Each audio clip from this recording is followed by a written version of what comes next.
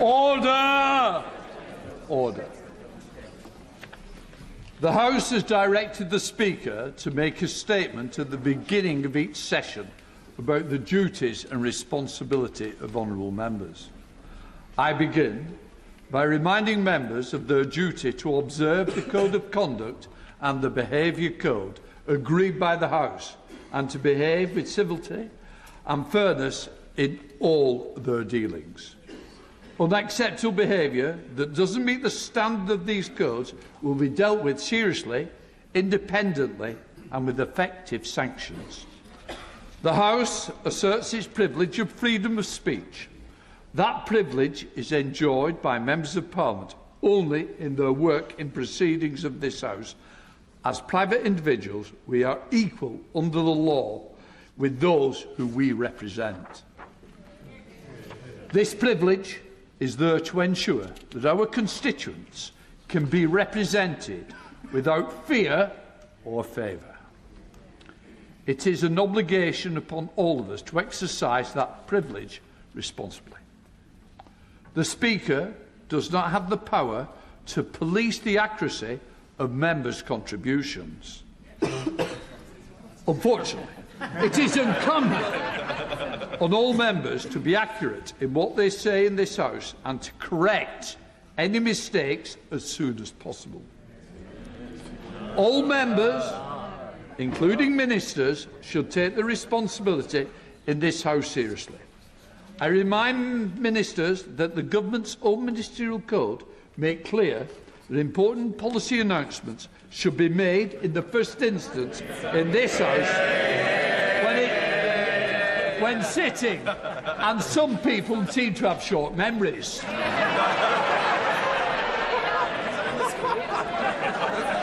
Both front and back benches must also adhere to the courtesies of this House.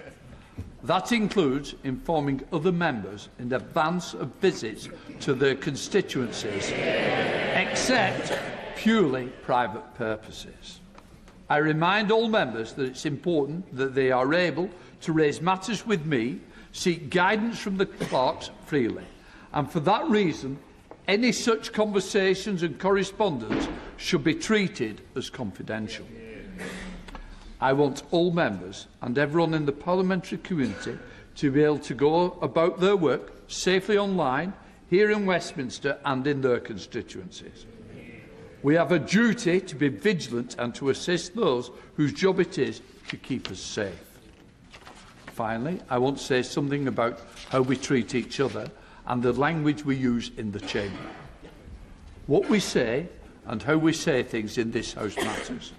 It is and has an impact on colleagues, on those who follow our proceedings and the wider political discourse across the country. Members should be heard courteously, whatever their views, but in this place we are all honourable members.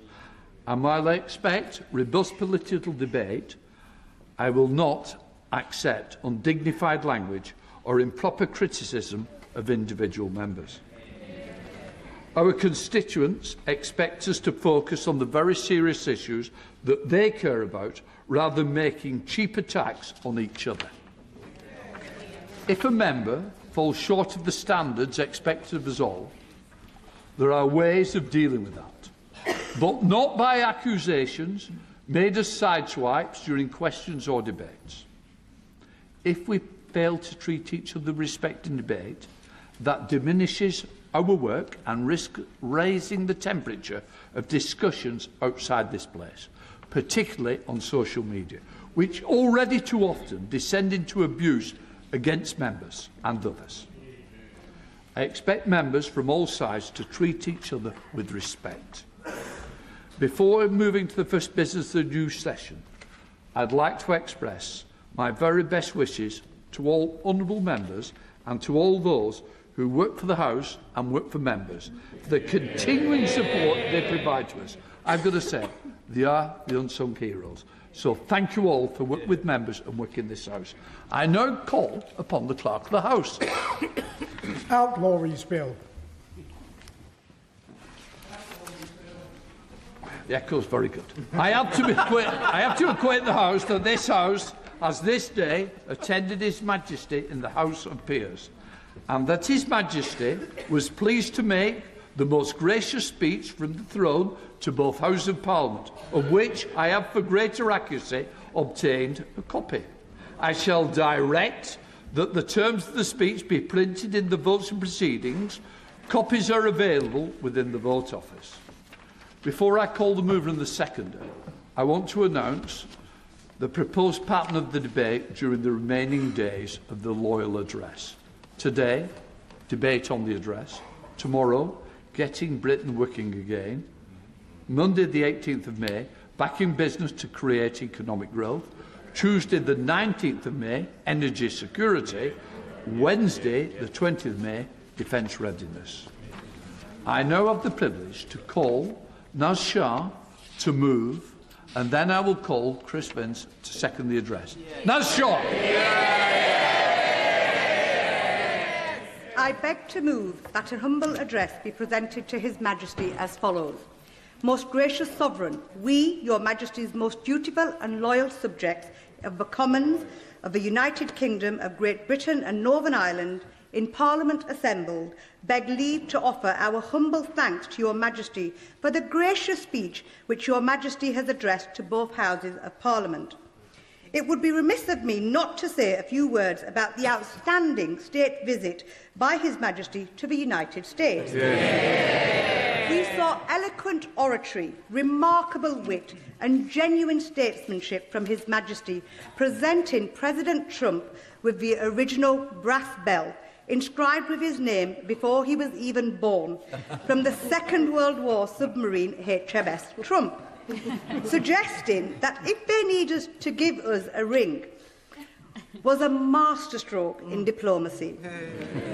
His Majesty returned, very humbly of course, having secured the lifting of trade barriers on Scotch whisky. Given the performance, I was rather worried His Majesty might come back with the 13 colonies as well.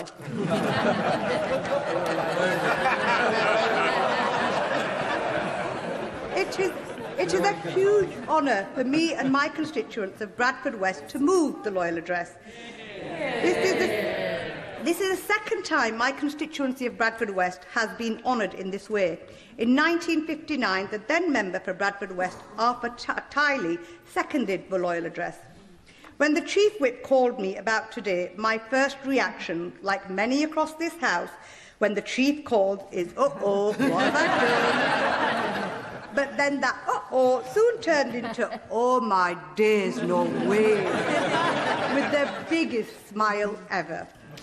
I remember clearly listening to the speeches by my honourable friends and members for Bootle, as well as Vauxhall and Camberwell Green, the last time this occasion happened, and thinking, now that is an honour. Had I known God was listening, I'd have asked to win the Euro Millions, Mr. Speaker. In fact, Mr. Speaker, had I known not always voting with the government also works, I might have done that.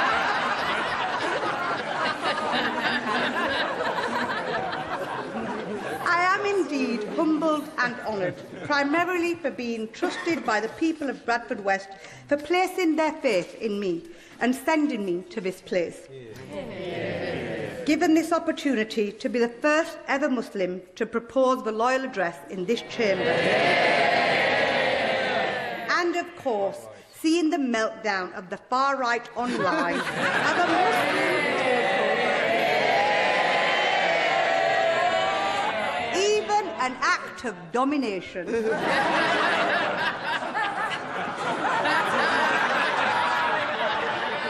So in light of this, I must assure them this is not a takeover. I must state it is, as per convention, a joke. But if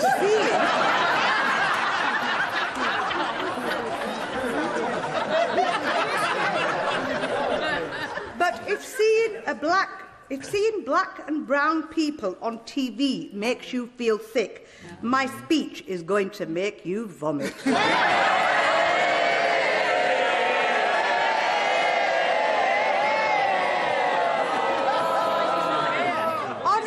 serious note, Mr. Speaker, over the last few months, I have had the opportunity to tell my own story, a story of my life and the challenges I faced growing up. I often pinch myself whilst in this chamber questioning, how could a girl who lived the life I lived be given such an honour to represent her city in the mother of all parliaments? Mr. Speaker, it is because, despite the challenges we may face as a nation and the differences in approaches we present across this House, I know without a doubt that as someone who comes from the ethnic, religious and socio-economic background that I came from, whose entire life crashed before her, I would never have been given such an honour in any other country than this one. My own country, our country. For me, there is no nation greater than ours. We are the greatest nation on earth, and I am a true patriot. Raised in abject poverty, living in a single room because we couldn't afford to heat the whole house, and suffering tuberculosis as a result, I understand firsthand what this means. Therefore, I welcome the continued commitment from the government to prioritise addressing the cost of living crisis. In doing so, we cannot ignore the instability across the world around us. The plight of the Palestinians, the war in Ukraine, the instability in the Strait of Hormuz, and the growing global threats for which we must also be ready for. Living in a globalised world means there is an ever-growing connection between the local, the national and the international. What happens out there reaches every home and doorstep across every constituency. The defence of our country is rightfully also amongst these top agenda items. As a proud graduate of the Armed Forces Parliamentary Scheme, which, by the way, I recommend to all members to take part in and support, I have nothing but admiration and thanks for those who have served and continue to serve to protect our tomorrow. Mr. Speaker, I also have the honour to serve as the Prime Minister's Trade Envoy for Indonesia and the ASEAN, a region of more than 660 million people and a hugely important geopolitical and trade corridor. I welcome the continued commitment to strengthening our place across the world. Without international trade and growth in our economy, we cannot deliver the jobs, investment and support we need across our country. I will continue to play my part in securing trade and investment for the UK and championing British business abroad with colleagues from across this House. Closer to home, I had the honour to serve on the bill, the Assisted Dying Bill Committee, something beyond party lines, where I had the opportunity to work with colleagues from across the House, including the work I did with the Honourable Member for East Wiltshire. Whilst I didn't eventually support the bill, I pay tribute to the member for Batley and Spen for her work, commitment and passion. Talking about beyond party lines, Mr. Speaker, I noted with interest, as I'm sure the whole nation did too, the previous Duchy of Lancaster, the noble Lord Gove's, rather peculiar fascination with our Home Secretary. He actually confessed to browsing the internet for her images. Thankfully, Mr. Speaker, knowing our Home Secretary, as I do, I'm confident that this is not the kind of cross-party mischief she would reciprocate. But I do have a guilty pleasure of my own. And no, it's not a Tory.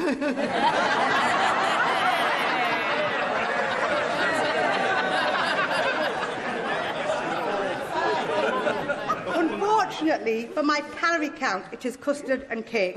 I blame Godfrey and Sharon in the tea room for their unwavering encouragement to indulge sparingly. I am proud I'm proud to be the first woman elected to Parliament for the constituency of Bradford West, a constituency with a history of extraordinary women who broke every barrier that patriarchy put in front of them. The Bronte sisters changed English literature forever, but had to use men's names to publish their writing. The suffragettes of Bradford went to Holloway Prison for the right to vote. The women of Manningham Mills walked out into the cold, changing our political landscape forever.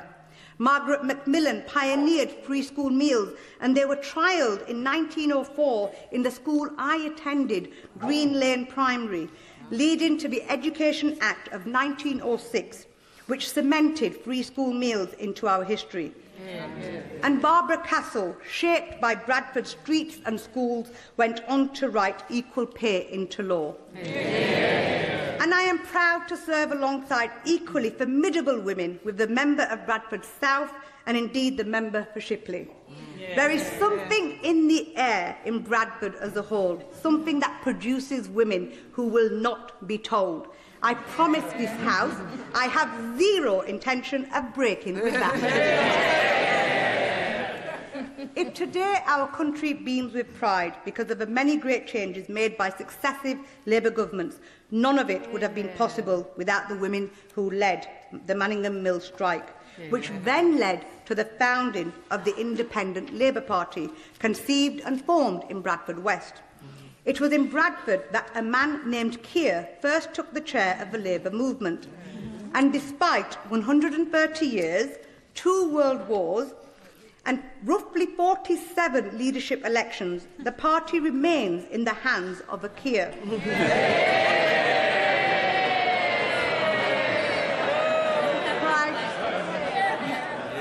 Prime Minister, nobody can say that you don't know how to fight on.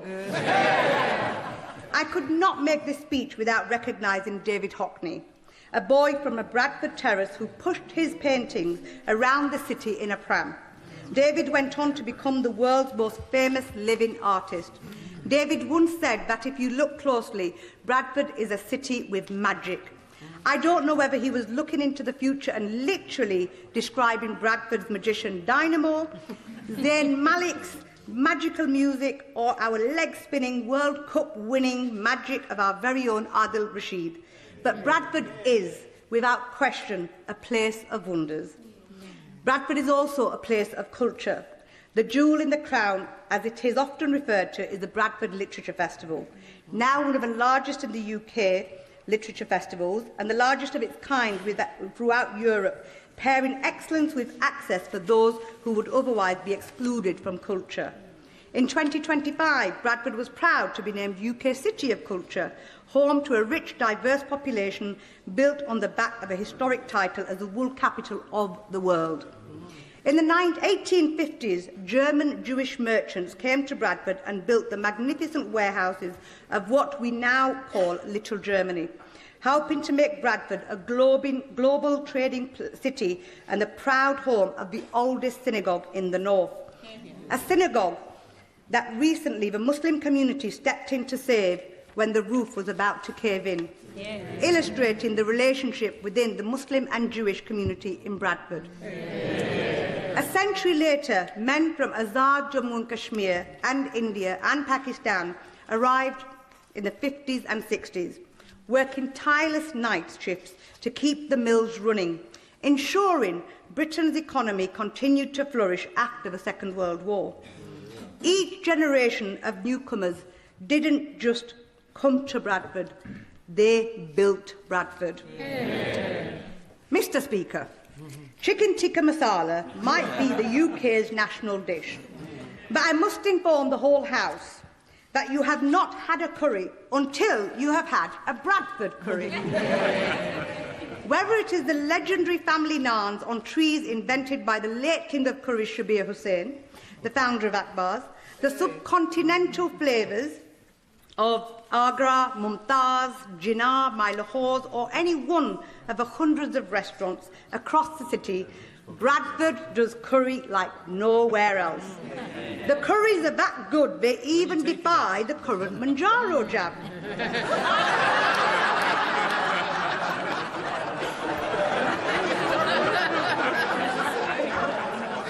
A note to the House Secretary, he may well have to develop a stronger solution.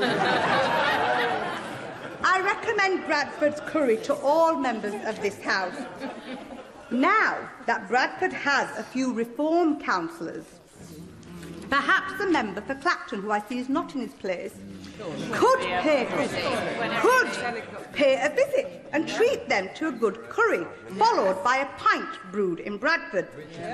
In fact, given the size of his recent gift that we are now all well aware of, he could probably take half of Bradford out and still be left with plenty of change.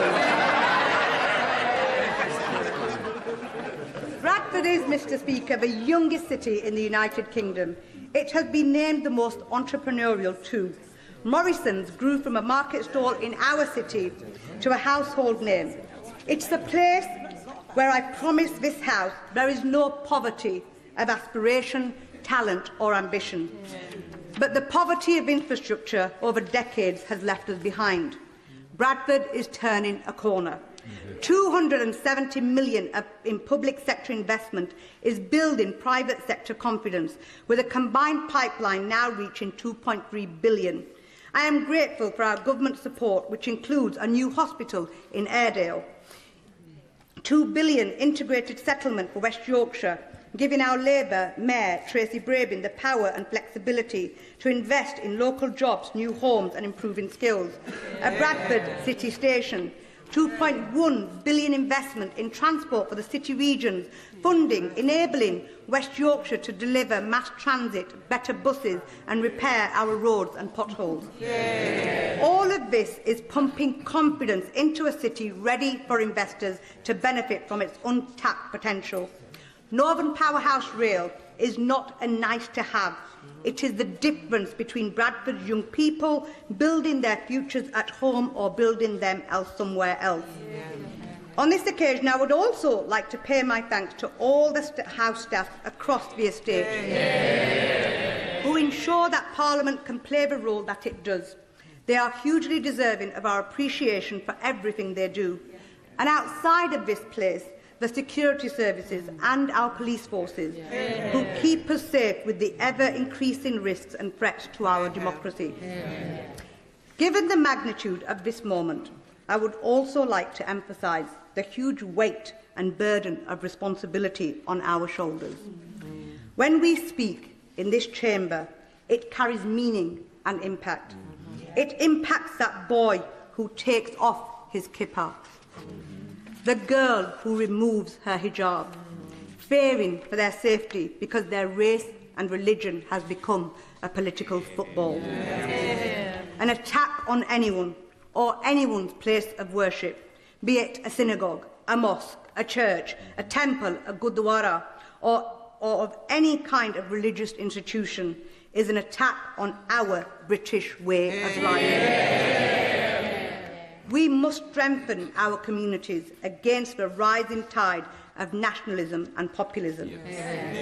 In a world ever more dangerous, an online world ever more toxic, society more than ever needs unity, calmness and leadership to make our country the best it can be. The burden of responsibility falls on all our shoulders, and it has never been greater. Mr. Speaker, it is also convention to part with words of wisdom for those who are slightly newer to this place. With that in mind, I simply say this: nurture the pragmatism of being an elected representative of the people who have put their trust in you and sent you here, but never, never forget the passion of an activist. Keep that fire burning, because it is indeed that passion that will sustain you and carry you through. Because sometimes it gets difficult here. Mr. Speaker, a King's Speech is meant to be a fresh start. Parliament's version of clearing the kitchen table, making room for the work ahead and gathering the family round, reminding ourselves what the country has sent us here to do. As honourable members may know, I believe in a full table you make space Hospitality matters in my home. You listen, you serve people properly.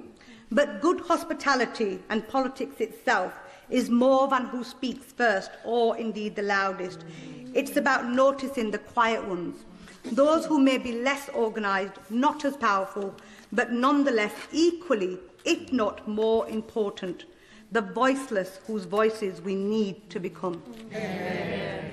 Mr. Speaker, for someone like me, who spent her formative years fighting a campaign to release her mother from prison, who did not have a formal education beyond the age of 12, spelling, grammar and parliamentary language and phrases don't come naturally.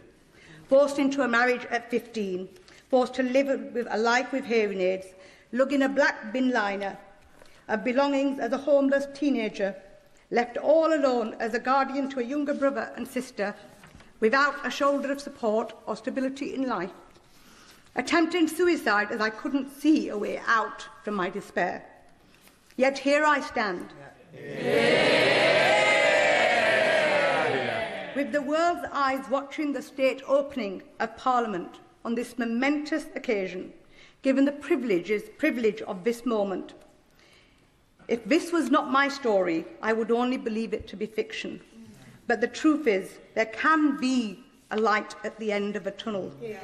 Because as I believe, and my life personifies for me, after hardship comes ease. I stood in this chamber for the first time and pinched myself. I still do.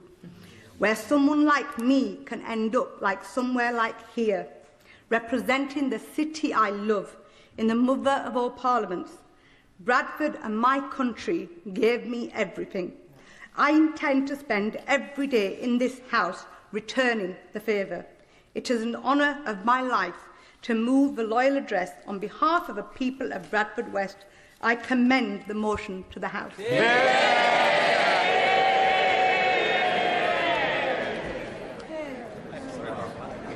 I won't mention the Bolton-Bradford game on Thursday. I now call Chris Minns to second the address. Chris Minns. Thank you, Mr. Speaker. It is an absolute honour to second this humble address, but can I start by thanking my humble friend from Bradford West for her incredibly powerful speech. And can I echo her words about the importance of communities coming together to tackle that divisive politics that we've seen so often, and thank her for that. Can I also echo her comments about the House staff and the incredible job that they do to support all of us? Following my recent London Marathon run, it was suggested by two of the doorkeepers that the only reason Sebastian Sewar ran it in less than 2 hours so he could get away from me talking about Harlow.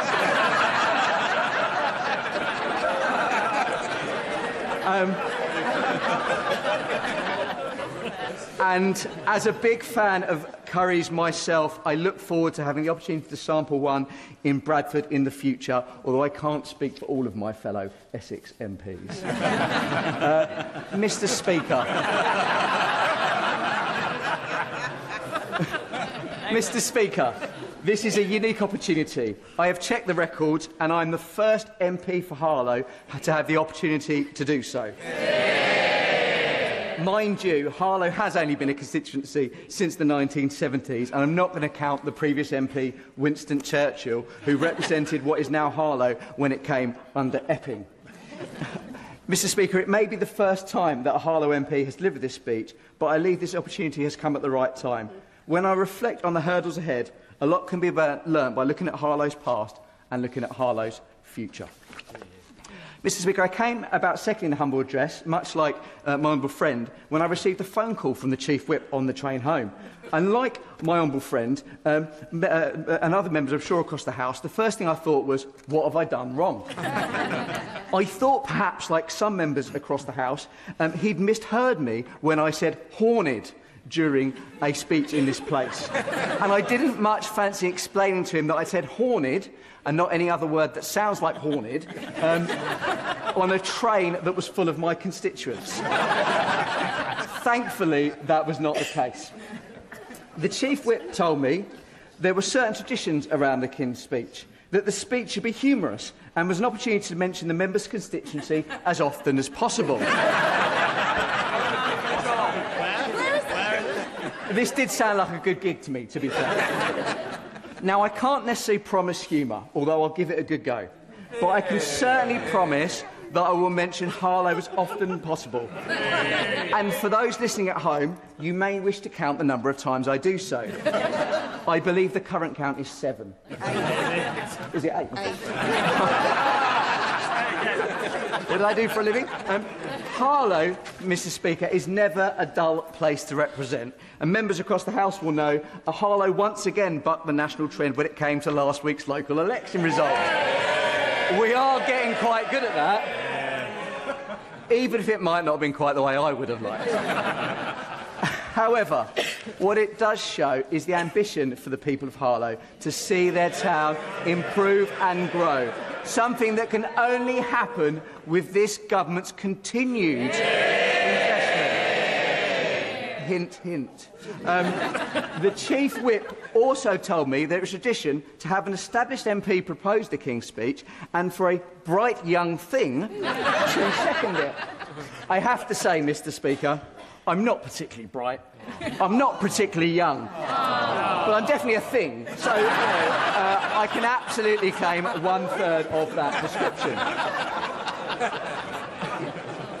I actually think the Chief Whip asked me to give this speech because he was aware that on the last day of term, I failed to achieve my 400th contribution to Hansard. So, look, I want to thank everybody for being here so I can now do so. And I look forward, in this parliamentary term, making a further 400 contributions with multiple references about Harlow, my mother's sterling career in HMRC, and the fact I may have previously been a maths teacher. There is more, though. I think we would all recognise, as His Majesty does, this King's speech comes at an increasingly dangerous and volatile time, which, like honourable friends and honourable members, I've spent a great deal of time thinking about. It's during this turmoil that I've taken the time to reflect on what it means to be British, those British values, what our country is about, what is the real Britain. We say Britishness more and more, but it can mean any number of things to any number of people. When I think about what it means to be British, I think about my recent experience running the London Marathon. And, just to be clear, I am not referring to when the Honourable Member for Basildon and Billericay with his Union flag shorts on overtook me on mile 17 just as I hit the metaphorical wall. I have looked it up, he's 2 years younger than me, so I've got an excuse. During the marathon run, Mr. Speaker, or perhaps in my case I should say marathon limp, along the streets of London, I saw neither hate nor division. I saw unity. I saw people coming together to cheer on perfect strangers in their shared endeavour. I saw Gordon Ramsay randomly heckle me to carry on. And, Mr. Speaker, I even got supported by a Man United supporter. I saw everyone, Mr. Speaker, man or woman, black or white, gay or straight, all laying the 26.2-mile course. And, by the way, that 0.2 miles at the end is only made possible by those supporters. Yeah. Mr. Speaker, that is the Britain I know. That is the Britain that I love. Yeah. And that sense of supporting one another, of coming together as a community in hardship and celebration, is alive and well in Harlow. In fact, it is baked into the very foundation of Harlow when it first conceived as part of the Newtown Revolution under the first majority Labour government in 1945. Yeah. Harlow remains a strong community today, and when I think of Britishness, I think of Rainbow Services, which supports projects across Harlow by getting young people to build infrastructure for their community.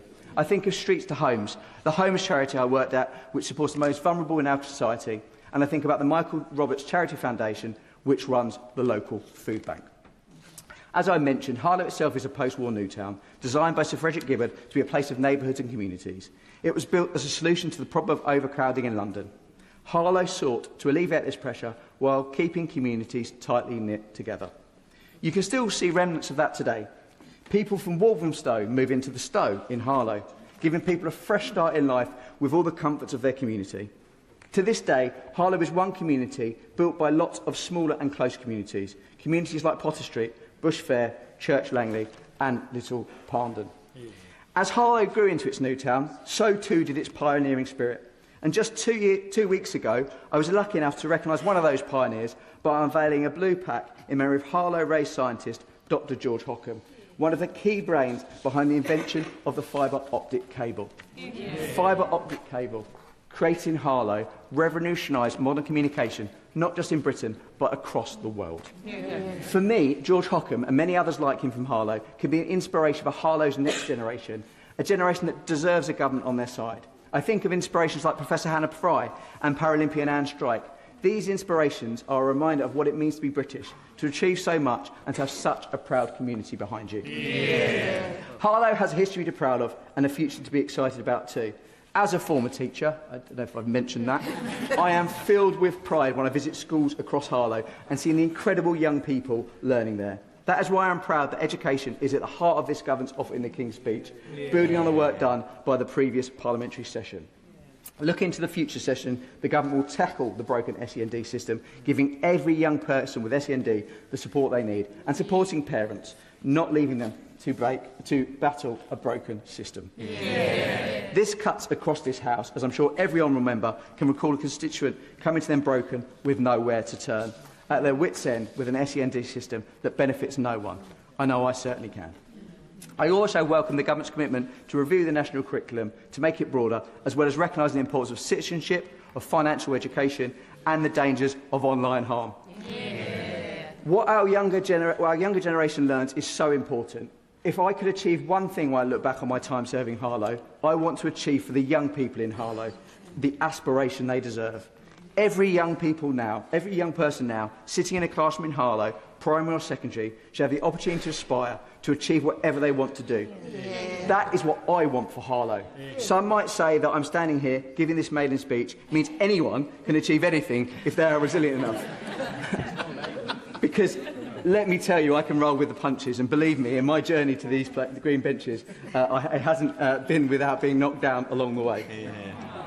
What I say now directly to you, the young people of Harlow, is do not give up on your dreams. Do not let someone tell you you can't do it. I say to you, if you really want something and you are willing to work hard for it, you can achieve it. I'm proof of that. And I know in this government, you have a Prime Minister dedicated to give that opportunity to others, because he is even more proof of it than I am. I would be remiss, Mr. Speaker, if I didn't take an opportunity to mention a personal focus of mine in this place, and that is supporting young carers and young adult carers. And I take this opportunity to once again call on the government to ensure support for these particularly incredible young people is a golden thread which runs through everything that they do.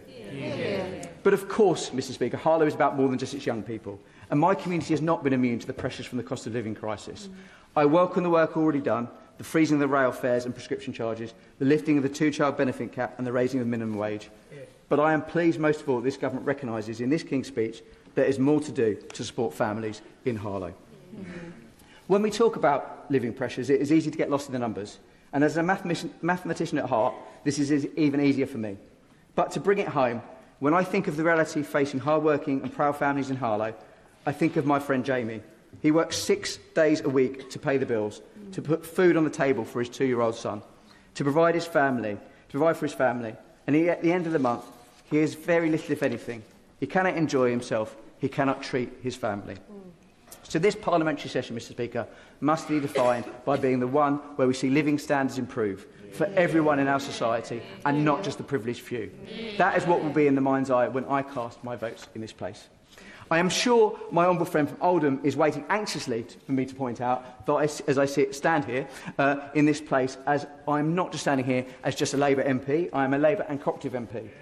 I am proud of the Cooperative Party and the work it's been doing alongside the government to empower local communities, like mine in Harlow, through community ownership. I hope this next session will bring even more cooperative opportunities for people in Harlow. Though, of course, like many honourable members in this place, my constituency name does not encompass the full nature of my area. Harlow constituency does not end at the town boundary. I represent incredible villages too, with some incredible histories. I represent Roydon, a village that first appeared in the Domesday Book. Bordering Roydon are Lower Nasing and Dobbs Weir, which are home to the Lee Valley growers, some of the biggest vegetable producers in the country. I represent Shearing, with one of its most notable residents being Rod Stewart. And for the first time, Harlow includes Hatfield Heath and Hatfield Broadoak. I know the Leader of the Opposition will vaguely remember these places. Incredible communities with a strong sense of what it means to look after your neighbour. I've got a neighbour's reference in for the Media and Cultural Sport Secretary. There you go. Ironically, one of my predecessors, Bill Rammell, actually moved out of Harlow to one of these villages, though Harlow was not keen on this, so he expanded its boundaries to include him back in the constituency, and we welcome him. Part of the fun, Mr Speaker, of representing such a diverse community, with its healthy share of rural and urban, is the mix I get to experience as their MP. I can visit local businesses in the morning, talk to a group of students in the afternoon, then round out the day with a community event. I've attended my fair share of community events, Mr Speaker, although I'm not convinced it was a great idea to run the Matching Village 10K a week after the London Marathon. Didn't see the member for Billericay and Basildon there just He'd already finished, yeah. On the point of running, Mr Speaker, when I took part in the London Marathon, I received a card from my parliamentary team wishing me luck, with one member of my team commenting, "You've run enough elections, so a marathon should be easy." Which brings me, you'll be pleased to know, to my conclusion, and to a line that I want to end with, from one of my former teachers. Did I mention I was a teacher? Mr Feely used to teach me science, although I'm never really sure we did learn a lot of science in his lessons, to be fair. However, I think, Mr Speaker, this line, I think, perfectly sums up this government, and that is, we should always remember, it's a marathon and not a sprint. Yeah. And I would respectfully remind members of that. Thank you, Mr Speaker.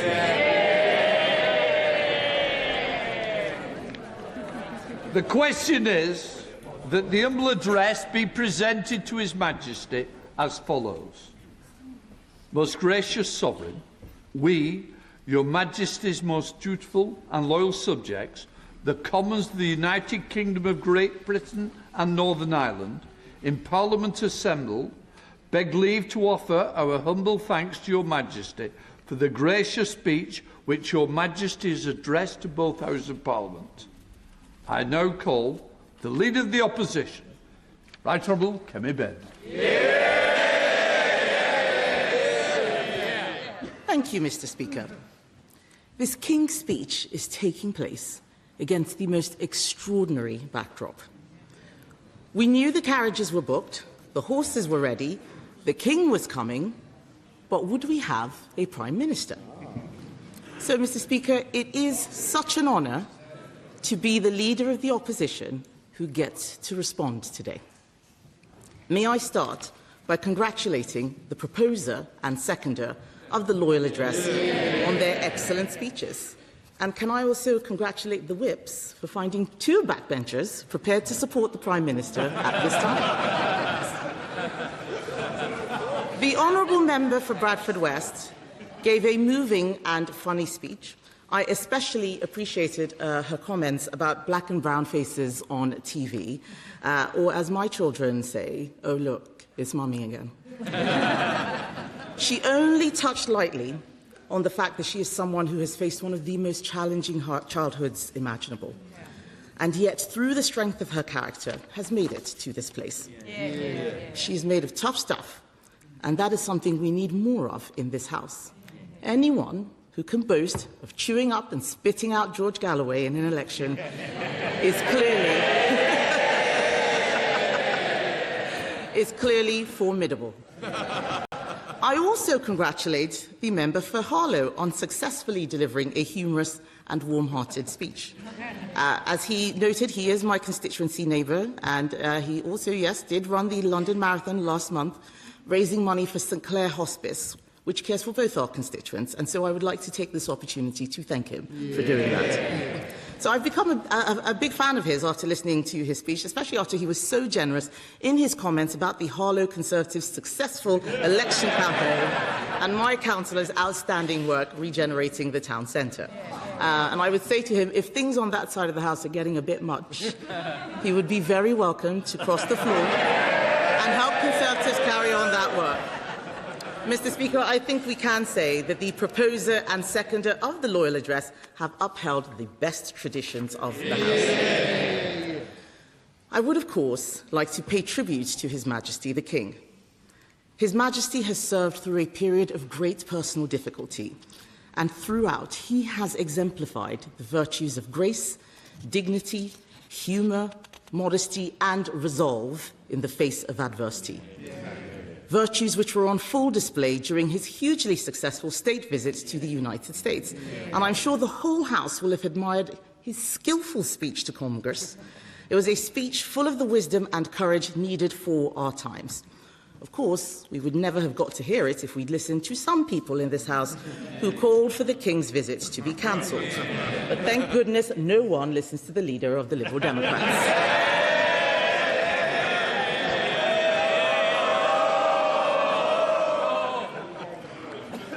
As for the Prime Minister, when he was young, he called for the end of the monarchy. So I'm glad that the Right Honourable and Learned Gentleman has seen the error of his ways, because previous King Charleses took a much dimmer view of that kind of thing. I'm only sorry that this newfound appreciation of the monarchy and our country's traditions have come too late, because this is the first parliamentary session ever without the hereditary peers. And their departure will be keenly felt, and our Parliament will be poorer for it. Especially, Mr. Speaker, when you consider some of the people that Labour have been replacing them with. People who've already had the whip removed before they've even taken their seats. Mr. Speaker, I know the convention is for this to be a light-hearted debate. But as I've already said, this is a highly unusual moment. The Prime Minister is in office, but not in power. Everyone is trying to pretend it's all right. It's not all right. In the past 48 hours, nearly 100 Labour MPs have called for the Prime Minister to resign. 4 ministers have quit.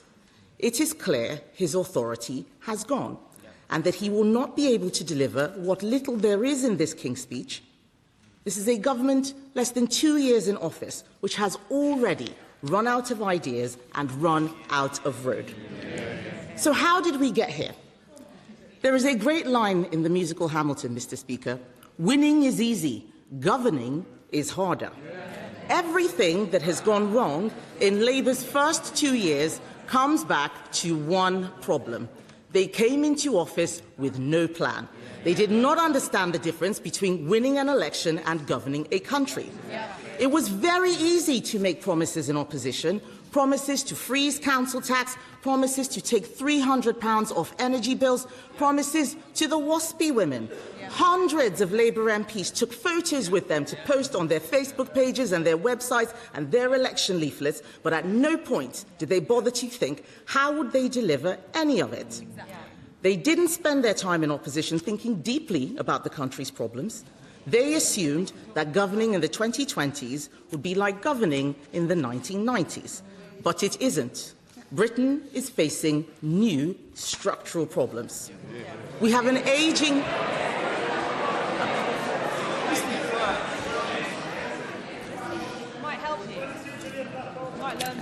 Mr. Speaker, they'll shout at me. I know they can't wait to get back to their plotting, but it's quite important that we hear what is going to be said.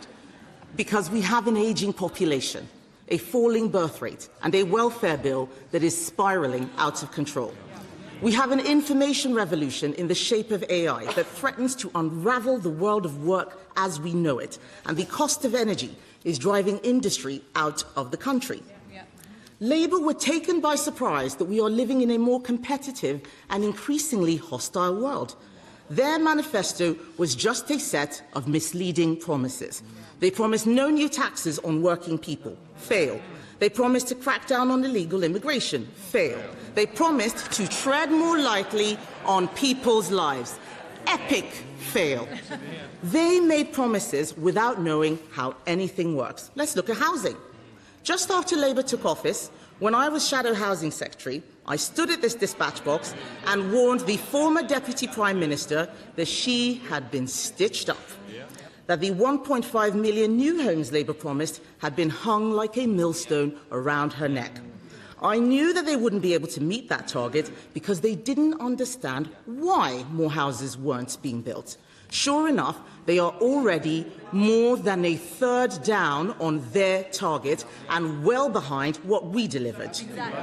Of course, Mr. Speaker, in the end, it wasn't 1.5 million homes that did for the former Deputy Prime Minister. It took just one flat in Brighton to bring her down. Mr. Speaker, it is so obvious. That is so obvious. I know they don't want to hear it, Mr. Speaker, but this. I know they don't want to hear it. Look at them. They are so arrogant. They want to lead our country. They can't even lead a coup.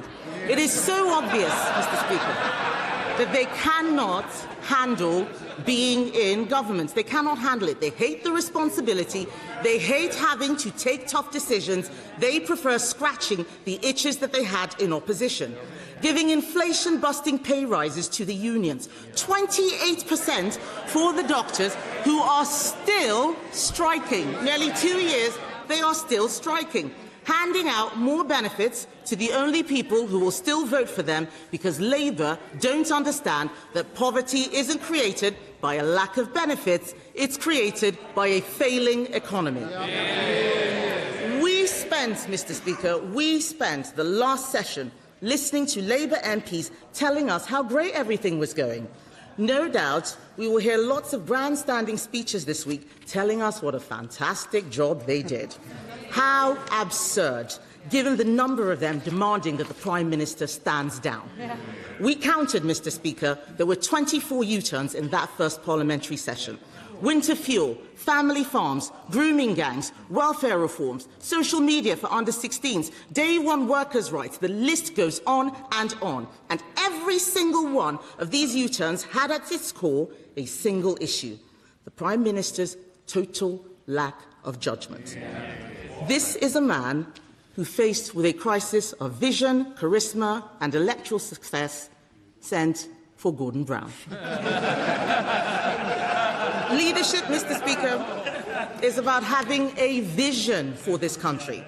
It's about having the courage to take difficult decisions, persuading your party that those difficult decisions will pay off in time, and taking responsibility for your mistakes. He has failed on every count.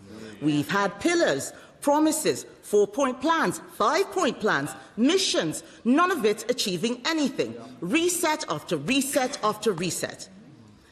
Even if the Prime Minister does last long enough in office to deliver this gracious speech, the bills announced today do not remotely come close to what the country needs. I know that they're chuntering, Mr. Speaker. Not a single one of them actually dares to intervene on me in this speech. I do, Mr. Speaker, however, want to welcome the government's ongoing support to Ukraine and its commitment to NATO. In this increasingly dangerous world, it is more important than ever that we stand with our allies in the fight against tyranny. I also commend the government for its commitment to speed up the delivery of infrastructure, such as new nuclear. Too many governments have been frustrated in their attempts to deliver nuclear projects quickly, and we will support efforts to make this process simpler, faster and cheaper.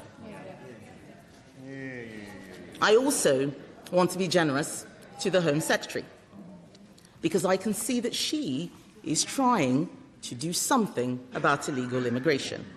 But the elephant in the room is that she almost certainly won't be Home Secretary for much longer.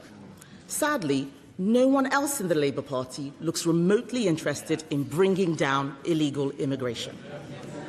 The rest of this offering in the King's Speech, Mr. Speaker, makes it clear that they have learnt no lessons from their mistakes in government so far. All we have is a load of re-announced policies, hounding our brave veterans through the courts, legislating for digital ID, a policy they told us they dropped, banning trail hunting, just more class war that makes no one's life better, scrapping NHS England, something the Prime Minister announced 14 months ago. But then I suppose the Health Secretary has been a bit distracted lately, hasn't he? Hasn't he? He's chuntering now. Why don't you just do your job? Do your job. Even worse, Mr. Speaker, is what isn't in the gracious speech. There's no point in him giving me dirty looks. We all know what he's been up to. You'll know. Even worse, Mr. Speaker, is what isn't in the gracious speech. There is no defence readiness bill because apparently it isn't ready.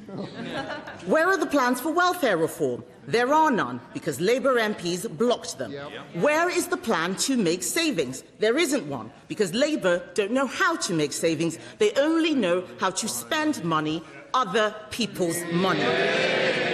Where is the plan to support businesses? There isn't one, because they don't understand that it is business that creates growth, not government. They have no answers to what really matters, the problems that must be solved to get Britain working again. Now, Mr. Speaker, I will say that I do feel very sorry for Labour backbenchers. I do. They arrived here, not that it's true, I do feel sorry for Labour backbenchers, I do. They arrived here not that long ago with such high hopes. Some of them, in fact, were so talented, they were made ministers before ever speaking a word in Parliament. So talented. Although one of them has just resigned. I mustn't forget that. One of them has just resigned. We have watched, Mr. Speaker, their growing horror, day after day, week after week, as this hope descended into total chaos. The dread as they are sent out yet again to defend the indefensible. The injustice at feeling like pariahs in their own constituencies. Banned from pubs, banned from hairdressers, which is presumably why all the women on the front bench have the same hairstyle. The realisation, Mr. Speaker, that their legacy is just going to be... Now, I wasn't... they can complain as much as they like. I wasn't expecting this to be comfortable for them. They're the ones who are trying to unseat their Prime Minister. They should face that. The realisation, Mr. Speaker, that their legacy is just going to be breakfast clubs and Peter Mandelson. Labour MPs have been treated as disposable by their leadership. Sacked for backing the two-child benefit cap, sacked for opposing welfare changes, sacked for supporting farmers. The Prime Minister then U-turned on all of them. It must be tough when you take a principled stand and have the whip removed only for the government to confirm 6 months later that they agreed with you all along. It is no wonder, Mr. Speaker, that nearly 100 Labour MPs have now called for the Prime Minister to go. I know that there's another 100 who claim to be supporting him, although some of them didn't even know that their names were on that list. When you can only get a quarter of your MPs to publicly back you, the game is up. And so the starting gun for the Labour leadership contest has been fired. So let's have a look at the runners and riders. We have the former Deputy Prime Minister, Mr. Speaker, former Deputy Prime Minister, who has given up vaping. She's not here. She's given up vaping, but still hasn't paid her taxes. We have the Health Secretary, who accidentally sent his takeover plans to Number 10, almost as incompetent as leaving them on the photocopier.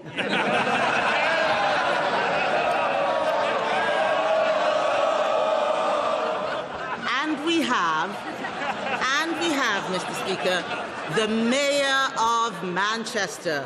The Mayor of Manchester, Mr. Speaker, a self-proclaimed winner who has twice failed to win the Labour leadership, including against the member for Islington North. As one Labour MP said about all the candidates in this race, and I quote, "We have to face up to the fact every single one of them is," I apologise, Mr. Speaker, F*** useless. I do feel sorry for the poor Labour MPs who will now be subjected to months of peacocking by leadership candidates while the country is not being governed. I have some advice for whichever of them eventually takes over. Getting to Number 10 is not an award for being in a game show. This is not Strictly Come Dancing, and despite appearances, it's not traitors either. If you are a housing secretary who can't work out her housing taxes, if you're a health secretary who can only cut waiting lists by deleting names from the waiting list, if you are Gordon Brown's former Chief Secretary to the Treasury and you think the bond markets are a hoax, I can assure you that being Prime Minister is going to be a lot tougher. Too many have failed because they thought winning an election or a leadership contest was the success. It is not. The work doesn't end when you get the job. That's when it starts. It is absolutely preposterous that the government is here laying out a programme as its ministers are resigning and a large proportion of the party is saying that the Prime Minister needs to go. The whole thing is totally illogical. Either Labour MPs agree with this agenda, in which case, why are they trying to get rid of the Prime Minister, or they don't agree with this agenda, in which case, what on earth are we all doing here? It is time to be brutally honest, Mr. Speaker. It is time to be brutally honest. The country is angry with the entire political class. All of us here. They are not happy with how we have been doing politics. It is time to get serious. I will give way. I will give way. The Right Honourable Lady seeks to lecture us on why it is that everyone is so fed up with the political class, but uses this opportunity not to lay out what the Conservatives would do, but to spend her time insulting everybody on this side. Surely that's not the way to proceed. Oh, I'm not done yet. I'm not done yet. There is plenty more coming. There is plenty more coming. And the Honourable Lady says she's getting a lecture. She is getting a lecture. She is getting a lecture. We're all getting a lecture because we are legislators of the United Kingdom. We were sent here to fix difficult things, not focus on our personal hobby horses, ranging from the petty to the puerile. I would say to members opposite, you don't need to be scared of the member for Clacton. I'm not. He is not the cause of Britain's problems. He is a symptom. No. He is. They are still, Mr. Speaker, they are still delusional. They are still delusional, Mr. Speaker. I'm sorry to puncture the bubble. I am not here to pretend that what is happening is not happening. They can all pretend and live in la-la land. I'm going to speak the truth to them. He is not the cause of Britain's problems. He is a symptom of the failure of the political class to focus on what matters. If you fix the problems that people care about, he goes away. But I will give way. I will give way. I'm very glad that she's given way, and she's saying that the honourable member for Clacton is a symptom of the problems. But would she agree that what she and he both have in common is that she very loosely agreed that we should race into war with America in Iran? And then just a week later, she thought maybe that's not such a good idea. And doesn't that prove why she and he are totally unsuitable on this side of the House? That was a nice try. It's not going to work. So, you cannot solve these problems, Mr. Speaker. You cannot solve the problems of the country unless you have a plan to fix the civil service, the regulators, the legislative straitjackets, powers transferred from Parliament to the courts. Unless you fix structures of government, everyone will continue to fail. Britain is not ungovernable, and it is not broken. The reason we published an alternative King's Speech, I'll say to the Honourable Lady who was asking what the plan was, we have published an alternative King's Speech, is because we need to take tough decisions to get the country out of the mess we're in. Cutting wasteful spending, funding defence, securing our borders, reducing the cost of energy.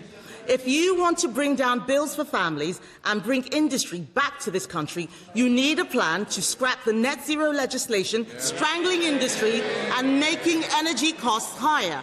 That's why we're proposing a cheap energy bill to do just that. If you want businesses to employ people, you need to stop crushing them with thousands of pages of employment laws and stop handing power to the unions. You need to stop hammering businesses with tax rises. That's why we're proposing a Get Britain Working Bill that would scrap laws that are no longer fit for purpose and are killing jobs. If you want to get a grip on illegal immigration and remove foreign criminals from the country, you must have a plan to leave the ECHR and repeal the Human Rights Act. You must. Efforts to get control of our borders have been frustrated because power has been taken out of the hands of ministers. We need to bring that power back so that we don't have murderers staying in our country because the courts stop us from deporting them. Our alternative King's Speech shows how it can be done, letting the government, not the courts, decide who comes and goes. Prime Ministers are going to keep running into problems until they deal with activist lawyers and international agreements that tie the government's hands against the interests of the British public. Oh, Mr. Speaker, they're chanting that it... Mr. Speaker, they're chanting that it's... Does someone want to stand up and tell us who they're supporting? Is it the plotters or the PM? Is it? Because I know that's what they really want to get to. They're not interested in hearing what a plan for the country should be because they're too focused on Labour Party problems. Mr. Speaker, we will keep running into these problems until they deal with activist lawyers and international agreements that tie the government's hands against the interests of the British public. Next, we must reduce welfare spending. It is eating every penny that we generate in income tax and more. We must spend much more on defence. Even former Labour defence secretaries are pleading with the government to do this. That's why we're proposing a sovereign defence fund which will overhaul Britain's defence industrial base. That's what the alternative could be. That alternative King's Speech makes difficult choices because that is what leadership is. We have laid out these plans now because we are more than happy for Labour to take them. They might be our political opponents, Mr. Speaker, but we are all citizens of this country. We recognise the enormous challenges facing Britain. We want to see these problems solved, and so do our constituents. Time and again, I have offered the Prime Minister support to pass difficult legislation.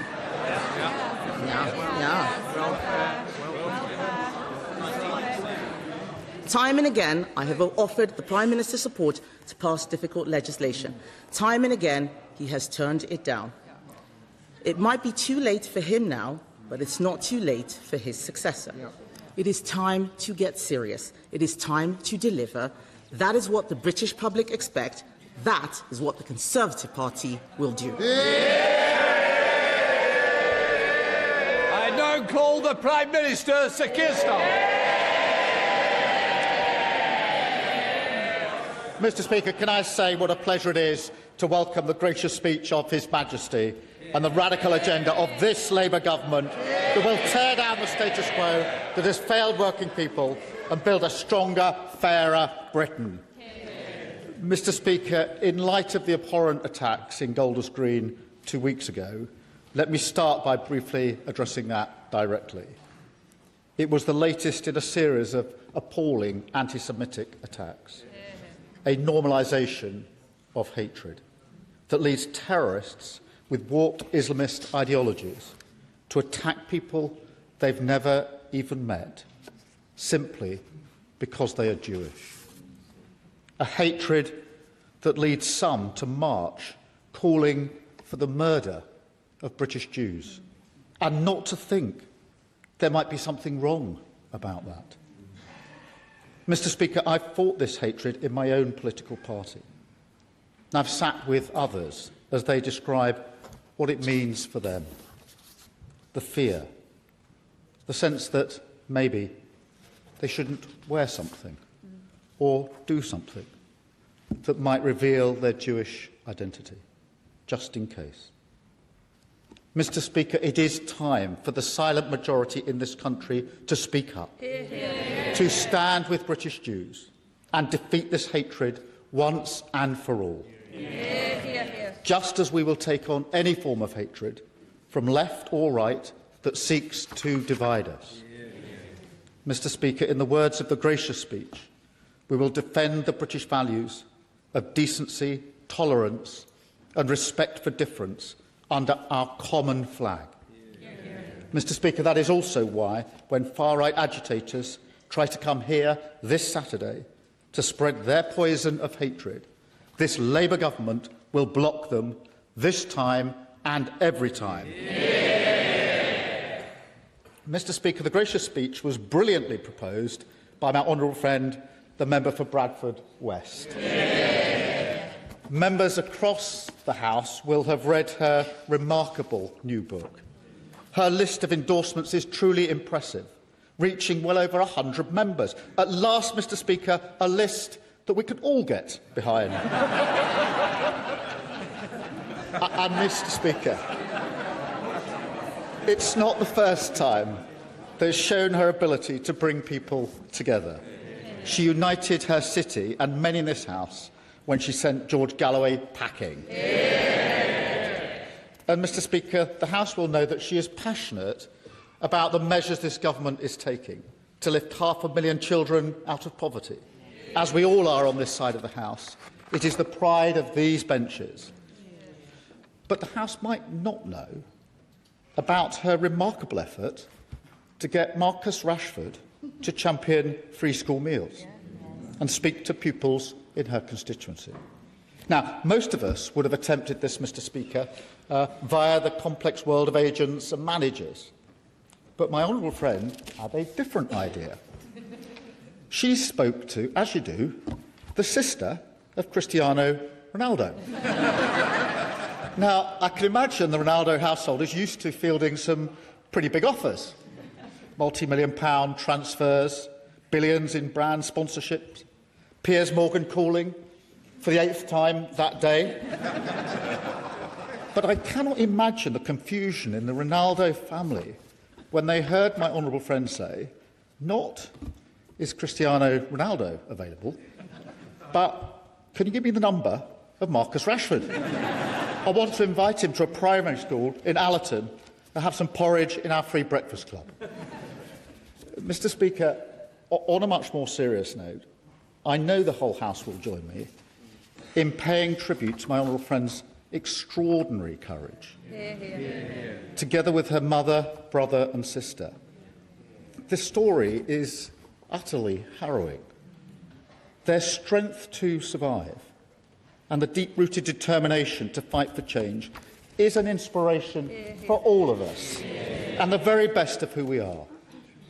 My honourable friend brings a lived experience to our politics, an empathy, a compassion, a humanity, an understanding of how easy it is to slip from a stable and secure life into one gripped by terrible deprivation. As she writes in her book, behind every word we utter must lie the foundation of real human experience.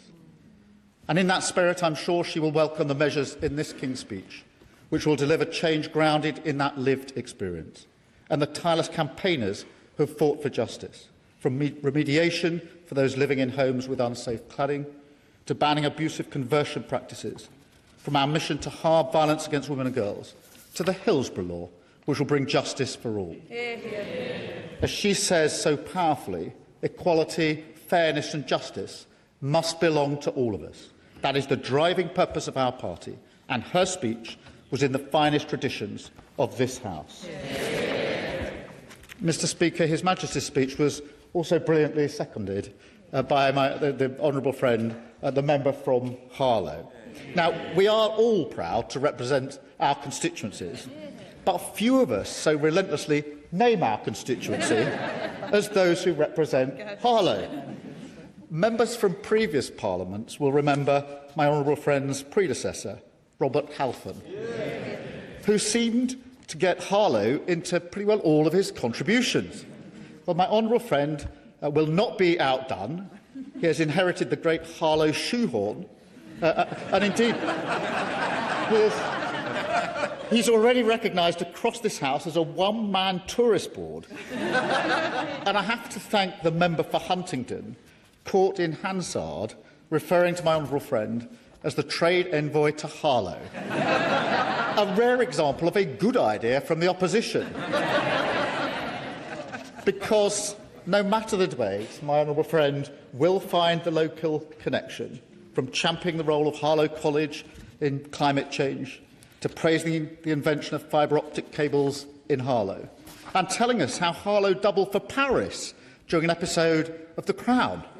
Mr. Speaker, I remember very clearly my honourable friend saying to me that wherever he goes in the world, he is always thinking about Harlow. Mr. Speaker, he's quite right. And can I congratulate him on his amazing fundraising at this year's London Marathon, as has been mentioned. I do understand his disappointment at being overtaken by the right honourable member for Basildon and Billericay. All I can say is there is no shame in losing to someone whose training was so extensive that it involved running all the way from North West Durham to Billericay.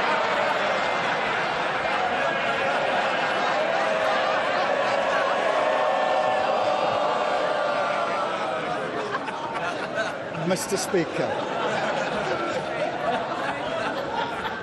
as a secondary school maths teacher for 15 years, it is perhaps no surprise that my honourable friend brings an eye for detail, boundless energy and ability to handle these occasionally unruly benches.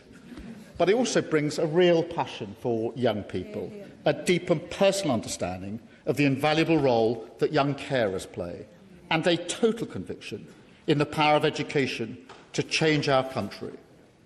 So I know he will welcome the education bill in the gracious speech. And when the next series of Educating Essex is made, my honourable friend will rightly be the star. And I thank him for yet another fantastic speech today. Mr. Speaker, let me also thank the Leader of the Opposition for the usual warm and generous nature of her contribution.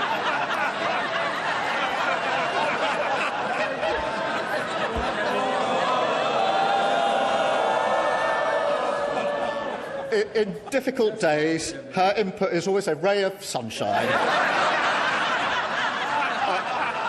I particularly getting tips from her on how to win friends. This is from the person, Mr. Speaker, who previously called us orcs and goons. But, Mr. Speaker, I am a gooner, and so, as usual, she is less than half right. But we do have one thing in common. Our parties both had tough results in the local elections last week. The difference is she hasn't noticed. And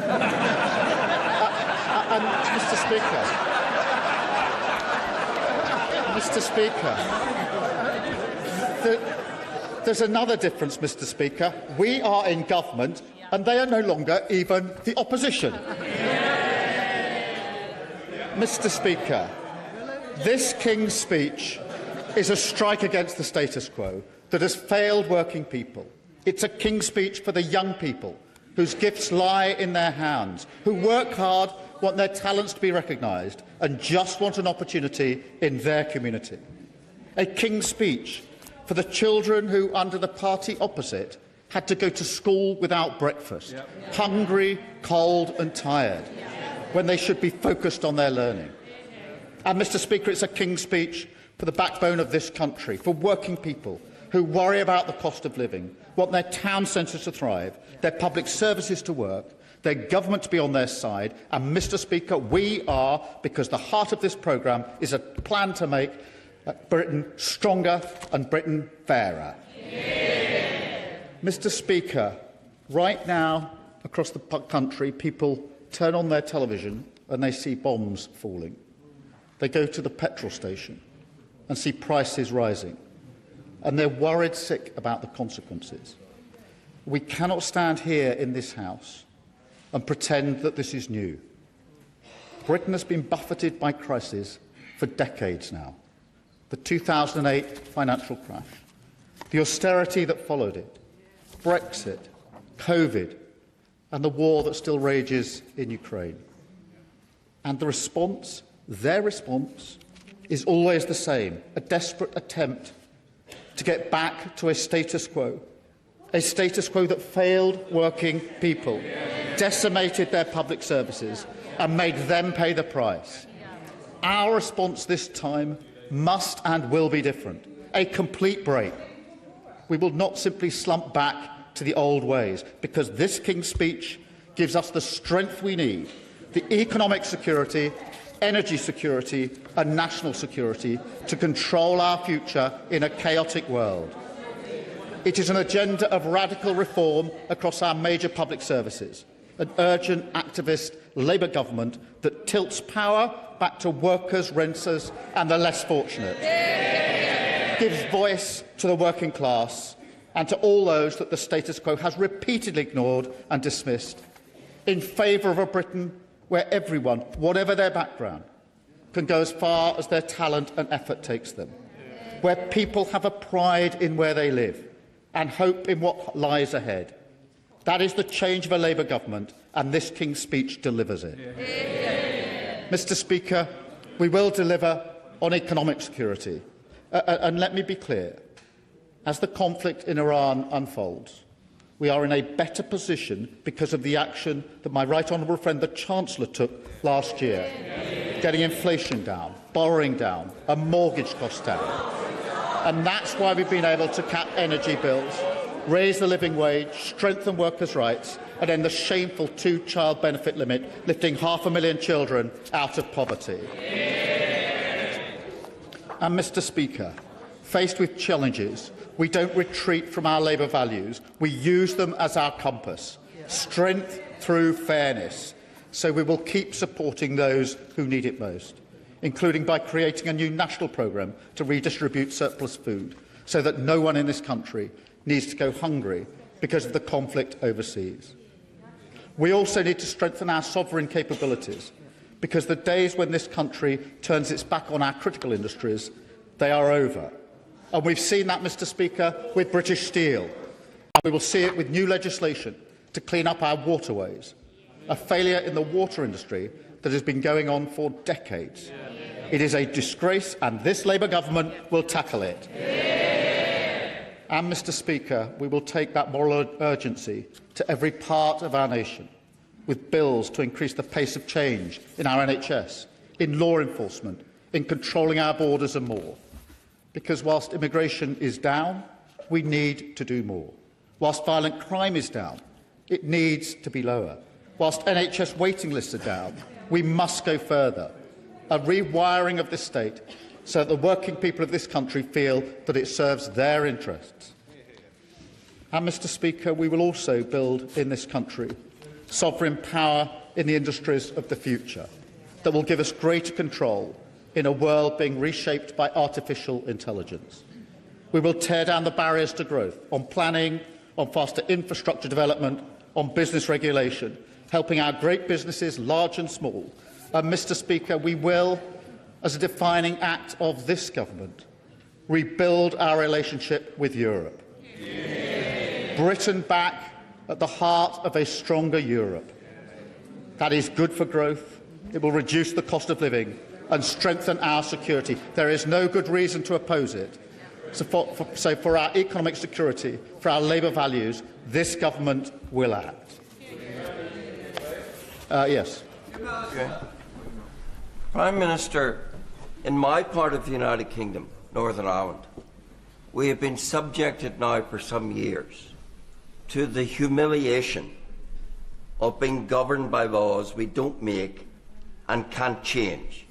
And yet you, Prime Minister, now seem to want to impose that same denial of democracy in the whole United Kingdom by becoming a subservient rule-taker from a foreign parliament. How is that in the interest of democracy? Can I just say to Honourable, he's been here long enough to not blame me for the problem. I am not you. Prime Minister. Mr. Speaker, I thank him for his intervention. I'm very well aware of the tensions in Northern Ireland, the issues that have to be dealt with in relation to relations with the EU. But we have to face the fact that promises were made about Brexit, which were not true, which haven't borne fruit. It is in our economic interests, our national interest and defence interests to be closer to Europe. Of course we will navigate carefully, taking on board the issues in Northern Ireland, as he would expect. But it is in our interest to be closer to the EU. That is what we are doing, and we will go further. Mr. Speaker, this moment also demands even greater radicalism on energy security. the British people should not have to pay more in their bills, and their living standards should not be hit because of a war that they did not vote for, that Britain is not involved in, happening thousands of miles away. That is a fundamental argument of this government, and the party opposite has no answer to it. Because for decades they ducked the long-term decisions to make our country, our energy and our economy stronger. So we are going to take control. We are going to declare Britain's energy independence. That does not mean, and it will not mean, that we turn off the taps in the North Sea. Oil and gas will be part of the mix for decades. But we have to move so much faster on clean energy, a whole society effort, everyone playing their part, as we take control of our energy security. And, Mr. Speaker, I will. I'm very grateful to the Prime Minister for giving way. He talks about energy security, and he should know that Scotland currently exists in a state of energy surplus. We generate more electricity than we use, and he should know that under conditions of surplus, prices go down. But in Scotland, because we have to be stuck in the GB energy market, we pay for the scarcity of energy in England, but not just to the equal, to the detriment, higher prices for energy in Scotland. Can he explain why that dysfunction exists and what's in this King's speech to fix it? Well, what's in this King's speech to fix it is moving faster to our energy independence. That is the way that we get off the international markets. That is the way that we take control and reduce bills for people across the country.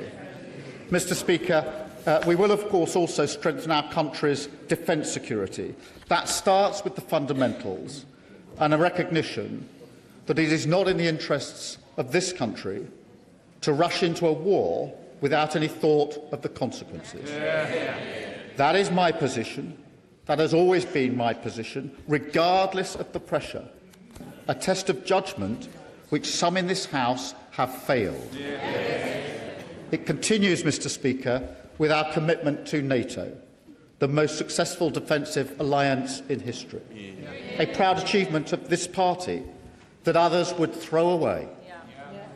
Today, faced with even greater threats, we need to strengthen NATO, we need to invest in our defence capabilities, and we need to strengthen the European element of NATO, because this nation is stronger when it stands with others, not just in word, but in deed. We are prepared to lead from the front, to bring nations together in this moment of danger, to support Ukraine, including through the coalition of the willing, and to act with our allies to reassure shipping in the Strait of Hormuz. Because, Mr. Speaker, we're not merely content to manage the fallout of the Iran crisis. Instead, we're building an international effort to solve it and end the economic harm. And, of course, Mr. Speaker, standing up for the defence and security of the United Kingdom depends on one thing above all else: ending 14 years of Tory defence austerity, with the biggest sustained investment since the Cold War. And we will go further with the measures outlined in the King's speech, with our upcoming defence investment plan. And, Mr. Speaker, we will develop the capabilities our nation needs. We will also deepen our partnerships to fire up our industries and make sure that British skill, British pride and British resolve are converted into British jobs in a stronger, fairer Britain. Yes, I will. For the Prime Minister for giving way. He's used a lot of words about the Defence Investment Plan, which was, I think, due in the autumn of last year. So when's he going to sign it? I'll take no lectures from the party opposite. They hollowed out defence spend. Defence spend was 2.5% when they came into power, 2.3% when they left power. The investment plan is being finalised and will be published soon. But, Mr. Speaker, the strength is the foundation. That's the way we maintain our control, even in the storms of blood. I won't give way. I mean, the Prime Minister quite rightly prioritised the defence of the country. We have depended for decades on the courage, honour and loyalty of our soldiers. They, of course, some of our best units are now losing soldiers because this government is undermining them and allowing them to be prosecuted and persecuted for alleged crimes that were not carried out decades ago in the Northern Ireland Bill.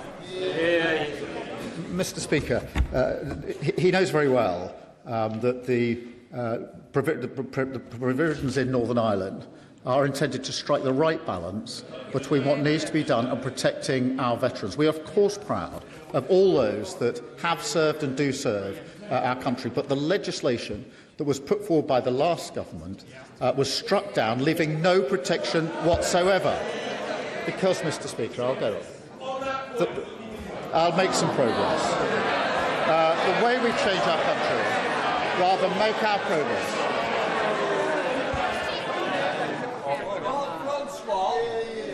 He will know that in the recent Supreme Court Dillon judgment, the court ruled that our Legacy Act overwhelmingly was not incompatible with the Human Rights Act. He knows that. But he referenced the awful events in Golders Green, rightfully. And he defended the police officers against attacks on the leader of the Green Party, rightfully, and said they had to take split-second decisions. So if Northern Ireland veterans had to take split-second decisions to uphold the rule of law in Northern Ireland, what's the difference? I have been in control rooms in Northern Ireland, watching decisions being taken on the use of fatal force. I'm well aware of the nature of the decisions that have to be taken, the circumstances in which they're taken, and how difficult those decisions are. That is not the same as the issues in this bill, and he knows it. Mr. Speaker, strength is the foundation. It is the way we maintain our control, even in the storms of this world, the way we change our country rather than just manage the crisis. And more than anything, change means a Britain where every child can go as far as their talent or effort allows. It is a beautiful idea, one that I know is shared across the House. But we need, as representatives of this country, to see the country as a whole, to make sure we see every child, including the children who are growing up in poverty, the children who have special educational needs, and the young people who can't get a job, and the people who are ignored, excluded from our highest aspirations because they don't want to go to university. This is a King's Speech to change that, Mr. Speaker, once and for all. Mr. Speaker, my late brother had difficulties learning, and he had to fight every day just to be seen. And there are millions of people like him, people who are ignored by a system, a status quo that has no expectations for them.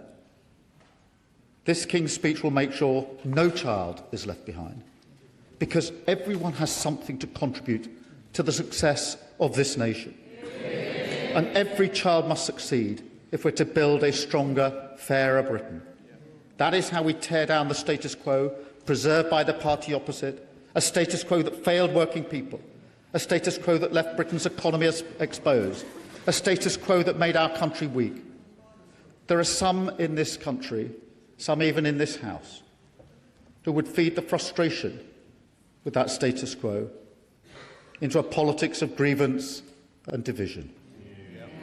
This King's Speech sets a different course, a more hopeful course, a course that sees the conflict in Iran, a war on two fronts, not as something to wring our hands about, but as an opportunity we must take to shape our country's future, to end the status quo that has failed working people, to build a stronger, fairer Britain.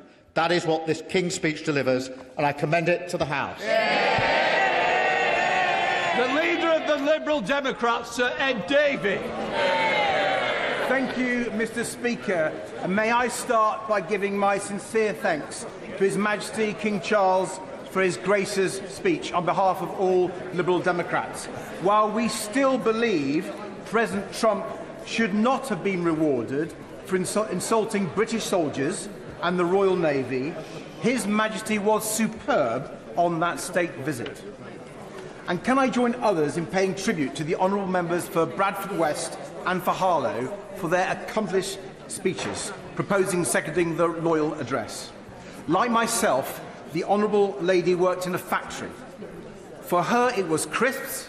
For me, it was pork pies. If we throw in the Honourable Member for the Isle of Wight West, who worked in the soft drinks industry, together we are a meal deal. But may I say, she is the real McCoy. The Honourable Member for Bradford West has already had an extraordinary life and career, talking from first-hand experience about how violence against women and homelessness touches millions of people, and we are in her debt for that and for her bravery and courage. Can I also congratulate the Honourable Member for Harlow for his speech? I hear he recently ran the London Marathon. Now, the House might be shocked to know I have more experience with crisps than long-distance running. But I would add that it's a great pleasure to work with him on young carers and young adult carers, something that we are both passionate about. And can I thank him for his leadership chairing the all-party parliamentary group. As others have mentioned, including himself, the Honourable Gentleman was a maths teacher for many years and no doubt had to deal with bad behaviour in the classroom. He may want to advise the Prime Minister on whether the Health Secretary should be put in detention. Mr. Speaker, there's a lot to cover in responding to this King's speech, but I want to start by addressing directly the atrocious acts of anti-Semitism British Jews are experiencing at the moment, the insecurity and fears the community now feel. Week after week, British Jews are being attacked, intimidated and persecuted. Heaton Park Synagogue, Kenton United Synagogue, Finchley Reform Synagogue, Jewish Futures in Hendon, the Hatzola ambulances, and now the Golders Green stabbings. When I visited Marble Arch Synagogue last week, members of the Jewish community questioned whether Britain is a safe place for them, whether they must move abroad to be safe. No one should have to ask themselves this question in our country today. No one. The Independent Review of Terrorism Legislation, Jonathan Hall, is right to call these appalling levels of anti-Semitism a national security emergency. He's also right to say that existing laws must be properly enforced. That's why I welcome the government's initiative to bring forward a policing bill and urge it to ensure police and prosecutors receive the right training and support to pursue anti-Semitic crimes much more effectively. And it's why we on these benches have long called for the IRGC to be prescribed as a terrorist organisation to tackle the threat that these Iranian terrorists pose to British Jews. The legislation finally confirmed today, I believe, to prescribe the IRGC must be a top and urgent priority for legislation. Mr. Yes, I have your way. Thank you, Mr. Speaker. Can I welcome what the Prime Minister is doing in relation to IRGC, but he will be aware that some 30,000 individuals who protested in the streets of Iran are in jail. Some of those are on death row, about to be executed because of standing up for liberty and freedom. Does he feel that maybe government should, perhaps, and the Prime Minister in particular, should be taking action to try and get those people freed? Because now's the time to act. Thank you. Well, the Honourable Gentleman is right to mention those individuals in Iran who have been persecuted by the appalling Iranian regime, Mr. Speaker. I'm sure the Foreign Secretary will have heard that and will make as many representations as possible, though I accept this is not an easy matter given the regime in Tehran. Mr. Speaker, this is the 23rd humble address I've listened to in this House, and it's the most surreal by far. Everyone in this House and everyone in the country know this Prime Minister may soon not be in power, not in place for his own programme, not able to deliver these promises. Mr. Speaker, the votes on this King's speech ought to be interesting, a test of confidence in this government and this Prime Minister. We will be voting against this King's speech, Mr. Speaker, but how many members opposite will? By my reckoning, if every Labour MP who's called for the Prime Minister to go voted that way, this government's huge majority would be at risk. Let's see if they have the courage of their convictions. We will be voting against, not just because the Prime Minister is one of the weakest Prime Ministers in post-war history now, but because this King's speech does not offer the change our country needs. It does not offer the change needed to fix the insecurity people and businesses are increasingly fearful of. change to deal with rising prices. People know inflation in food, energy and fuel is set to rocket, but people don't think the Prime Minister has their backs on the economy. The financial and economic insecurity stalking our country is hitting growth, investment and jobs. And we were promised change, promised a government with growth as its mission. Yet rather than change, we have continuity from the failures that came before. Faced with this calamity, what has the Prime Minister offered us today on growth? An EU reset bill that fails to reset.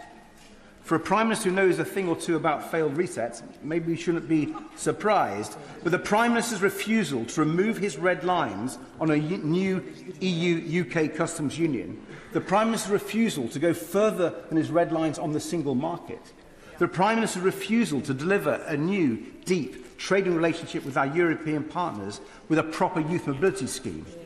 That all means he's consigning our country to higher prices and lower growth, and failing to address the economic insecurity plaguing our economy. Instead, we've been given taxes on jobs, the family farm tax. Now, to be fair to the government, not for a second. Now, to be fair to the government, part of our current economic problems stem from President Trump and his reckless war in Iran. Let's be absolutely clear. Trump's war is stoking the cost of living crisis to new alarming levels. Fuel prices up at the pump, food prices set to go up even more, and people's holidays threatened. The Prime Minister's biggest success is not taking us into Trump's damaging war with Iran when the Conservatives and Reform were urging him to do so. Yet by failing to build new and deeper economic alliances with Europe and the Commonwealth, as we have been urging, this country is set to be hit far harder by the inflation coming from the Straits of Hormuz. Thank you for giving way. And I think we all recognise the impact that Trump's war is going to have on the economy. He offers membership of the single market and the customs union as a solution to this. Prices in Edinburgh South West are going up right now. How long would it take to access the single market? How long would it take to be a member of the customs union, in his estimation?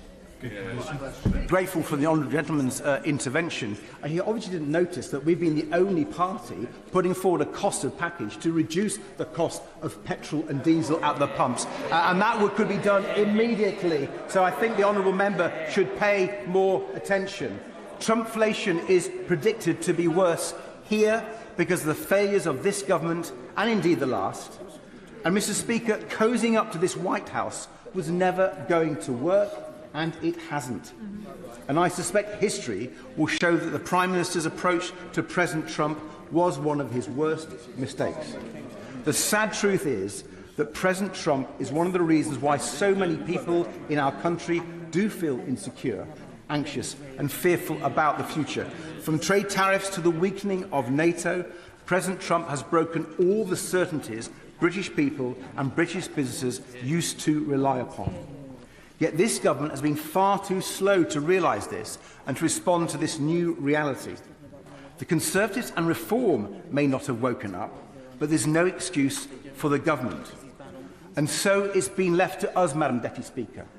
The country can know that my party will champion new and changing international alliances so vital for the British economy and the defence of the United Kingdom. But let me try to find an area of agreement.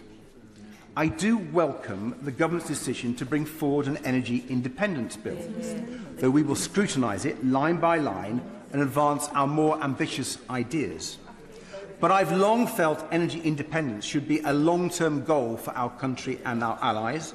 Even before Trump's war in Iran, people and businesses were being hit because of our dependence on others for fuel. Energy bills for households are still around a third higher than before Putin's war in Ukraine. When fossil fuel dictators like Vladimir Putin can hit the pockets of every family and pensioner in our country, when tyrannical regimes like Tehran's can hold our country and the world to ransom, surely it's time to wake up. Mr. Speaker, Madam Deputy Speaker, oil and gas prices have a long history of spiking and hurting our economy.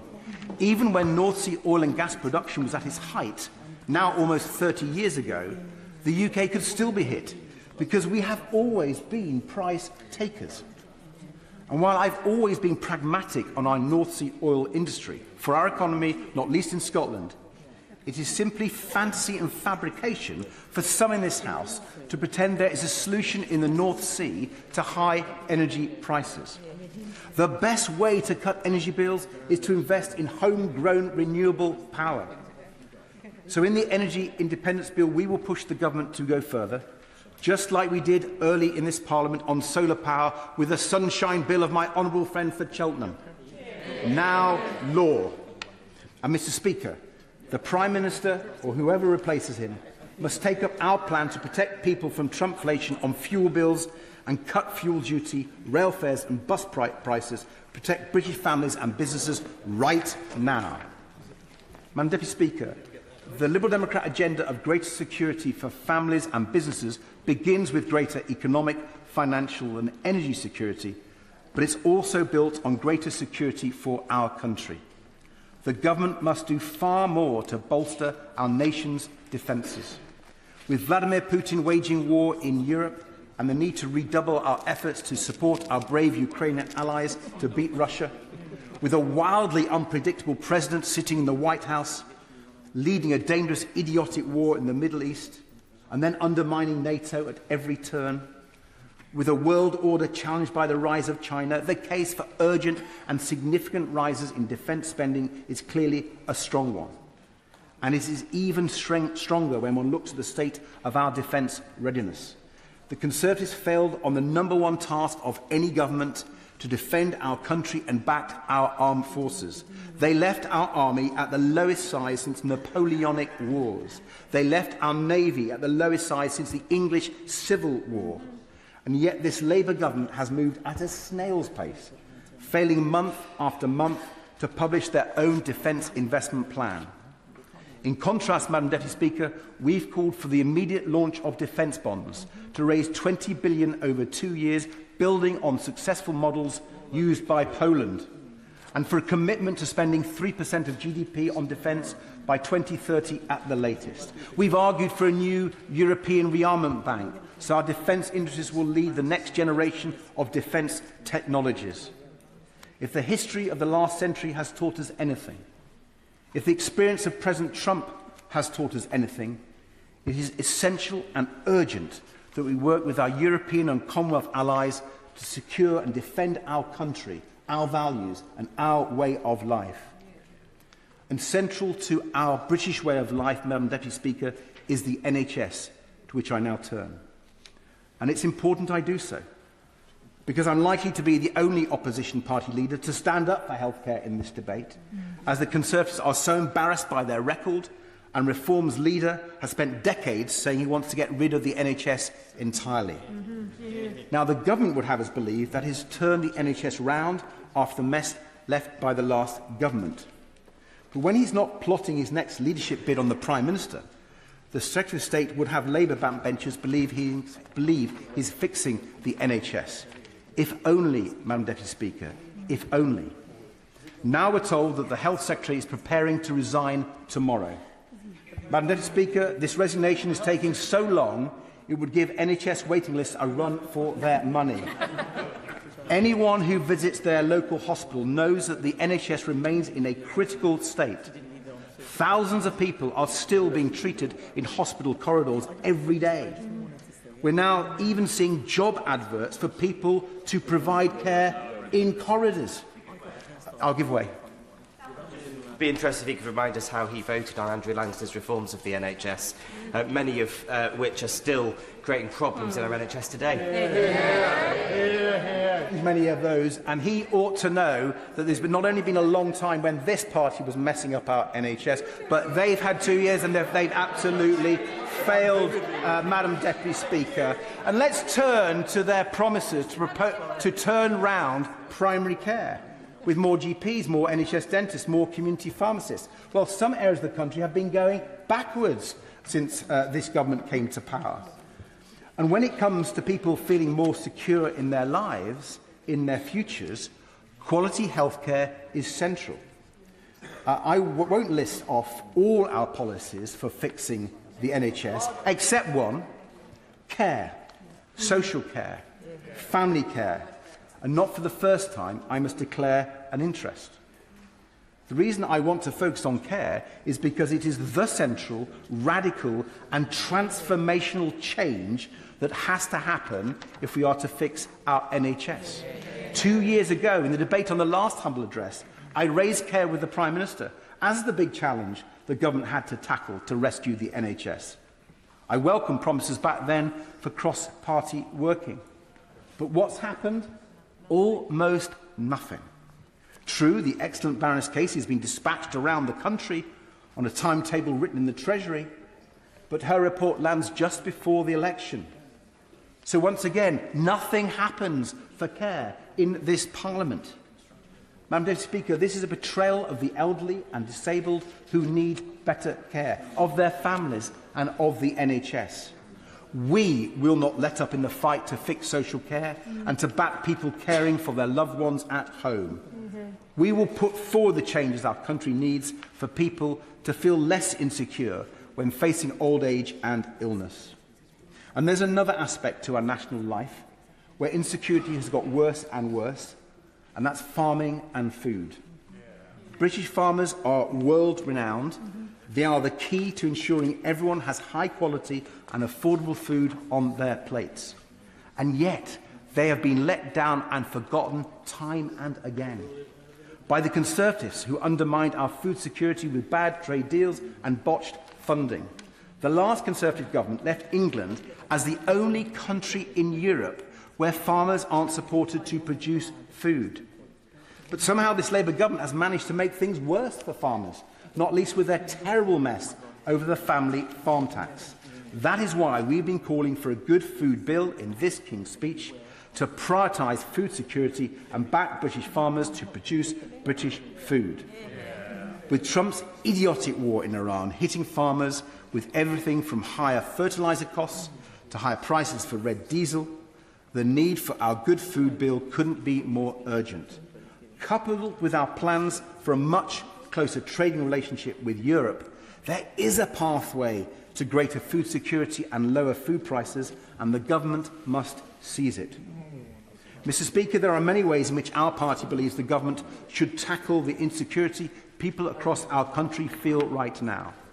From quicker, tougher action on the damage being done by social media to our young people and people's mental health, to backing the case for more community police officers to keep our communities safer, to having a fair asylum and immigration policy which is genuinely effective against irregular immigration, but welcomes people who play by the rules and contribute to our great country.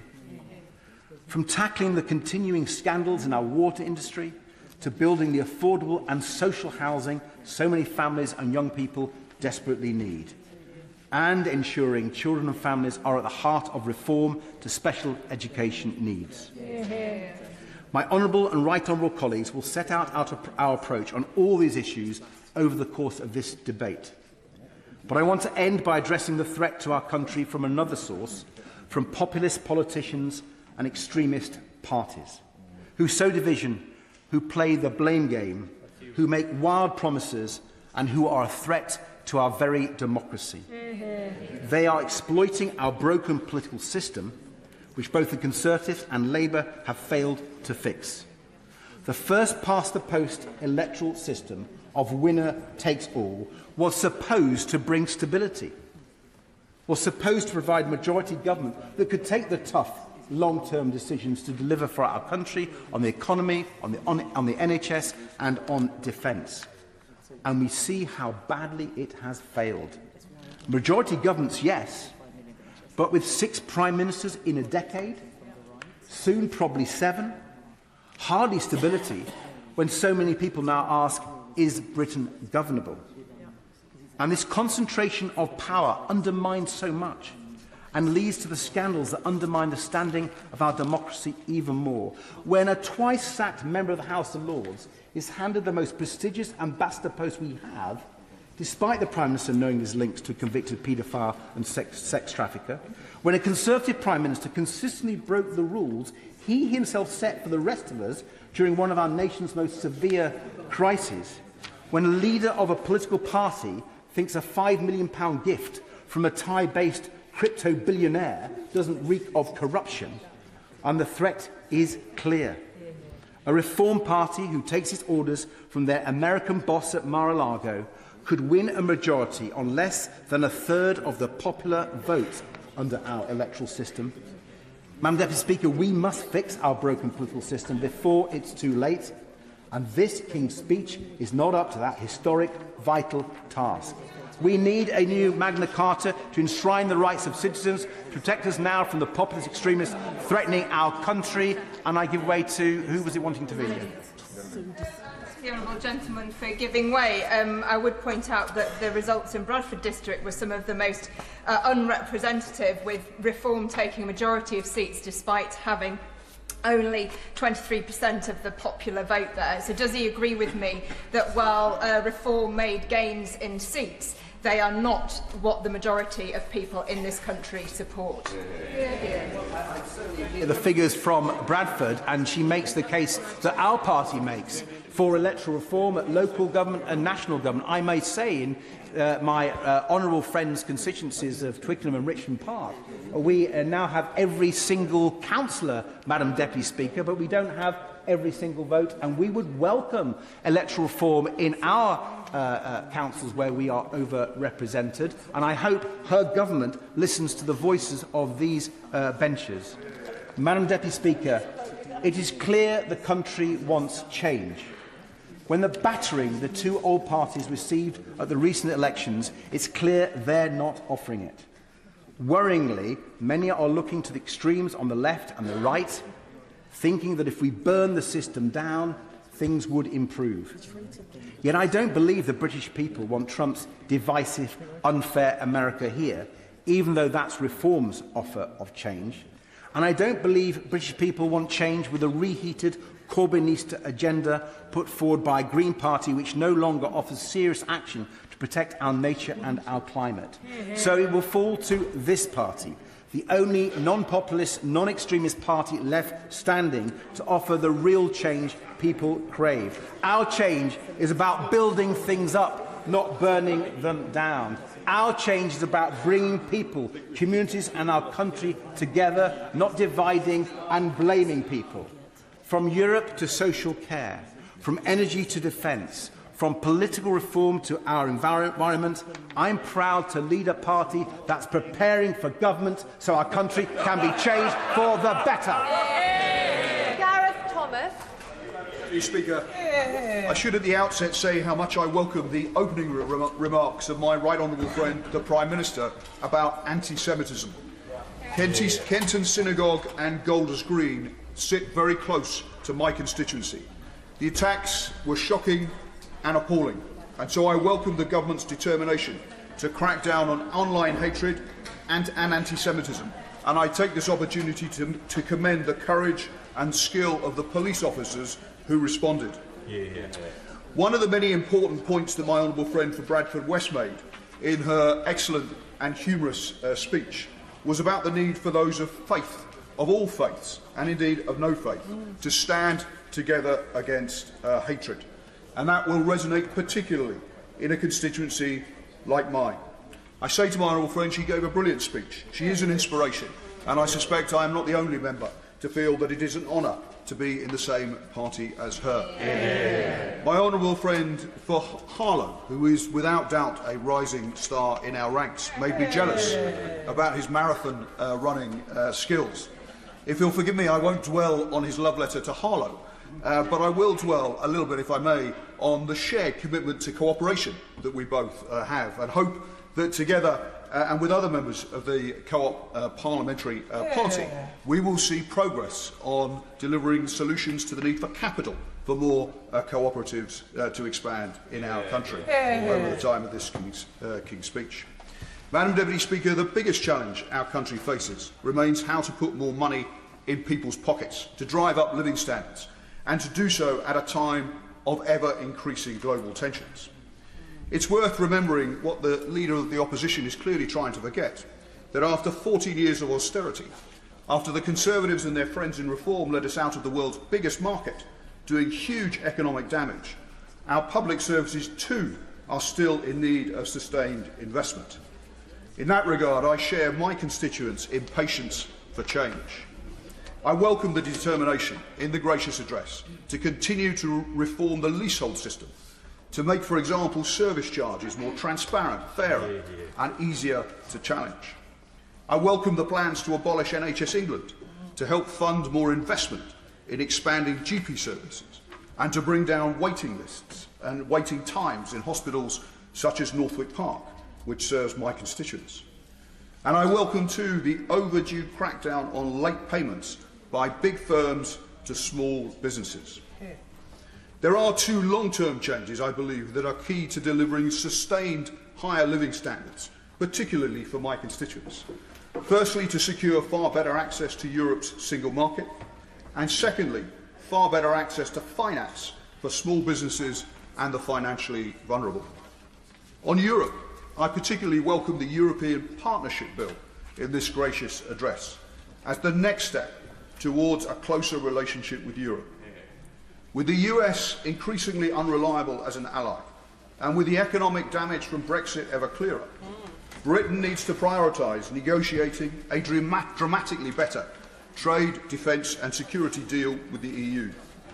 The imminent deal lowering barriers to trade in food will reduce red tape and lower business costs. The decision to rejoin Erasmus and the coming deal on youth mobility are positive too. A referendum in my lifetime on whether to rejoin the EU feels inevitable. And if it does, I will be very tempted to campaign to rejoin. We are, though, a long way from such a moment. The priority with the next UK-EU summit coming up should be to reach agreement for a full renegotiation of the TCA, to secure greater access to the single market, far more beneficial than mere customs union membership.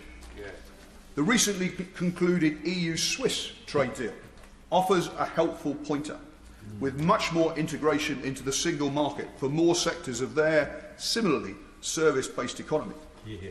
Further security and defence cooperation, increased business mobility, mutual recognition agreements to remove duplicate product testing and certification to make it easier for businesses to sell British goods in European markets would make a significant difference for businesses here, for our economy and ultimately for living standards. Yes, good morning. He's very kind, and I'm listening intently to his anticipation of a brighter future with a closer relationship with the EU. He even goes as far to say that he looks forward to another referendum on whether to rejoin the European Union. Does he agree with me that when you're sold an outcome on a false prospectus on a referendum, it's probably no big deal to have a rerun of that referendum so you can make an informed decision about your constitutional future? The one thing I will agree with the honourable gentleman on is that we do need a closer relationship, and it is this government that has sought to rebuild relations with Europe and is doing so increasingly effectively.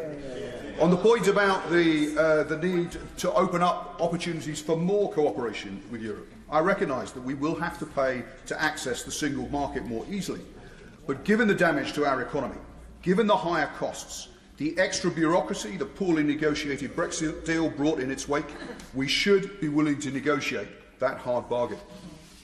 The second long-term issue that I think we should focus on as necessary to deliver sustained higher living standards is around banking. Millions of people and thousands of small businesses are locked out of affordable credit. Forced into high-cost or illegal lending, money is being taken from the pockets of the poorest and economic growth is being stifled. This is an entrenched but fixable market failure, which I hope the coming Financial Services Bill may help to begin to address. Research by the National Institute for Economic and Social Research, funded by the Treasury and the Department for Business and Trade, that was published in January, made the striking conclusion that if Britain had a network of mutual banks that had stronger direct relationships with their small business owners, that growth would be higher by between 1% and more than 2% over its first 5 years, rising to between 1.7% and 3.5% over the long term. It noted too how investment would be almost 2 to 3.5% higher in the first 5 years, rising to between 2 to almost 4.5% higher in the long run. The research and it is academic research, which looks at the impact of mutual banks in France, state-run German regional banks, and community development finance institutions in the US, considers how much more lending would happen if we had a somewhat less centralised banking model than we have currently here in the UK. There are many suggestions for how to deliver growth currently doing the rounds, but the scale of the impact of more investment in mutual or community banks, as this serious research suggests, does beg the obvious question of what more we could achieve in this Parliament in this area, to expand the reach and scale of mutual banks, building more direct and personal relationships with more small and medium-sized businesses, offering more affordable credit options for personal customers, and a greater willingness to back hard-headed community ownership initiatives that help to restore pride in the places we live. Fair banking legislation, similar to what exists in the US, would help. Proactive efforts to help credit unions expand by employers, particularly in the public sector, through payroll deduction options, would help too. The biggest banks should actively help support the expansion of community banks. One or two do. But they need sustained private capital investment. Barclays, Santander and HSBC invest in CDFIs or community banks in the US, but they don't here in the UK. That should change.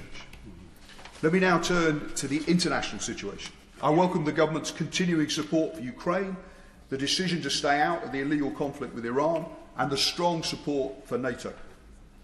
The situation in Gaza remains profoundly disturbing.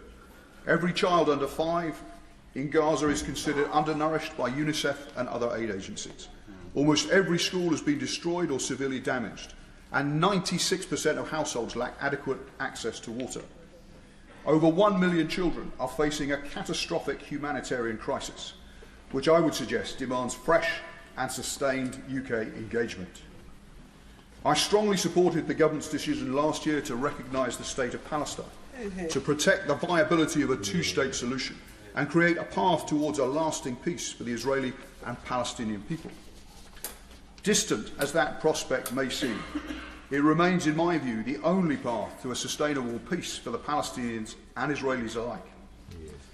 The UN documented more than 1,800 settler attacks last year in the West Bank, the highest on record, clearly part of a sustained campaign to reduce the possibility of a viable Palestinian state.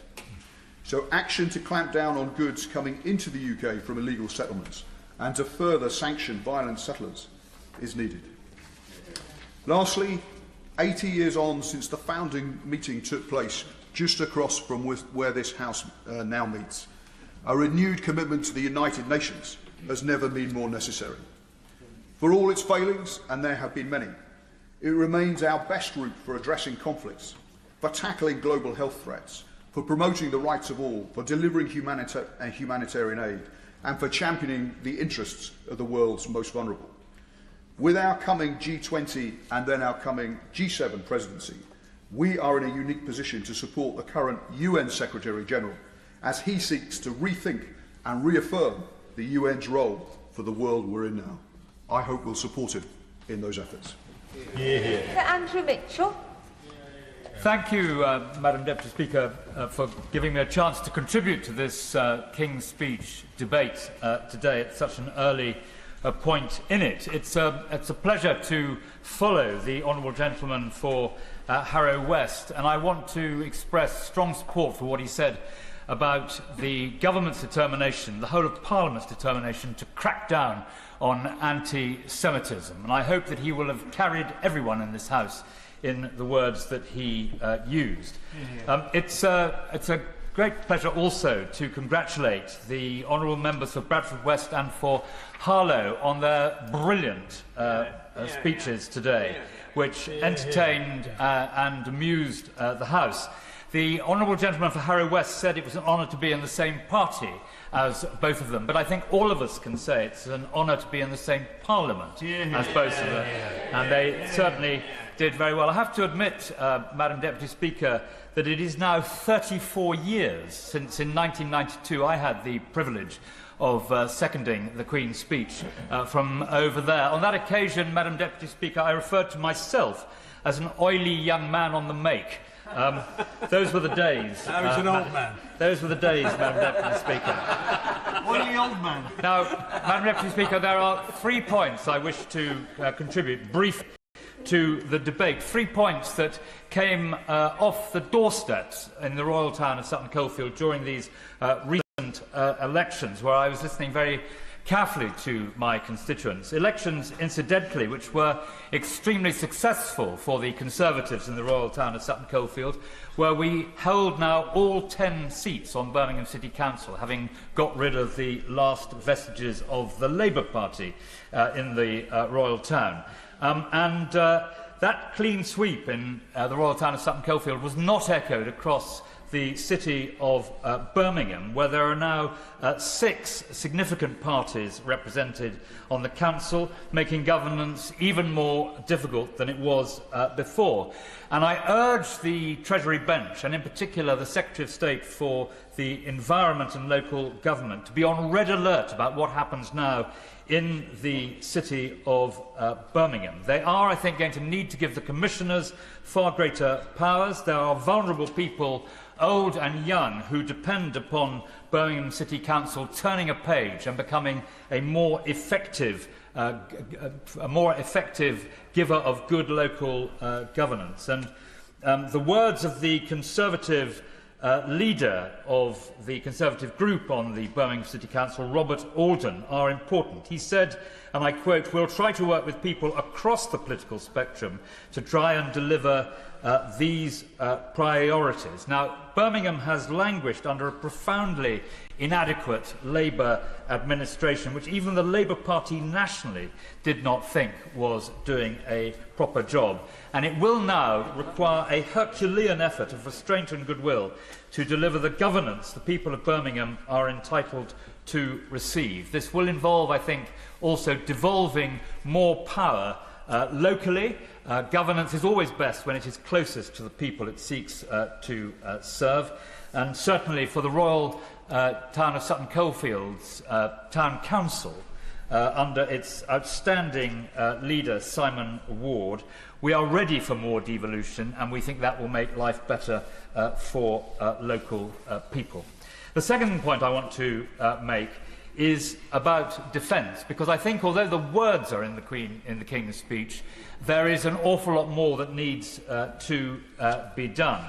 And Ukraine and President Trump have ushered in a new era on defence. And thank goodness, incidentally, Madam Deputy Speaker, that the last Conservative government was so fast to realise and arm and train the Ukrainians ahead of and during the early days of the illegal invasion by Russia.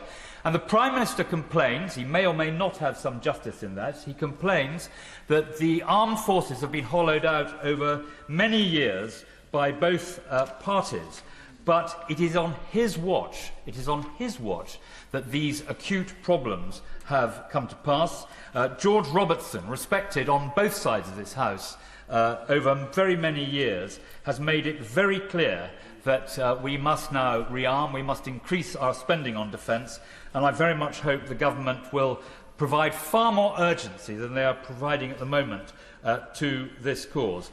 President Trump was not the first person to complain about Europe failing to pull its weight financially in NATO, but he is the first American president to take action, and Britain needs to step up. We need to lead European NATO with France and Germany, but also with Poland and cooperation with Ukraine, whose technology has redefined modern warfare.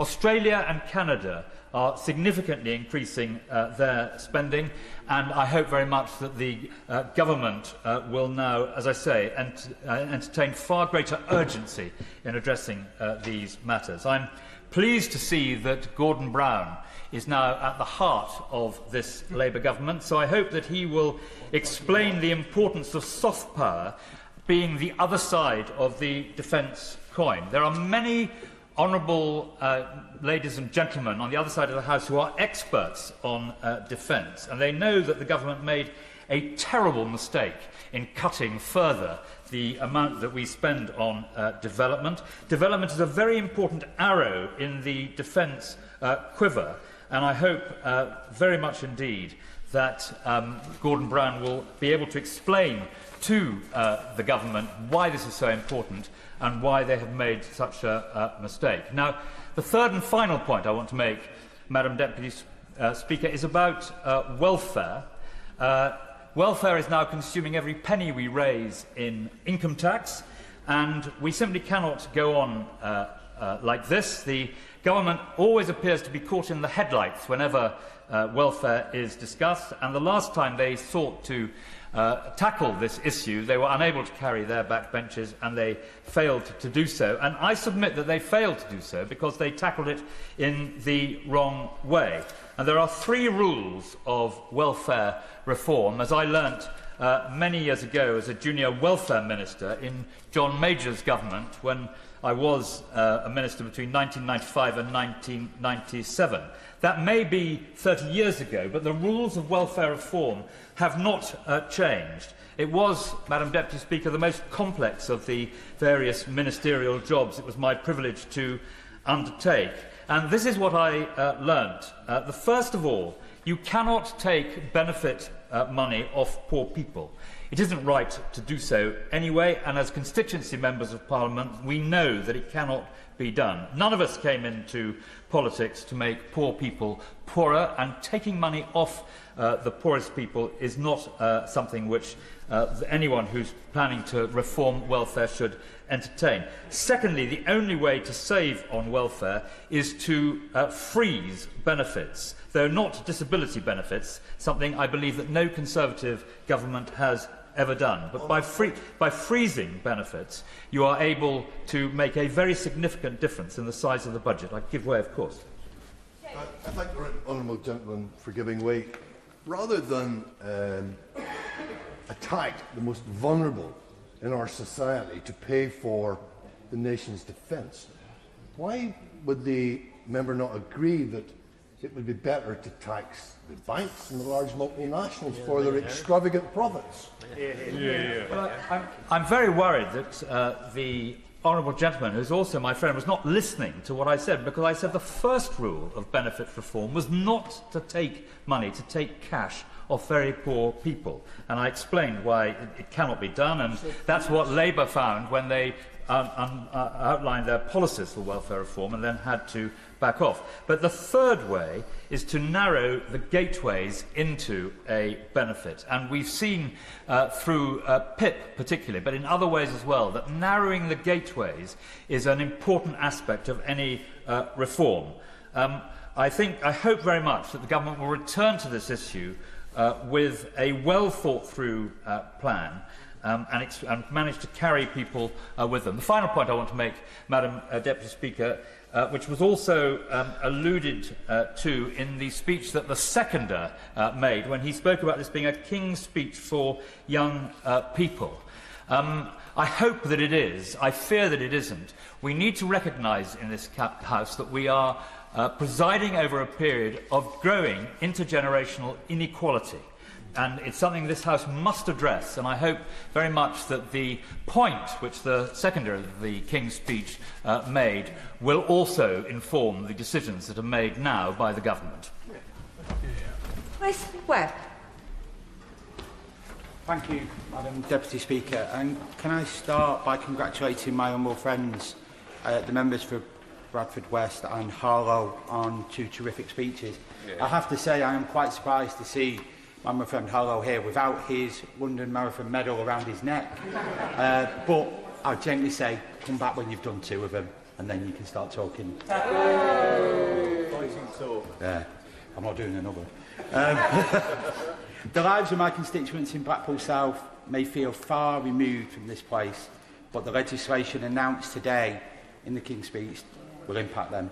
For 14 years, Blackpool was the poster child for government failure.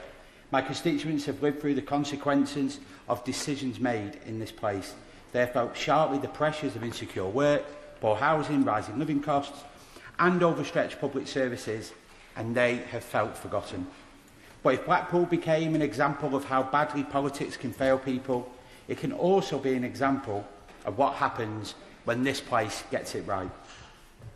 If the government can turn around the fortunes of a town with the worst health outcomes, lowest wages and highest levels of deprivation in the country, there is nowhere that can't succeed. Because when Blackpool succeeds, Britain succeeds. When we talk about the cost of living crisis, we are not just talking about the price of a pint of milk or loaf of bread. In Blackpool, we're experiencing food insecurity alongside debt, poor housing and an acute mental health crisis. Families already struggling to pay the rent are pushed further behind by insecure work and rising bills. This is not isolated problems, and there is no quick fix. Legislation passed in this House matters so much in constituencies like mine.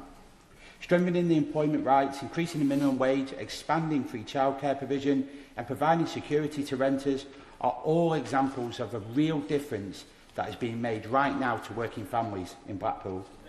But with parents still skipping meals so their children can eat, there is still much work to be done. I hope the legislation announced today will ease the pressure on working people who have carried the burden of economic instability for far too long. Energy security is part of that challenge too. The devastating conflict in Iran is having a growing impact across the world.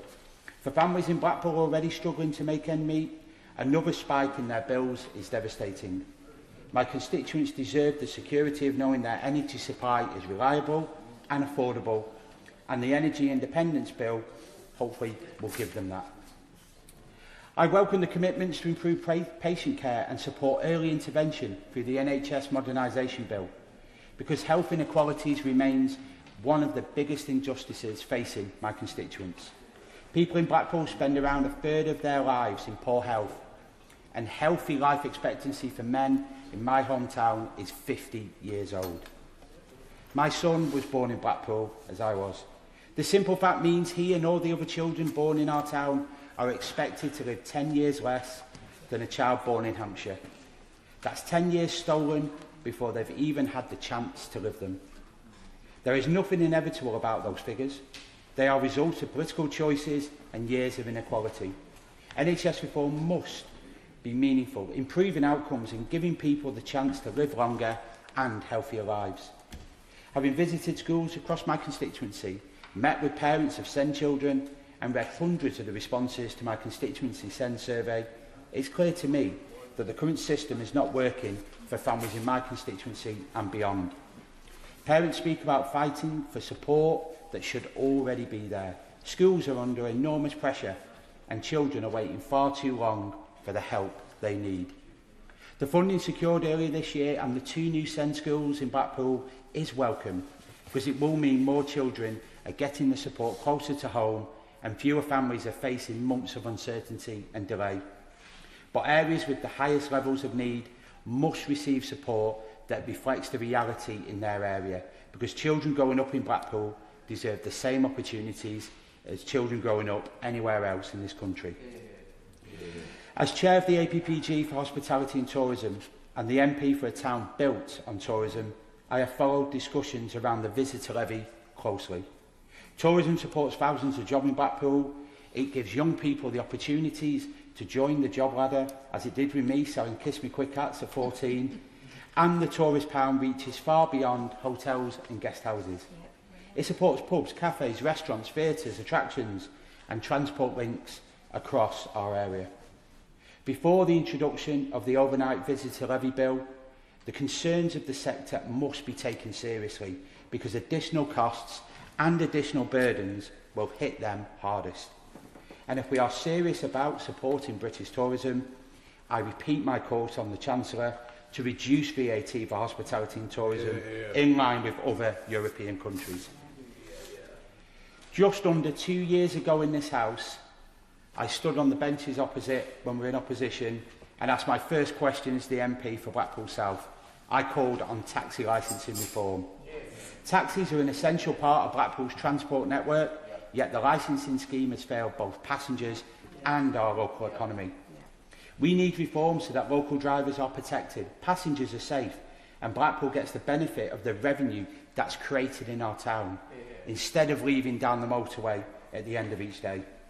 After a long campaign, I'm delighted that the government will be taking action that I've long campaigned for to modernise taxi and private hire laws. This bill can finally address the issue of out-of-air working, protecting public safety and supporting local taxi revenue. Madam Deputy Speaker, in closing, this place has the power to change the direction of my seaside town story, and in doing so, change the story Britain tells about itself. So let that be the challenge for this Labour government. We want the trust of the country, then we must prove that we can rebuild places, unfortunately, the previous government too often written off. Prove that prosperity does not belong only to the wealthiest postcodes. Prove that working people, coastal towns and forgotten communities matter just as much as anywhere else in the United Kingdom. It will stand as proof that a different future is possible, fairer, more hopeful, more equal. Because, as I've said before, when Blackpool succeeds, Britain succeeds. So grateful to catch your eye in this important King's Speech debate, and I follow other colleagues in congratulating both the members for Bradford West and Harlow on their amusing and well-informed speeches. One of the few things, Madam Deputy Speaker, this government has got right in the King's Speech is the expedited bill to nationalise the Scunthorpe Steelworks to safeguard domestic steel production. That plant is costing the taxpayer £1 million a day, and therefore modernisation and future private and public investment under a government-owned company needs to be implemented. However, our economy is in a very fragile state. It's only growing by 1.3% in real terms in 25, and the OBR forecasts it will only grow by 1.4% in 2026, the lowest of any G7 country.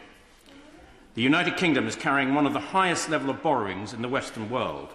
National debt is a staggering £2.9 trillion, equivalent to 93.8% of our entire GDP, and equivalent to £102,000 per household. Even more concerning, we are expected to spend, wait for it, £111 billion on debt interest alone in servicing that debt. If this was a government department, it would be the third largest. We are heavily reliant on international markets, and our national balance sheet is highly leveraged. That leaves our economy dangerously exposed to external shocks, such as the war in Iran and the Ukraine conflict.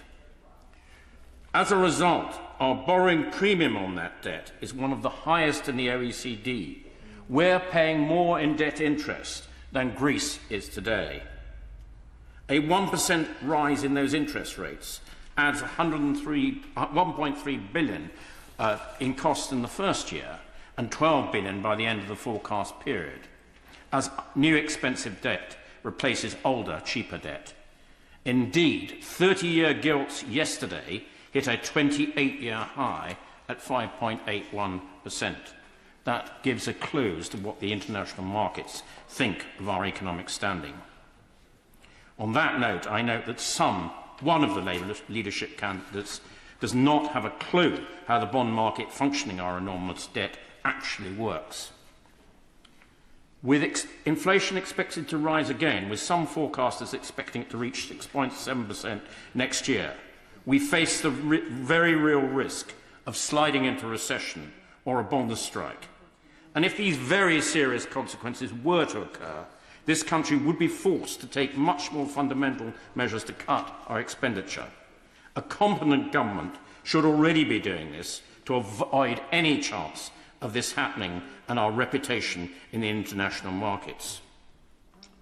I note the government has included a bill on to reform the welfare system.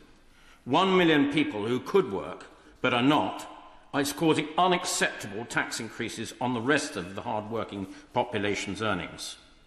On top of this, higher interest rates are leading to higher food prices, mortgage payments and higher business costs. No one in this country, especially poorer working people, will be protected. Some of the issues we are seeing today are avoidable. Current political instability is a major factor. It's not my job as an opposition MP to tell the Labour how to sort out their leadership problems. But whatever they do, it is important to convince the international community and the people of this country that there is a stable, well-thought-out economic policy to give the markets confidence to reduce that current borrowing premium. It is not the job of the government to subsidise every business, but it is the duty of the government to create conditions in which growth, prosperity, enterprise and investment can thrive.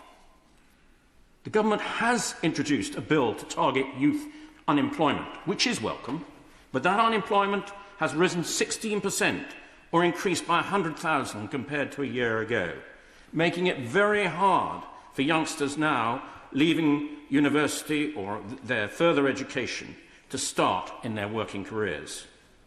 Yet, businesses, particularly in hospitality and retail, are being taxed into oblivion and not hiring as many people. Can I just do this next paragraph, and I happily give way to the Honourable Lady.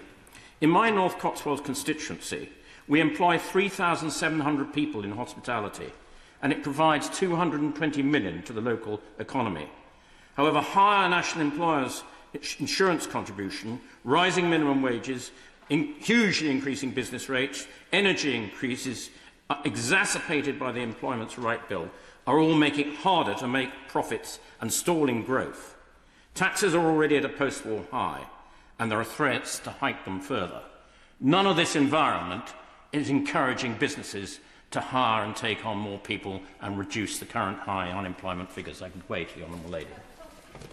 I'm very grateful to the Honourable Member for giving way, and I agree entirely. This, to me, is one of the most business-hostile environments. Would you agree with me that your comments about young people not getting work are actually made worse by the national insurance hikes that have seen almost now a generation being unable to be employed? Would you agree with me on that contention? Well, I'm very grateful. Let's start the term as we mean to go on. No you or your, because it isn't me. Sir Geoffrey Clifton-Brown.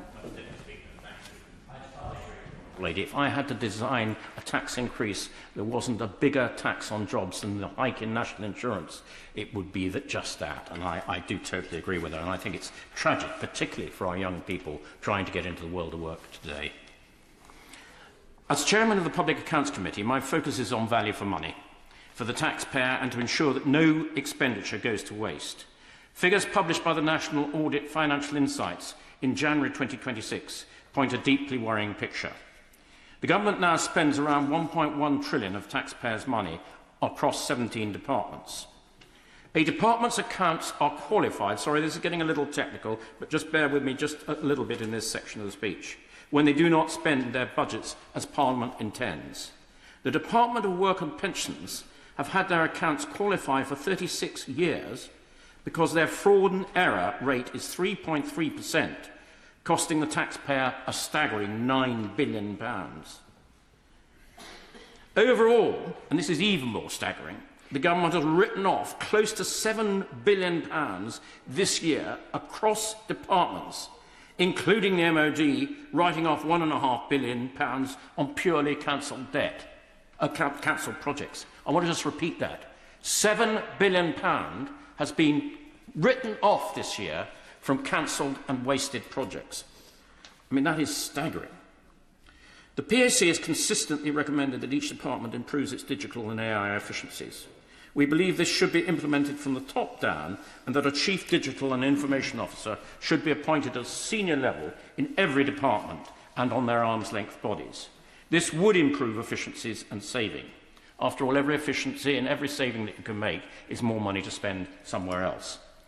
The public sector is constantly behind the private sector digitally, and we need to do much better to ensure that our public services actually deliver for taxpayers using the latest and best technology to do so. Madam Deputy Speaker, AI is a tsunami which the government is nowhere near prepared to deal with. Only 5%, and I don't mean this as a criticism of the civil servants, it is just as it is. Only 5% of the civil service have specific IT qualifications. Some experts say this needs to rise to 10%, which would be a massive transformation. The government announced a bill to reform the welfare system. This year alone, the Department for Work and Pensions budget is expected to reach a projected £330 billion, or around 23.7% of UK spending. This almost outweighs what we're receiving in income tax for payments of £330 billion from hard-working people. Just imagine that. The total amount of income tax from hard-working people almost doesn't pay for the bill for the Department of Work and Pensions. I'm aware that the pension and benefit budgets are both ballooning. This expenditure is only due to increase as we mercifully live longer and healthier lives. But somebody else mentioned we are at risk of intergenerational unfairness. There is a risk that our children will not be able to pay off this increasing debt. Yet this government has failed to take back control of this skyrocketing budget, and instead their backbenchers refuse to support such changes costing just £5 billion. Another area the PAC will be examining closely is the cost of government compensation schemes. Over their lifetime, they are expected to exceed £102 billion. This is just under what we're paying in debt interest in any one year. The government, of course, has a moral obligation to compensate citizens where the state makes serious mistakes, but we must do so in a fair, proportionate and non-litigious way. Finally, and most importantly, Madam Deputy Speaker, I want to turn to defence. The first absolute duty of any government is to ensure that our nation is properly defended. The King's speech committed to NATO and a sustained increase in defence spending. Yet the Defence Investment Plan, promised from that dispatch box in June 2025 and every month since, alongside the Strategic Defence Review, has still not been published. And until we get that plan, we cannot see what the government's plans are for how they're going to procure all their military equipment that is needed. On that point, happily give way to my... First of all, can I commend Honourable Dittman for his speech and what he's putting forward? Does he agree with me that one of the things that we need to be doing here within our defence here in the United Kingdom is the technology that Ukraine has in drones? Russia's under threat. They're worried about the attacks very far into internal Russia. Does he agree that maybe we need to have a partnership with Ukraine to promote our drone technology in a way that we can be effective as they are? I'm really grateful to my honourable friend from Northampton for making that intervention. Strangford. I do apologise. I do apologise for... if he just is a little patient, it's 2 or 3 paragraphs down. I will address precisely that point. Currently, the defence budget for 25/6 is £62.2 billion. This is a measly 18% of the welfare budget of £333 billion. The government have pledged to increase this budget by 2.6%, or £9 billion by 2027, and 3% in the next Parliament, which means another further increase of £14 billion. But just a second, here's the punchline at this part of the speech. But none of that new money has yet arrived. I give way to my honourable gentleman. My honourable friend for giving way. Would he agree with me that the best form of defence is peace, and the overseas development aid budget, which, as my honourable friend earlier mentioned, is a key component to achieving peace around the world through soft power, through diplomacy, and a lot of that aid is absolutely crucial for people's survival many places around the world. I welcome that intervention. As someone who worked under my right honourable friend for Sutton Coldfield as a junior opposition defence spokesman, I understand the value of overseas aid, and I particularly understand the elements of it that he relates to soft power. The PAC did an inquiry the other day on the BBC World Service, and I do wish the government would fund it properly. It is a really well-respected piece of British ability to be able to project our values around the world, and it's very sad when the Chinese and the Russians come in as soon as we make cuts there. So I do welcome that intervention. At a time of increasing uncertain and bellicose world, our MOD budget is in crisis, resulting in a significant number of procurement projects being put on hold. These delays will have significant cost implications, so that when and if the extra money does arrive, and that money will buy less and less equipment. Having been to Ukraine earlier this year, it is clear that we need more and more rockets, drones, interceptors, unmanned vehicles and investment in space. Instead, some of the proposed equipments are designed for yesterday's wars, and it will remain to be seen whether the MOD will be agile enough to make those substitutions in future procurement. My honourable friend says pretty obvious. It may be pretty obvious to some, but it's not to others. To govern is to make difficult choices. In short, the government is spending more than the country can afford, funded by ever-increasing amount of debts. If we are serious about protecting our nation in an increasingly uncertain world, we must also be serious about the strength of our economy.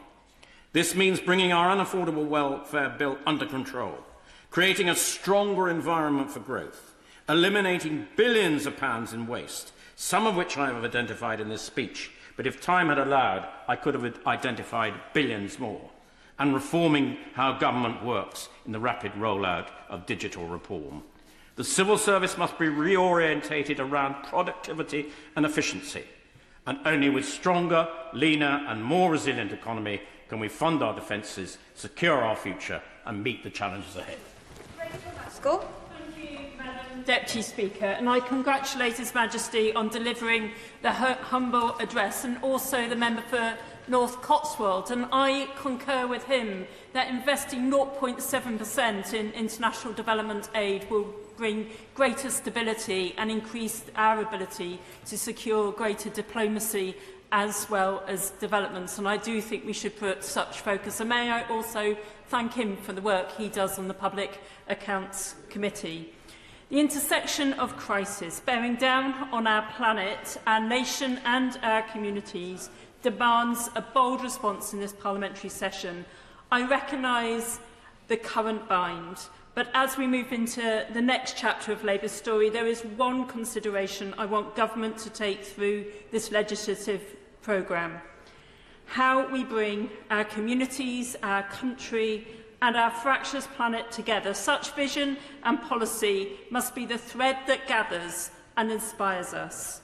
Against the backdrop of fast-paced change, this planet is breaking. The grotesque inequalities, climate degradation and conflict are driving people apart. At home, we've had 14 years of austerity where the harder you work, the tougher it gets. It is why I have called for a new economic orthodoxy, as neoliberalism preys on the working class and exploits all who want to get on as much as those who can't.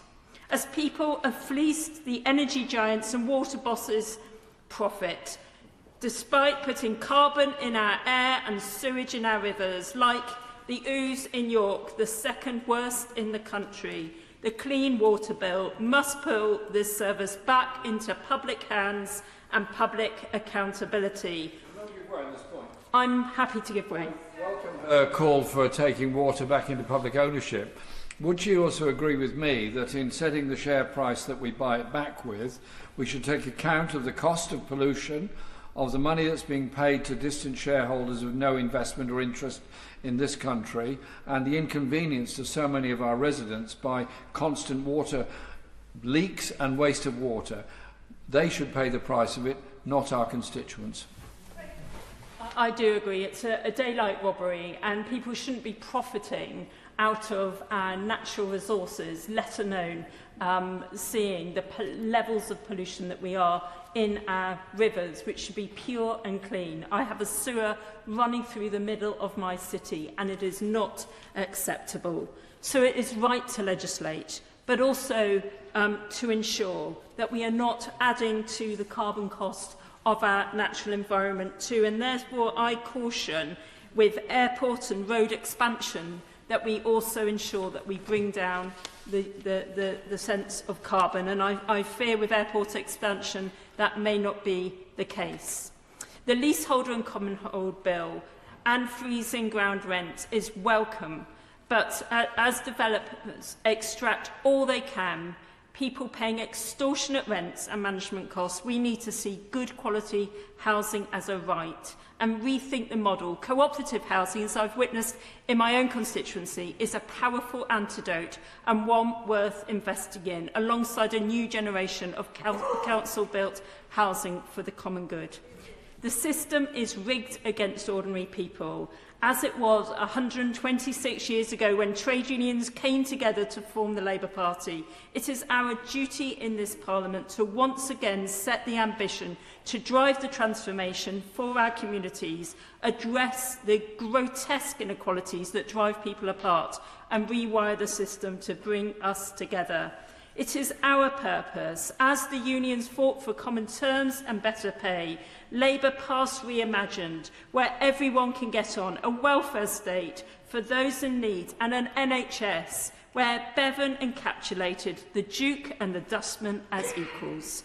Yet to not understand a collective, cohesive society pulls all of this at risk, as parties opposite seek to exploit opportunity and people, sell off our common assets and sow division.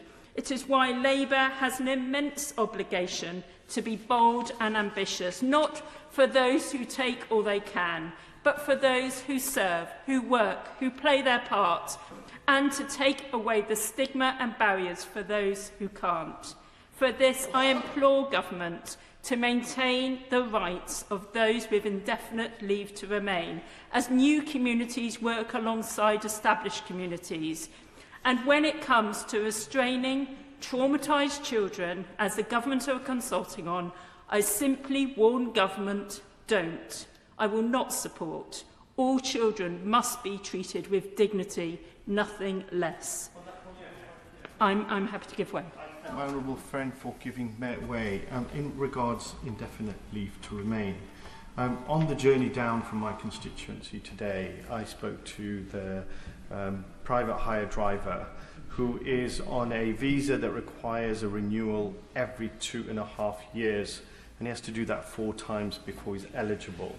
He's not really complaining about that, but when his visa is up for renewal and he sends his documents away, the council will not accept, he won't allow him to continue working while the visa is being processed. Would my honourable friend agree with me that that should be looked at and there shouldn't be any unintended consequences from this process? Yeah, and the honourable members put that well and truly on the record. We need to reform the system. It is really prejudiced against so many people that are working hard within our society, and therefore we mustn't see these increases either in the indefinite leave to remain, because our word should be our bond and we should honour the agreements we make.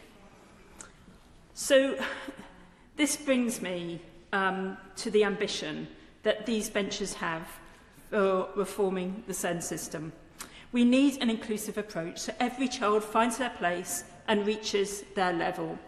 More inclusion means rewiring the culture to be therapeutic and trauma-informed, new pedagogies to map out the learning styles onto the learning of the children, and to end the harsh discipline and single channel of exam-based assessments. Instead, we must include children and bring out their best. But as we move forward, I urge Treasury to invest the funding needed to help raise this and future generations well. From 1001 critical days supporting parents and babies with the right foundations, to ensuring that the wraparound support that teachers, health professionals and support staff need to ensure our SEND system is fixed once and for all, because such investment will show its benefit in years to come. And as we support our young people into work, we must recognise that the state neglect under the last government caused such harm. We must be compassionate and work with, not against, our young people as they struggle to navigate their way to transition into independence and work.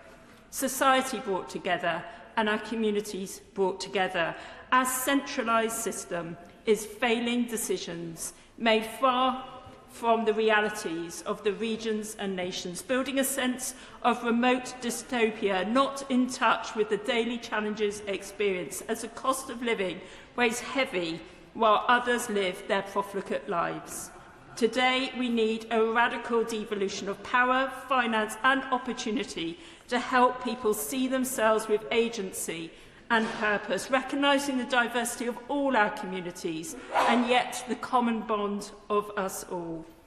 It will not be found in the idealisms of some, nor the toxic divisions of the right, which, believe me, will set community against community, while its crypto-backed leaders sow chaos and division, ripping up our NHS, our welfare state, and our incredible inheritance, which has glued our society together through generations.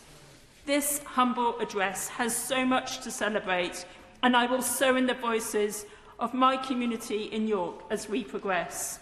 I want to ensure the Railways Bill protects the well-being of all who work in the sector. Having championed the removal of Titles Bill in the last 2 parliamentary sessions, I hope we can move fast on cleaning up our politics. I welcome the move to tackle anti-Semitism, as this week graffiti has been found in my community, which is anti-Semitic. It brings such shame, and we must move fast on that.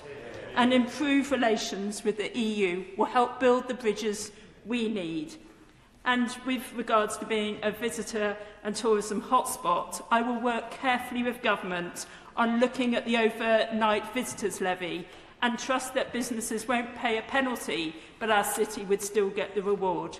Whilst at the same time, the draft taxi licensing bill will really help bring licensing back under control. I trust we will do more on the climate crisis too. As the National Emergency Briefing highlighted, we do not have the luxury of time. With the UK in the bottom 10% on the Biodiversity Intactness Index and 1 in 6 species at risk of extinction, while our planet burns and our ice cap melts, we need to invest fast. Finance should be invested to hasten decarbonisation, and projects like Bio-Yorkshire should be funded to ensure that we hasten agricultural resilience and prevent low yields and crop failure, which is escalating the cost of food. And that's why I'm really glad that we're moving to independence in our energy market too.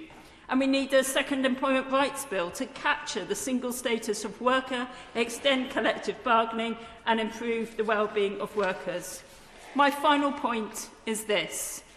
If we are to bring the diversity of voices to Parliament and ensure that they are heard, I want this place to change.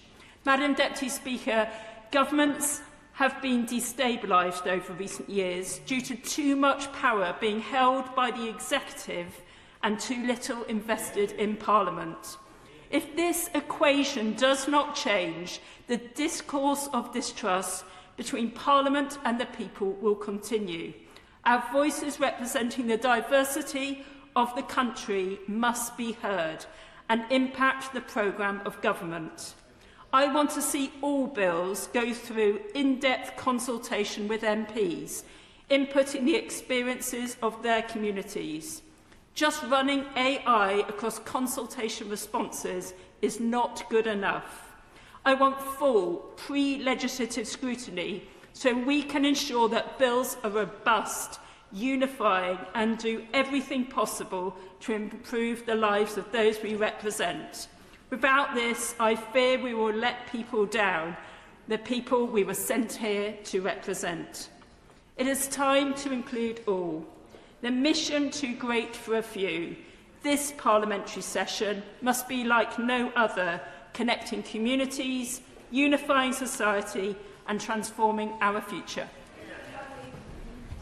Thank you very much, Madam Deputy Speaker. And it's a pleasure to follow the honourable member from York Central. And in today's speech, listening to His Majesty the King, there was one part which reminded me of the very first speech by Her late Majesty the Queen in 2017 when I was first elected, when the government then said in a speech that we were promised that the government's top priority was to secure the best possible deal as the country leaves the European Union. That went well. If you look at the comparison between our economy then and now, inflation and unemployment are both higher. In 2017, we had the 5th largest economy in the world. We have slipped to 6th since we left. And outside of this place in 2017, people were concerned for the welfare of the refugees risking their lives on boats to cross the Mediterranean. But landing in a safe European Union country meant that was where they had to seek refuge. Not now. Having left the European Union, that rule no longer applies to us. Something the Brexiteers omitted, perhaps forgot, to mention then in their campaign or now in their immigration rants. And that is why one part of this speech I welcome is the promise of closer links with the European Union. But while I'm delighted to hear that, in the words of the speech, we will strengthen ties, what exactly will that mean? At the weekend, I spent time with some non-political friends, a welcome break, I thought, from constant election messaging of the past few weeks. But they dragged me back there by asking quite clearly and categorically, when are we doing something to get back into the European Union? Leaving had been a disaster for them, for their businesses, for the country. Closer probably won't be enough for them. They want to know exactly what we're going to do, how we're going to get back to the centre of Europe, to lead and work with our neighbours, build trading links which will be essential to economic recovery. And what about the customs union, the single market?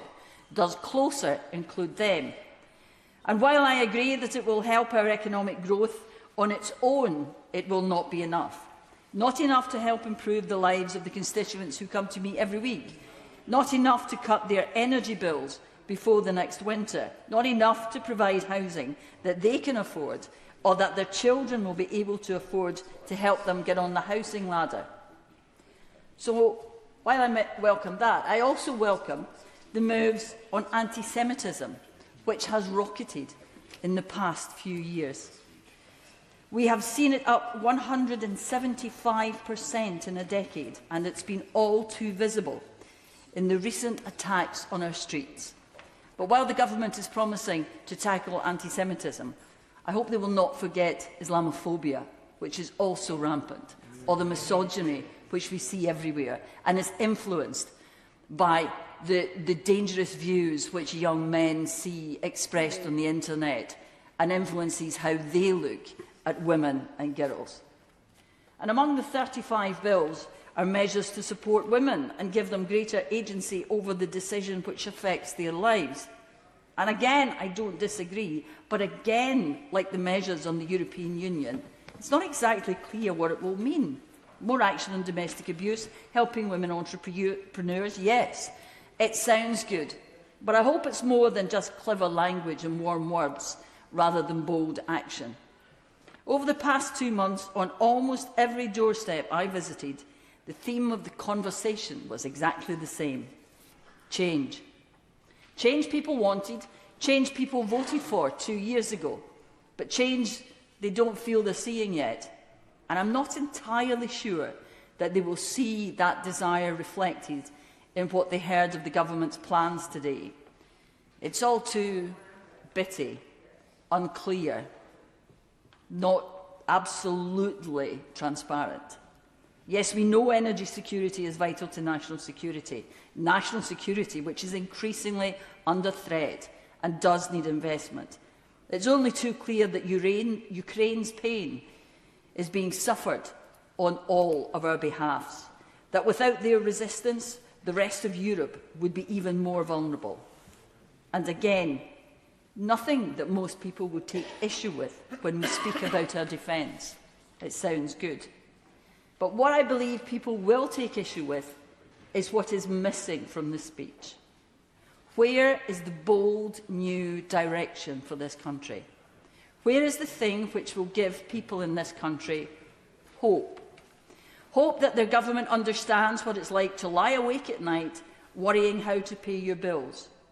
Hope that the government understands your fear that the job you just lost because your employer has struggled with national insurance increases will not be your last employment.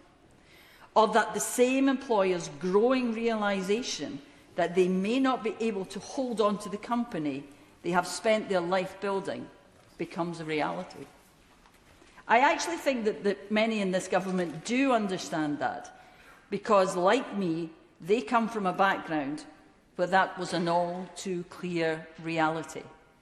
But what the country wants to see is action, change, and they want it soon. Burton-Sampson. Thank you, Madam Deputy Speaker. It's a great pleasure to speak in this King's Speech debate, setting out the Labour Government's new programme for this session, and I warmly welcome its measures. I also thank my honourable friends from Bradford West and from Harlow for their opening speeches. My honourable friend from Bradford West really showed how she had overcome adversity and also took head-on some of the challenges that people who look like me and her in today's society face. And of course, there's no greater a champion for their community than my honourable friend, my Essex friend for Harlow, who he just lives, breathes and is Harlow. And I thank him for all the work he does in his community.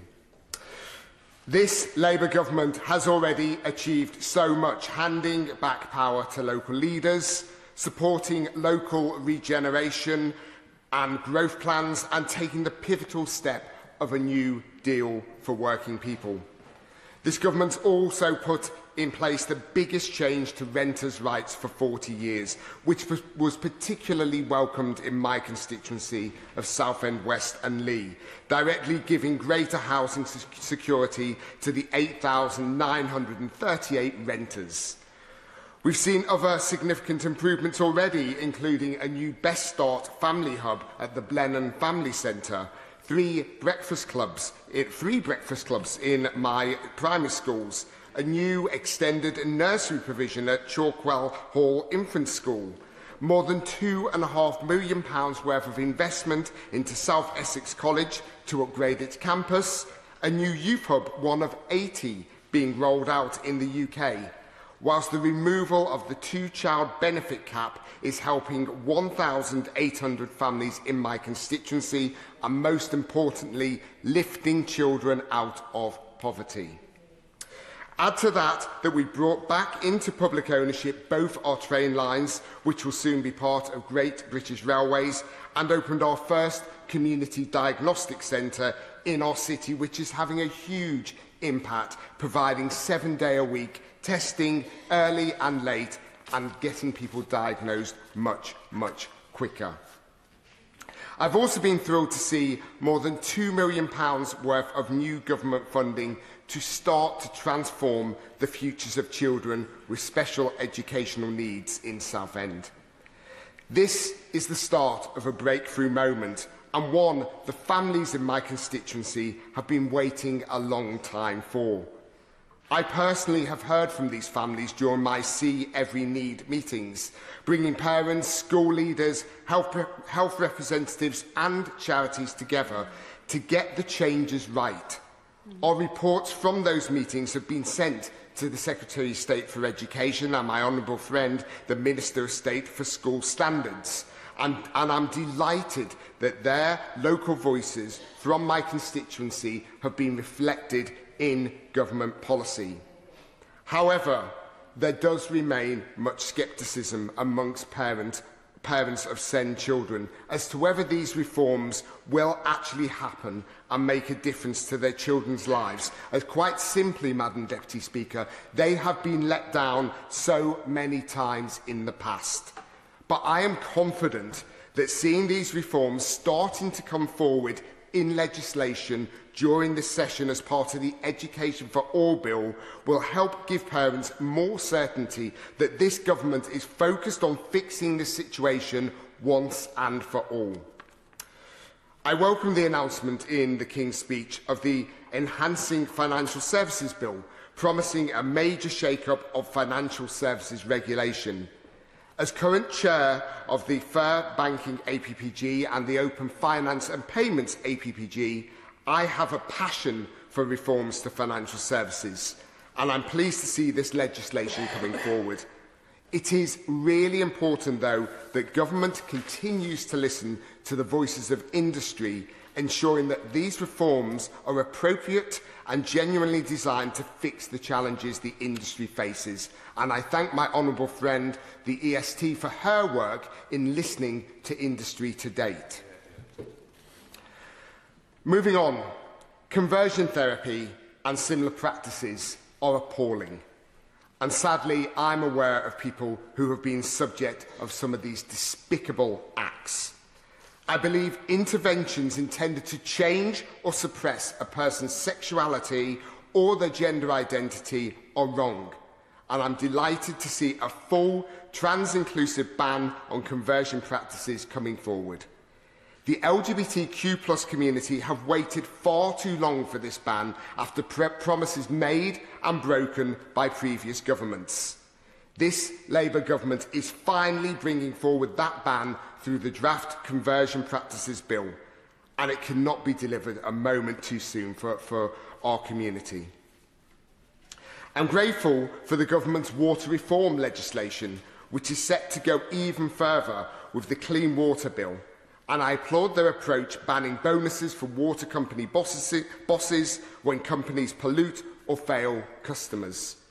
I have been holding regular water summits since being elected, focusing on storm overflows, sewage discharges and bathing water quality, as well as many other related matters, where we have called our water company, Anglian Water, to account. I'm delighted that the local community has now taken ownership of these summits, proving that they are just as invested in this agenda as our government are. In my constituency, Madam Deputy Speaker, we have a diverse and growing Jewish community. I've met with many of them recently, and they've told me of their fears following the recent rise in anti-Semitic attacks. I know that they will be particularly assured following His Majesty the King's specific mention of this in his speech, and this government's desire to do all they can to stamp out this scourge. I want to conclude, Madam Deputy Speaker, by touching on the enormously challenging international situation we face. I support the priority of this government places on standing with Ukraine, standing firm with Ukraine, and I stand firmly with them too, after Putin's appalling illegal invasion. And also, I am pleased with this government's stance on the Middle East conflict as well. I'm pleased to see our commitment to a sustained increase in defence spending. The challenges that we face, we must work together with our allies through international cooperation. And I'm glad to see in this humble address support strengthening and rebuilding the ties of trust, trade and friendship with our European friends. That was so badly damaged by a poorly implemented Brexit, and we will fix them through our European Partnerships Bill. The promise of the return of the Erasmus scheme and better opportunities for our young people to live, work and study in Europe is also welcomed. A good relationship with our closest neighbours is vital in this uncertain world. So it's pleasing, therefore, to see the desire to bring forward primary legislation in this area. I'm excited to see the legislation in this King's Speech unfold so that we can make even more of a difference to the lives of people in Southend, West and Leigh and across the rest of the country. In an uncertain world, I'm confident that this government is now moving at pace to make the country fit for the challenges we face, whilst prioritising hope and renewal for our country. Thank you. Dave Dugan. Thank you, Madam Deputy Speaker. If I wasn't cheered by the landslide victory of the SNP in Scotland last week, before this King's Speech, well then I'm very much happy about it now, because it's just as well the people of Scotland have John Swinney as First Minister and the SNP as the Scottish Government to stand as the buttress of fairness and justice between them and the remote and unaccountable UK Government here in Westminster. Not just remote and unaccountable, but dysfunctional to an alarming degree. And that dysfunction is what has precipitated this most vapid of King's speeches. If somebody who was unaware of the UK malaise, unaware of the economic crises multiple that affect the United Kingdom just now, and they saw the government solution in the form of this King's speech, they would be unable to identify what the problem with the UK was from this King's speech. And that speaks to an obscurity of purpose. Government should have a clarity of purpose. See also the SNP Scottish Government in Edinburgh.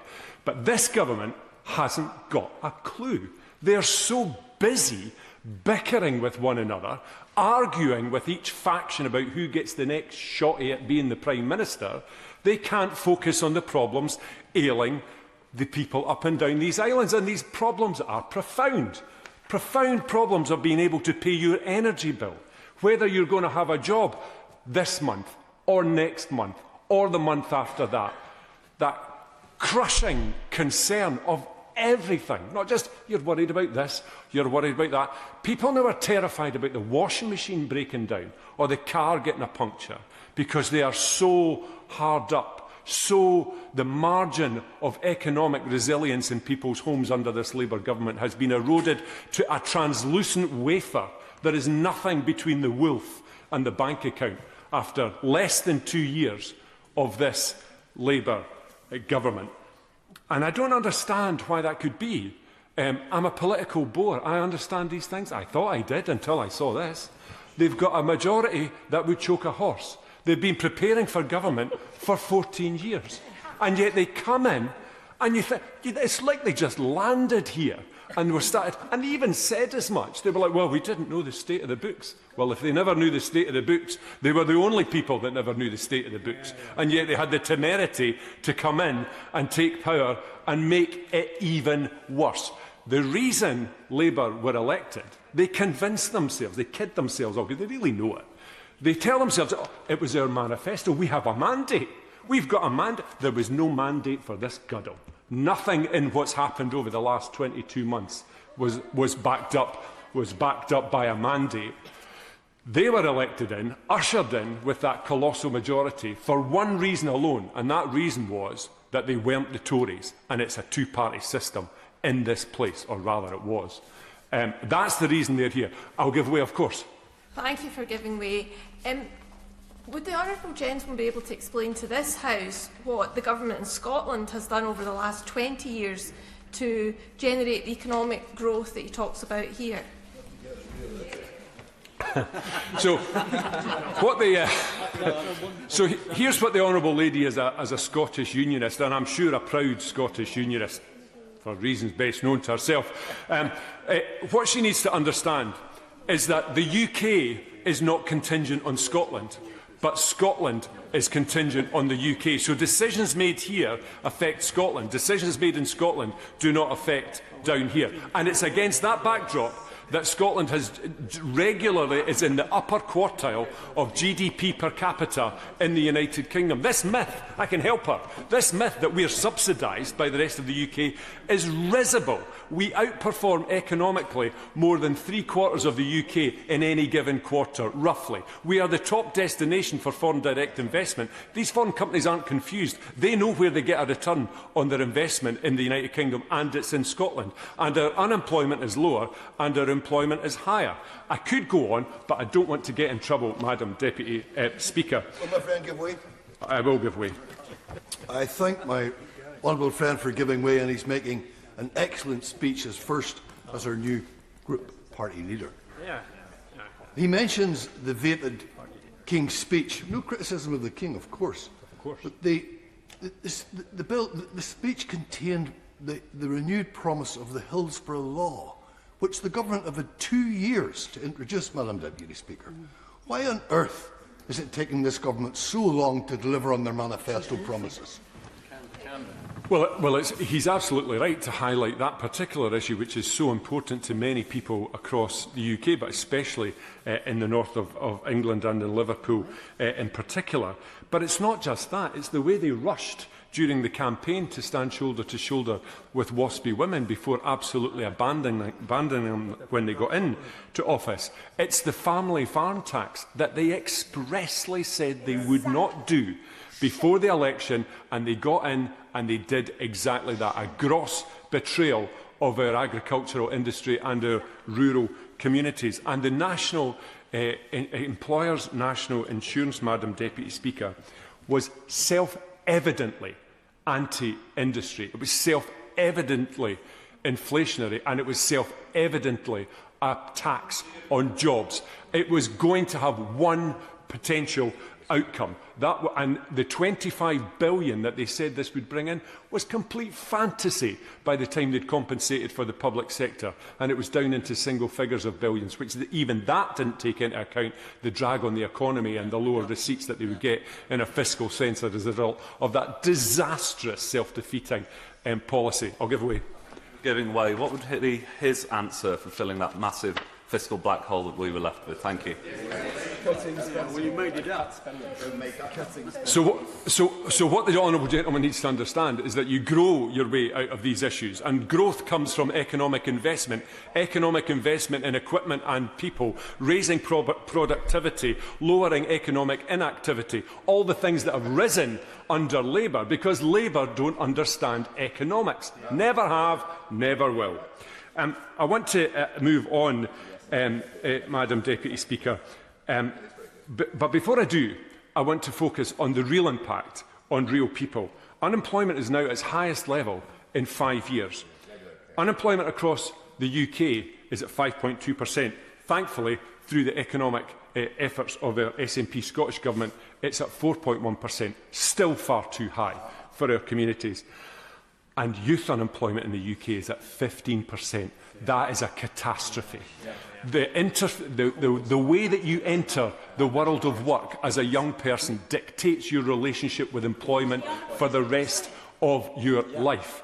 And that is what is catastrophically damaging for young people. Yes, I will give way for young people up and down these islands. And it's particularly acute in the hospitality, which is a gateway industry for employment, where the government is taxing hospitality out of existence. People with a pub or a hotel or a restaurant now feel like unpaid tax collectors for this Labour government. I'll give way.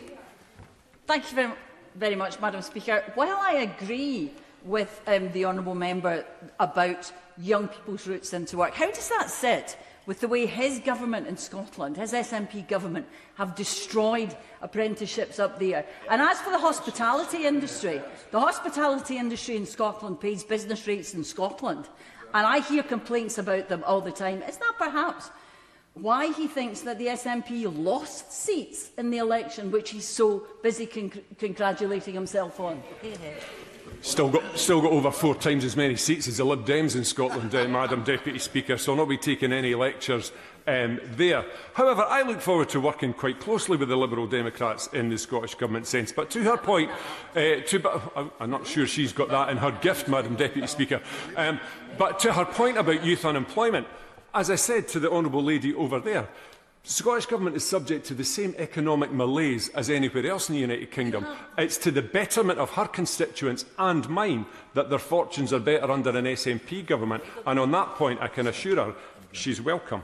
But don't just take my word for it, Madam Deputy Speaker. The markets give their verdict on what's happening in the United Kingdom, and the markets are incredibly concerned, and that's why 10-year gilt interest rates touched 5.13%, a rate that wasn't seen in the UK since the financial crash of 2008. That is a very dangerous report card to get from the... No, I'm going to make progress and close. Defence is the first duty of government, and this Labour government, if we had a significant investment for every blunderbuss piece of hyperbole and rhetoric on defence, we'd be in a far better position that we are. The Prime Minister said in his speech earlier on that we're negotiating a de-escalation of the war in Iran. He didn't tell us which of the 3 protagonists was listening to the pontifications of the UK Prime Minister, because not one of the 3 participants in that conflict could care less what this Prime Minister thinks about the war in Iran. And the Defence Investment Plan, the roadmap for what defence will look like in the United Kingdom for the next decade, is now a year late. I don't know what the government think they can get away with, but if your signal apex piece of defence legislation is over a year late, it tells this Parliament and everyone up and down these islands that they haven't got a clue about defence as well as everything else. On Europe, he said, I will give way. I do thank you for giving way, and I'm genuinely grateful to be here for his first speech as your group leader here in Westminster. It's just a shame that only one other of your fellow SNP MPs are here. I've no doubt they're on important business. But on the defence sector, and I know he does champion the sector, unlike some of his colleagues in Scotland, he sits on the Scotland Affairs Committee. He knows the concerns the sector has in Scotland about skills development and about education more widely. Does he share their concerns? And what is he doing to influence his colleagues in the Scottish Government to make sure that sector is more fully supported? So the defence sector is a very significant part of the Scottish economy, and I just wish that he and his unionist colleagues in the Labour Party and in other lesser parties would acknowledge the fact that this is a mutual endeavour, and that the UK benefits greatly from the skills and expertise that exists in Scotland. And the apprenticeships and the training and investment, don't let's forget, everybody that works in the defence sector in Scotland went through a Scottish school or a Scottish apprenticeship or a Scottish college or a Scottish university. This idea that everything was fantastic previously and it's terrible now, the former isn't true and the latter isn't true either. It's a work in progress, and we're investing heavily in Scottish education, and that's why we've got such a high percentage of people leaving school from Scotland going on to a positive destination. In closing, Madam Deputy Speaker, the Prime Minister said that he's going to take steps to bring the United Kingdom into the very heart of Europe. Well, you're not going to do that without rejoining the EU. Yet more hyperbole and fantasy. I think a government, my final word on this, I think a government in this level of disarray, in this level of division and infighting that's caused so much damage in such a short period of time to people's livelihoods and to the economy, needed an emergency response with a King's speech. And that was anything but today. So I look forward to them getting their house in order, but I won't be holding my breath. Bell Rabir Addy. Thank you, Madam Deputy Speaker. In 2024, the public voted for change, for an end to Tory chaos, and for a government that would transform their lives. That summer, our government set out a King's speech to deliver that, and in the past 2 years, in spite of everything, we have begun to make truly transformational changes, like ending no-fault evictions and finally scrapping the two-child benefit cap, things that have changed lives. But today's offering pales in comparison, perhaps because we have already heard so much of it before, but definitely because it lacks the urgency and the radical transformation we need. I don't believe this is the further and faster that we've been hearing so much about. It seems we have put the handbrake on offering change, and we are wasting political capital on divisive measures that weren't even in our manifesto, like ID cards and curtailing the rights of asylum seekers. I do want to be clear that I'm not in any way objecting to the King's speech. I'm pleased to see measures like the bill on conversion practices, votes at 16, Hillsborough law on candour, tackling anti-Semitism, reforming leaseholds and many other key measures. But why are we not doing more? What is there to shout about? Last week, the electorate sent our party a clear message that they were dissatisfied with government. And I don't believe that this is a King's speech to inspire them back to us. I don't believe my constituents will hear this and think my life will be better when Labour introduces digital ID or replaces the water regulator and instigates another top-down reform of the NHS. At a time of great turmoil and difficulty, with global uncertainty hitting households in their pockets, people need policies that will ease the financial pressure they are under today. So building on the successes of the last legislative session, and there were successes, I would have liked to see an extension of renters' rights and the introduction of rent controls, especially in major cities where private rents are beyond extortionate. We acknowledge that those living in social housing need their rents capped and regulated, yet we disregard the thousands of low-income households and young people left at the mercy of private rental markets. I'd hoped to see a second employment rights bill announced today. While the first one deserves significant praise, it doesn't go far enough. We need a bill that will restore sectoral collective bargaining, give basic rights to the self-employed and gig economy workers, and commits to greater insourcing. The nationalisation of British Steel is welcome, but this should have been accompanied by the nationalisation of rail, mail, water, energy and other essential services. These are not mere industries, they are lifelines. They should never have been handed over to shareholders, and it's long past time we took them back. I would have liked to see greater acknowledgement on the biggest existential crisis we face as a species, nationally, by reducing the planning burdens on solar farms and on offshore wind. If the government really wants to help people with their energy bills, then we need to be switching to renewables much faster. Internationally, I would have liked to see steps to introduce debt cancellations for climate vulnerable nations who are fighting the crisis with their hands tied behind their backs. If we want to reduce numbers of people seeking asylum, then we need to be working with allies to tackle the biggest causes of displacement. As the only Labour MP to vote against the Brexit implementation agreement, I was very pleased to see measures on the strengthening of our relationship with the EU. We can now all stop pretending it was in any way a good idea. And watching that disastrous impact that it's had, I feel vindicated. But I would also advise the government that with all of the Henry VIII clauses in that bill, we could do so much more faster. And we could do it in a way that would quickly benefit our nation. I also want to point out that whilst I understand that some things take time, some things are not hard, I would have liked to have seen steps to address the continued private sale of human remains. At the start of this year, I presented a very simple bill that ought to end the vile practice of human remains, many of which have unknown provenance, being bought and sold by private individuals. It would have been relatively straightforward to end this practice, but the government have no plans to close this loophole and implement it. As I said, I understand that these things take time, but there are some simple things that we could just get done.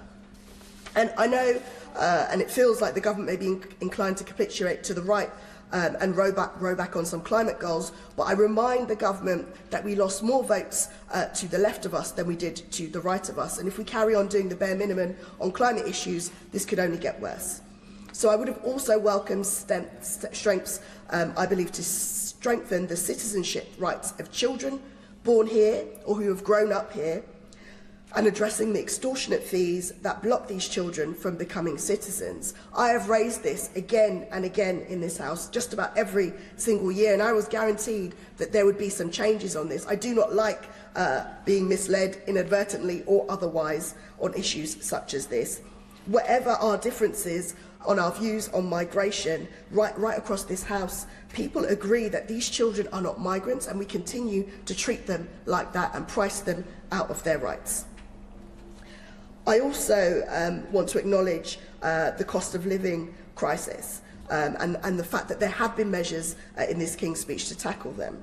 But frankly, successive governments have been skirting around this issue for years, making minor tweaks that slightly ease the pressure but don't go far enough. I think it's time to be very bold. It's time to consider the merits of a universal basic income. This is not a radical idea, it's something that I believe is a logical one, because poverty is a political choice. Even at these difficult times, we remain one of the richest countries in the world. So why do we have such a huge cost of living crisis? Why are people skipping meals, rationing heating, working themselves into the ground, doing multiple jobs just to stay afloat? This doesn't happen by accident. It happens because those in power decided it was acceptable. And for the avoidance of doubt, we are the ones in power. The question is not really affordability, it's whether we have the courage and the will to take on such a transformative policy. Because at the moment it feels like we are offering piecemeal change, minor tweaks, while they may be necessary. I don't believe they will excite anyone. They believe they will make the tangible change that we need. Now, I know we can't sell people the world, and systematic changes do need to be made to facilitate reforms. But you cannot solely offer that and then tell people that their lives have been changed, especially not after the very clear message the electorate delivered to us last week. People may call me unrealistic, but I would say that I am ambitious for what we can achieve in government right now and in this parliamentary session. Labour governments have always accompanied radical transformational change in our society. This is the change that the electorate wants. This is the change that we promised them. They made it very clear. And I don't believe this legislative agenda goes far enough to achieve that for them. The public is demanding more, and I believe that we can do more to give them that. Sir David Davis. Thank you, Madam Deputy Speaker. During the privileges debate, I told the House that I had hoped a couple of years ago that the Prime Minister would make a success of his new job at the time. Unfortunately, with this House debating against the backdrop of a Labour psychodrama, that psychodrama wouldn't have happened except for the fact the government has failed, and failed very clearly. In his now infamous speech, the Prime Minister said he was going to undertake a reset. And I don't know about the Labour Party, but the country certainly needs a reset. But what he said was, in describing his reset, is he needed to explain things better. That's not a reset. That's a respin of what we're doing. We need a proper reset. And I would quote the words of the Honourable Lady, the member for Hornsey and Wood Green, who said, Labour must be judged on actions, not just our words. And I think she's exactly right on that. Labour came, as a number of people have said already, including the new leader of the SNP, Labour came into office promising its #1 mission was economic growth, and they're right. Without growth, we don't have the money to do anything else. Yet the consequences of their own policies in the last couple of years has been that growth has been suppressed. The IMF now has literally just reduced the UK's growth forecast by 0.5%. That's the largest reduction in the G7. And it's not just this side of the House that's concerned about growth.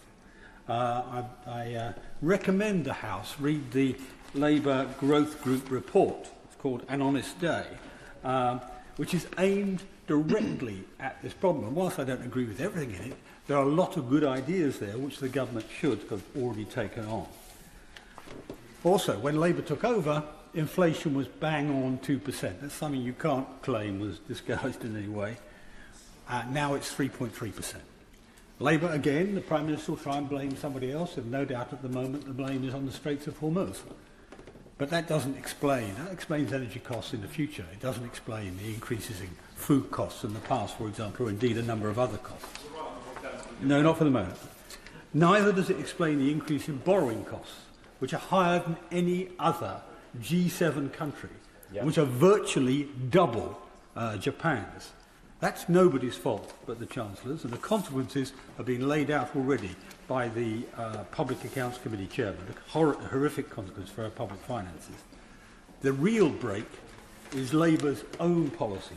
High taxes, massively burdensome regulation, high business rates, high energy costs. What on earth do we expect from our businesses when we saddle the country with the most expensive energy in the developed world, or indeed the national insurance increases that the chairman, the leader of the SNP said? I give way.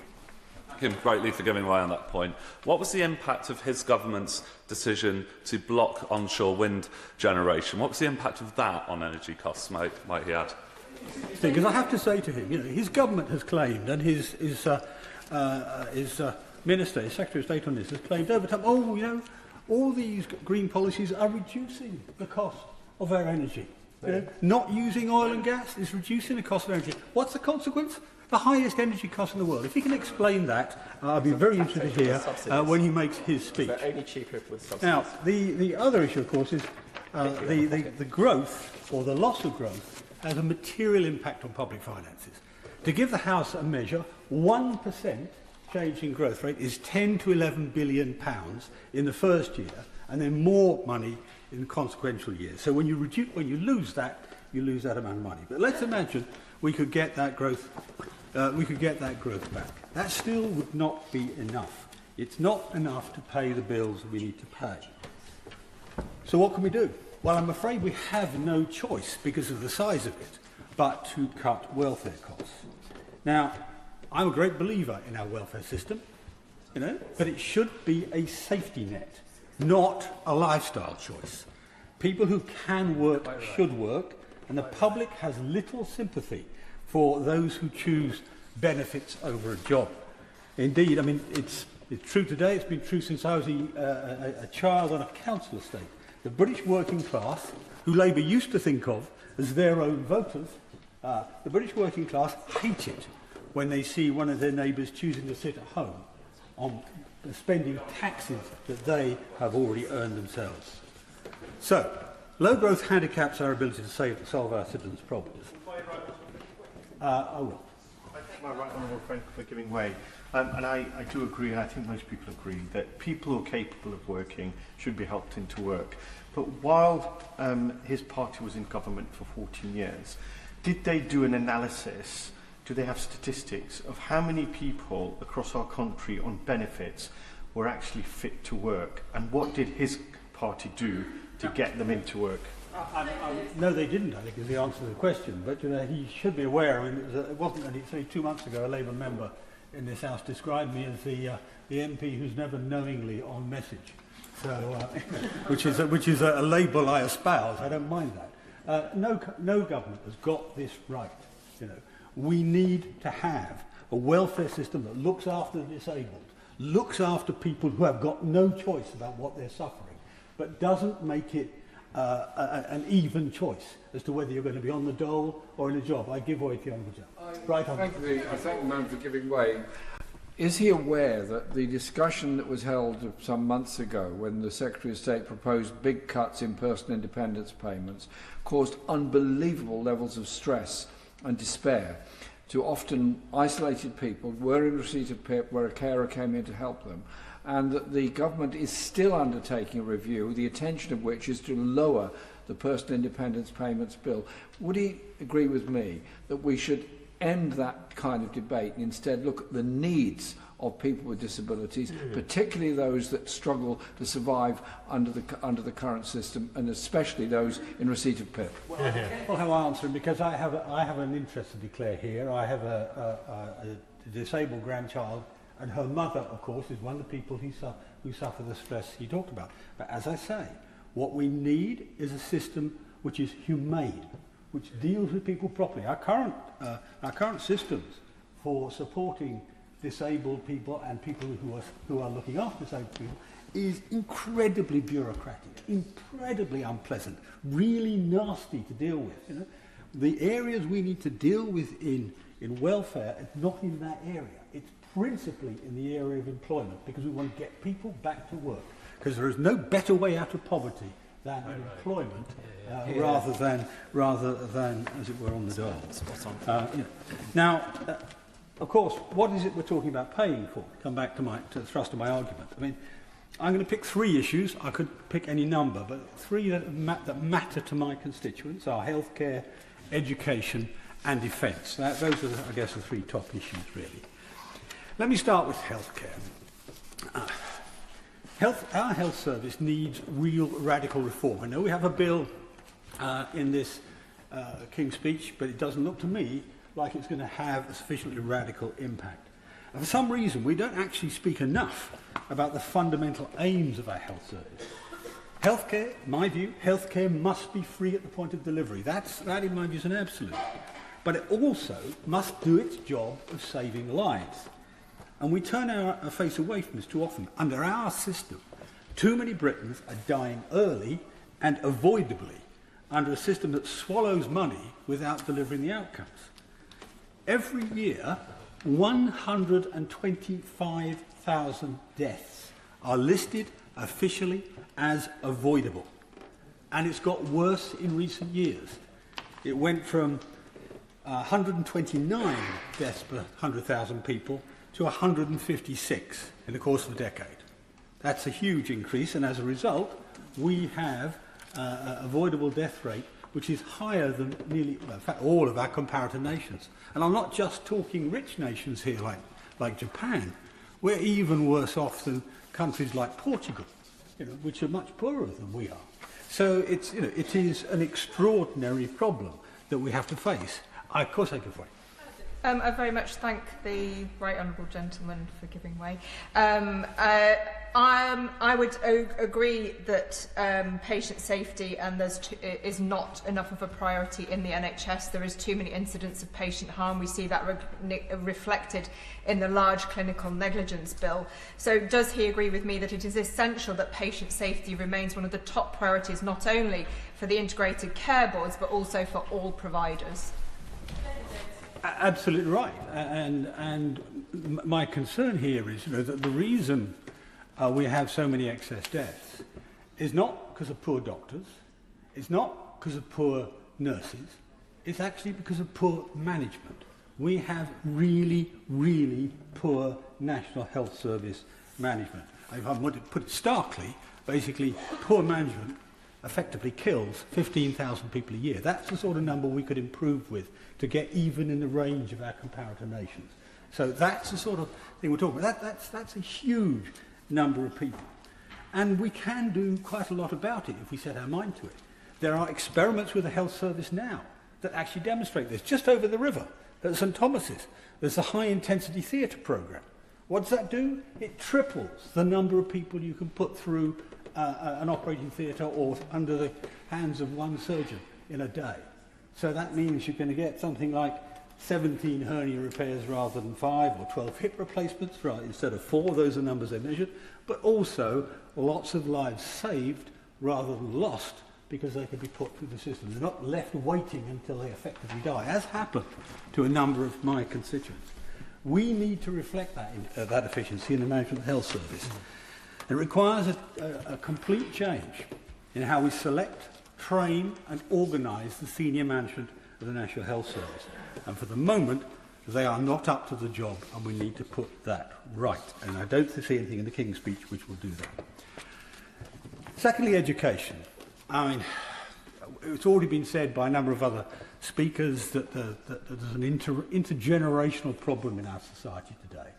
And education, of course, is where it crystallises. I mean, we're failing both very young children and young adults. The evidence shows that 1 in 4 young children, when they get to the age of 11, aren't sufficiently literate, aren't sufficiently mathematically capable to basically get any benefit from the next stage of their education. Put that another way, the state has failed a quarter of our children by the time they get to 11.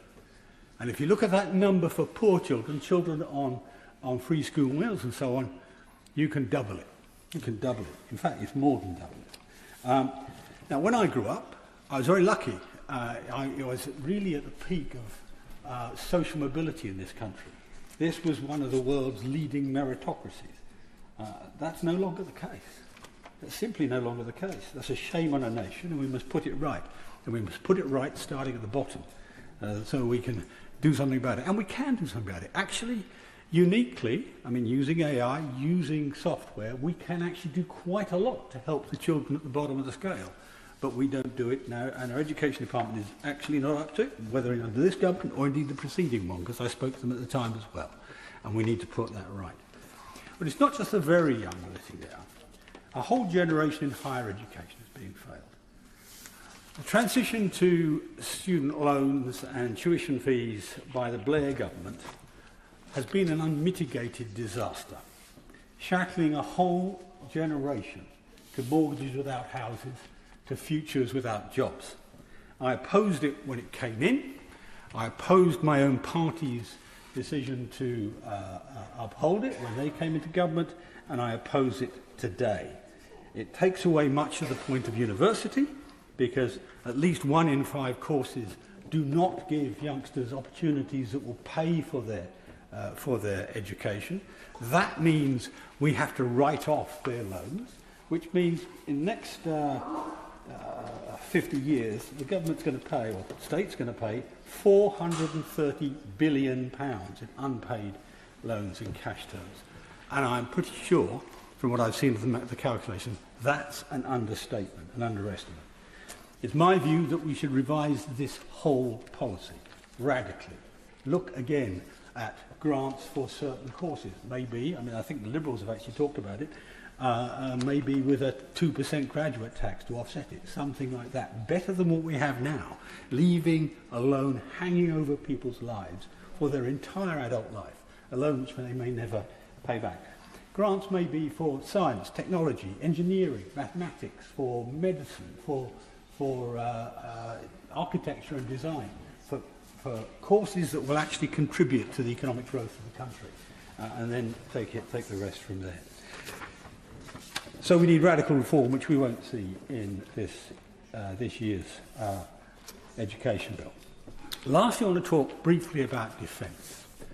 Now, there's been lots of criticism of the government, rightly, for taking too long over enlarging the expenditure we're going to put into defence.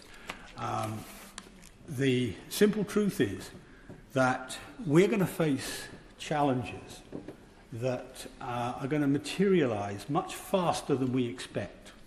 And the honourable gentleman who asked a question of my colleague earlier about peace being better than war, well, it's since the Roman times we have known that being well armed is the best way to prevent war. Nobody wants warfare.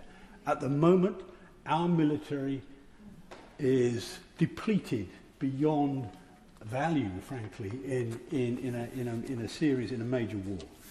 And I have to say, obviously we've got to submit that, but in addition to that, we've got to make sure that our strategy is right and our management of it is right. And frankly, the management of the Ministry of Defence is a disgrace. I can't pick a better word, to be honest.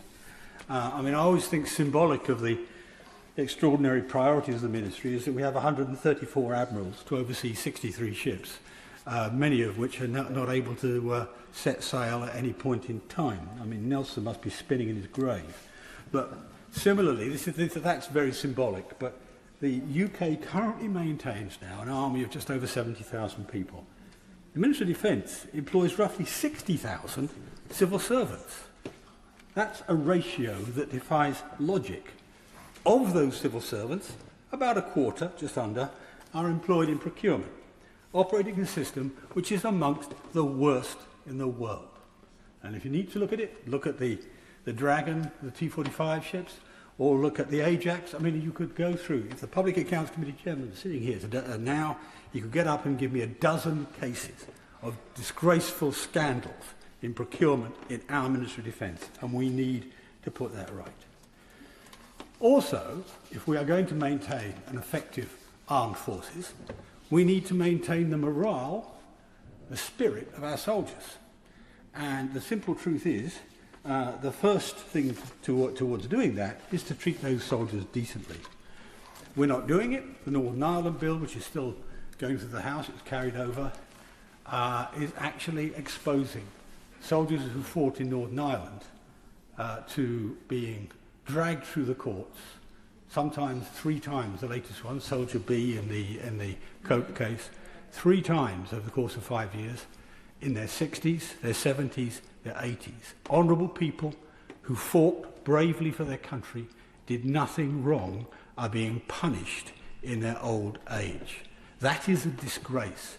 Now, the excuse the government used when it started this bill was that the previous legislation was illegal.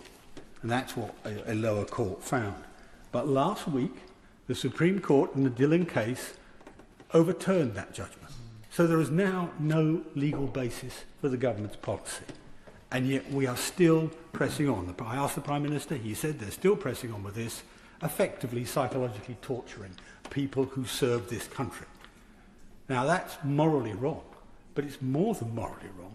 It's also causing people to leave, I mean it's in public domain now, I can say it, leave the SAS in numbers. You know? Our best, our most active regiment is now being depleted and destroyed. The regiment that the rest of the world is envious of is being undermined by the strategy of the government. And it should walk away from this policy, it should drop it. We should bin this bill. Now, I don't want to take any more of the House's time, so I'll simply say this. I mean, I've just picked out 3 subjects. There are many other important issues, of course, that the government will need to address. And I'm going to say it again. I hope the Prime Minister succeeds in resetting the government, in giving it some new dynamism. But at the moment, for me, the only attractive part of this Queen's speech was the last line, which always says the same thing.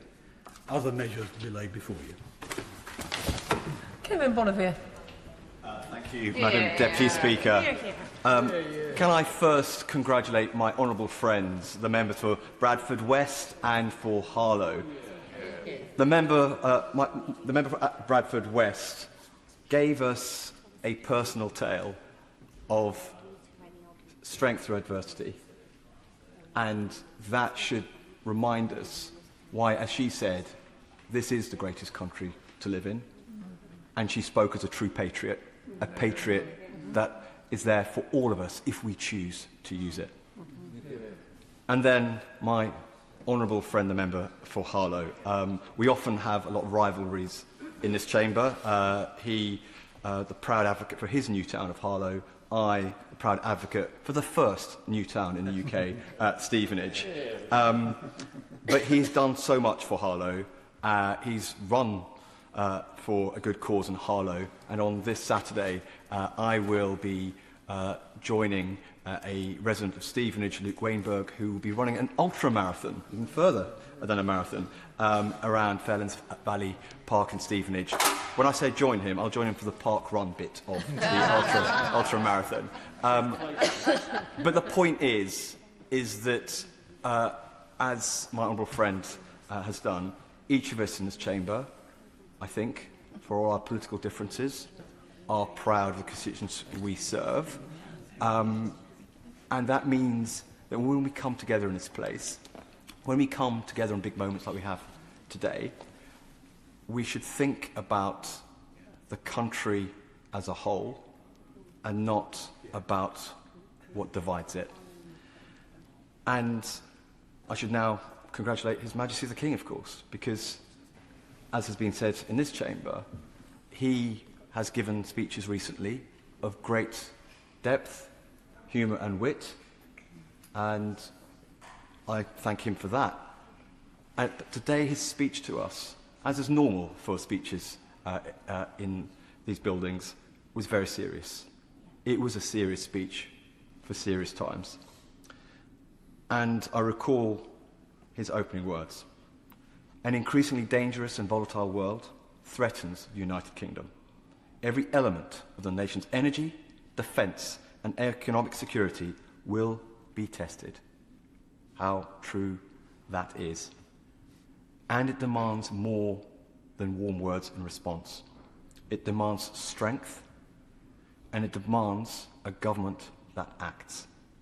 Because the world has changed. It is harder. It is less stable. It is less predictable. So we cannot treat security as something distant. We cannot treat it as something optional. And this government is committed in investing in our nation's security and indeed the security of each of us in our own lives. It was a Labour government in 1945 onwards that recognised the threats that faced our country then, following a devastating war, but the uncertainty of the future. Amongst its many responses, it built new towns. It built the new town of Stevenage to deal with a housing crisis, a crisis that we face again today. And in new towns like Stevenage, it provided jobs, security, hope for the future. And some of those jobs, in those days and to this day, are in the critical defence sector that this country, and indeed the rest of the civilised world, needs. So security is what we need today. But it can't just be a slogan. It is a plan that must run through everything we do. That's why I'm pleased this government is bringing forward a cybersecurity and resilience bill. Because the systems we rely on every day are now targets. Data centres, communications networks, the digital backbone of our economy. If any one of those fails, everything else follows. And so that is why we are also acting where security starts, in the real economy. When British steel was pushed to the brink last year, this government stepped in and saved it. We protected jobs, we protected capability, and we acted because that industrial base is not optional in a more dangerous world, because you cannot defend a country that cannot build. And as the Prime Minister himself said earlier today, we need sovereign capability to do that.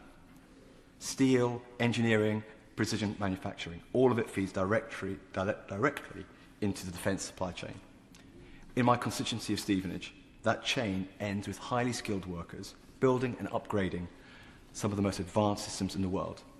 At MBDA, we have workers who are retrofitting Storm Shadow missiles, systems that are in use right now, protecting Ukrainian civilians as they sleep. That is what industrial policy and national security looks like when it's joined up. British steel, British engineering, British workers delivering real deterrence. And we need security to be ready.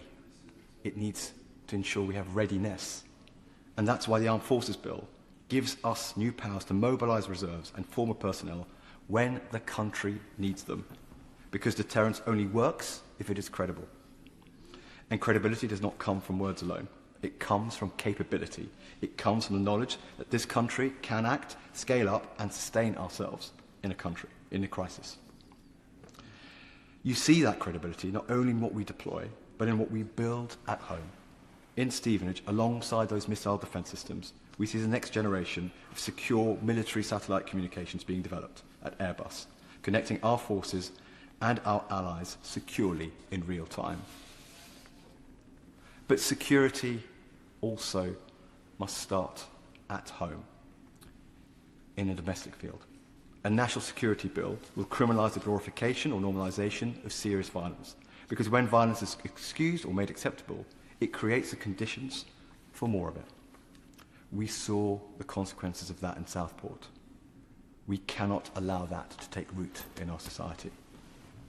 And that's the same across all our streets, where policing must keep pace with modern threats. In Stevenage, we have seen what proactive policing looks like. Under Project Vigilant, trained officers are out in our town centre identifying predatory behaviour before it escalates, intervening early to prevent harm and protect women and girls. And when it comes to organised crime, we are acting there too.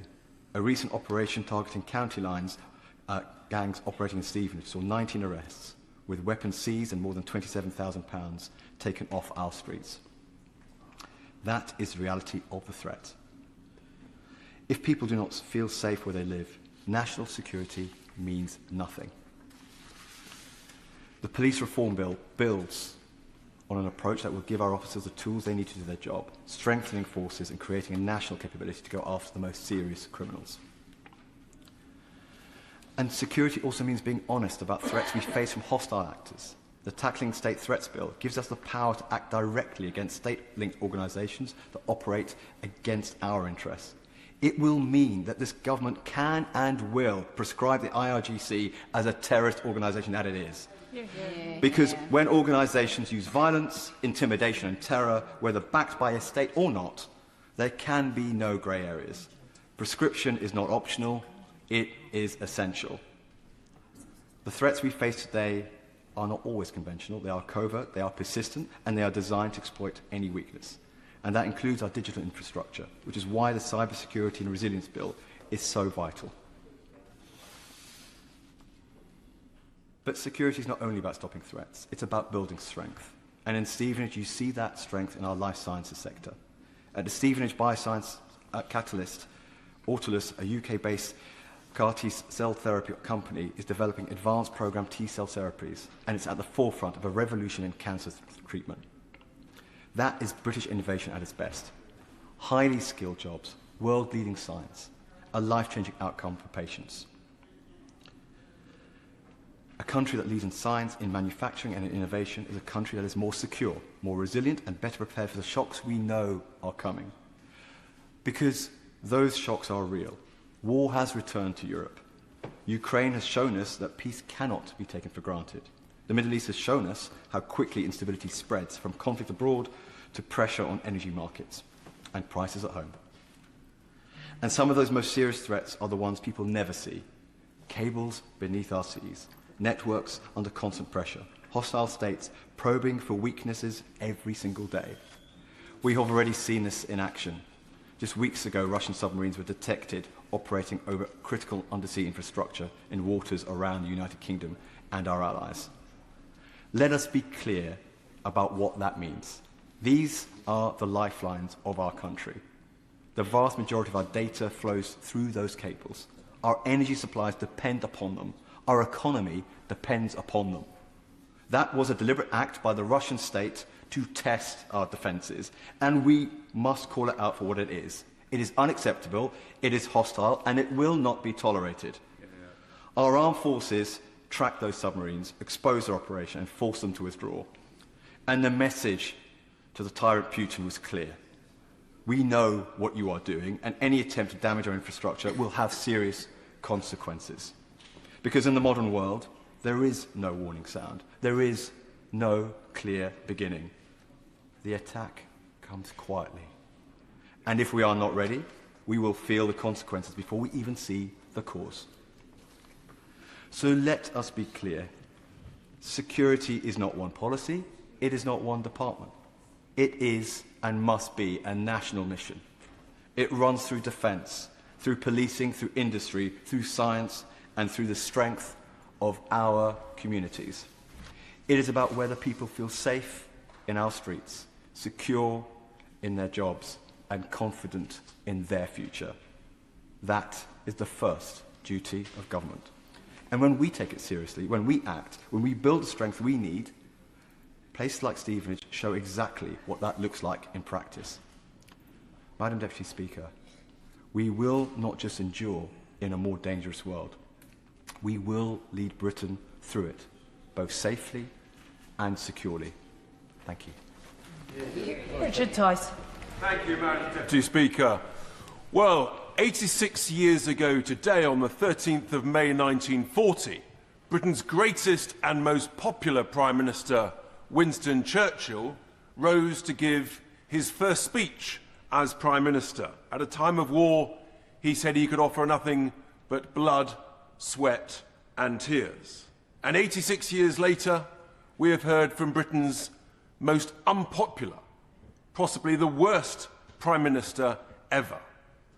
After just 22 months, Madam Deputy Speaker, all we have had is failure, incompetence and negligence. And we have a programme of government in this King's Speech that in a sense represents everything that this Prime Minister currently that we suffer under represents. Process and regulation. Process and regulation. And the thing about that is that that just drives up costs. And there is nothing that I can see in this programme of government that will actually reduce bills, will reduce the cost of living. I'll come back to you, my good sir. That will reduce the cost of living and that will drive up growth, drive up prosperity and drive up the quantity of jobs. But I will give way to my honourable member. I thank my honourable friend for giving way. He talks about regulation. Would he enlighten or educate me? Because I have failed to identify a successfully self-regulating industry anywhere in the world. When you remove regulations, you harm consumers, animals, nature and the planet. So please, can you enlighten me or educate me on what the alternative is? So the honourable gentleman refers, what we want, Madam Deputy Speaker, is smart and safe regulation. Yes. What we don't want is daft, dither and delay. And this Prime Minister, of course, represents all of those three things: dither, daftness and delay. But in a desire, of course, Madam Deputy Speaker, to be constructive, I have scoured this bill and I have found some good news. And the greatest news of this programme for government is there is one bill where this government has copied and learnt from reform. Listen to what I said almost exactly a year ago when I said we must nationalise British steel and invest in it and grow in it so that it becomes the heart of our sovereign steel-making capability. And although it is somewhat delayed after a year, thankfully this Prime Minister has listened to me and reform. And there is another important area, Madam Deputy Speaker, which is in the critical issue of special educational needs and the government's plans for a bill to follow the White Paper. And this is incredibly important to so many children and parents across all of our constituencies. And I actually think that in the White Paper, produced by the Secretary of State some weeks ago, I said in this House that there will be much, hopefully, that can reassure parents. And as we look at the details of that bill, what I hope is that some of the measures that are brought forward that will give better outcomes for children, faster outcomes for children, that will reduce the conflict between parents and councils. I would urge this government to try and accelerate some of those measures for the benefit of so many children. I think that is absolutely vital. But, Madam Deputy Speaker, there is some very bad news in this bill, I regret to say. And the first of that is that when we all talk about the crisis of our energy bills and our electricity bills, the plans for an energy independence bill will make things dramatically worse and completely unbelievably, ignoring all the evidence of the growth of the 80s and the 90s in the last century when we were growing at 2.5% to 4% most years because we used the great energy treasure in the North Sea of oil and gas. This government thinks it's a good idea, it's not, it's a terrible idea, to ban all new exploration of any more oil and gas fields. Unbelievable. We must be the only nation in the world with the joy and the pleasure and the treasure of oil and gas that says, no, it's a good idea to leave it down there. It's unbelievably incompetent, it is negligent, and it is the reason that we have such high energy bills. And it's an absolute tragedy, because that could drive up the growth and the prosperity. So we must absolutely ensure that that does not happen. My other deepest concern of all in this programme of government, Madam Deputy Speaker, is that, in a sense, I am joyous. We at Reform are joyous. We've just completely smashed it last Thursday in the local elections when voters said, after May 2025 and the success of our brilliant 10 councils where we have majority control, voters have said we want more reform. They have said they've given us 10 more councils to have full control of, another 9 more councils where we are the largest party. I give way to the honourable gentleman. The Honourable for giving way. He says they want more of it. Well, we've had lots of reform councillors elected in the past year, and we've had a reform councillor in my patch of Stevenage. When the voters had the first opportunity to actually give their view on that performance, he was turfed out, and we got a Labour councillor back in. So, is that really true?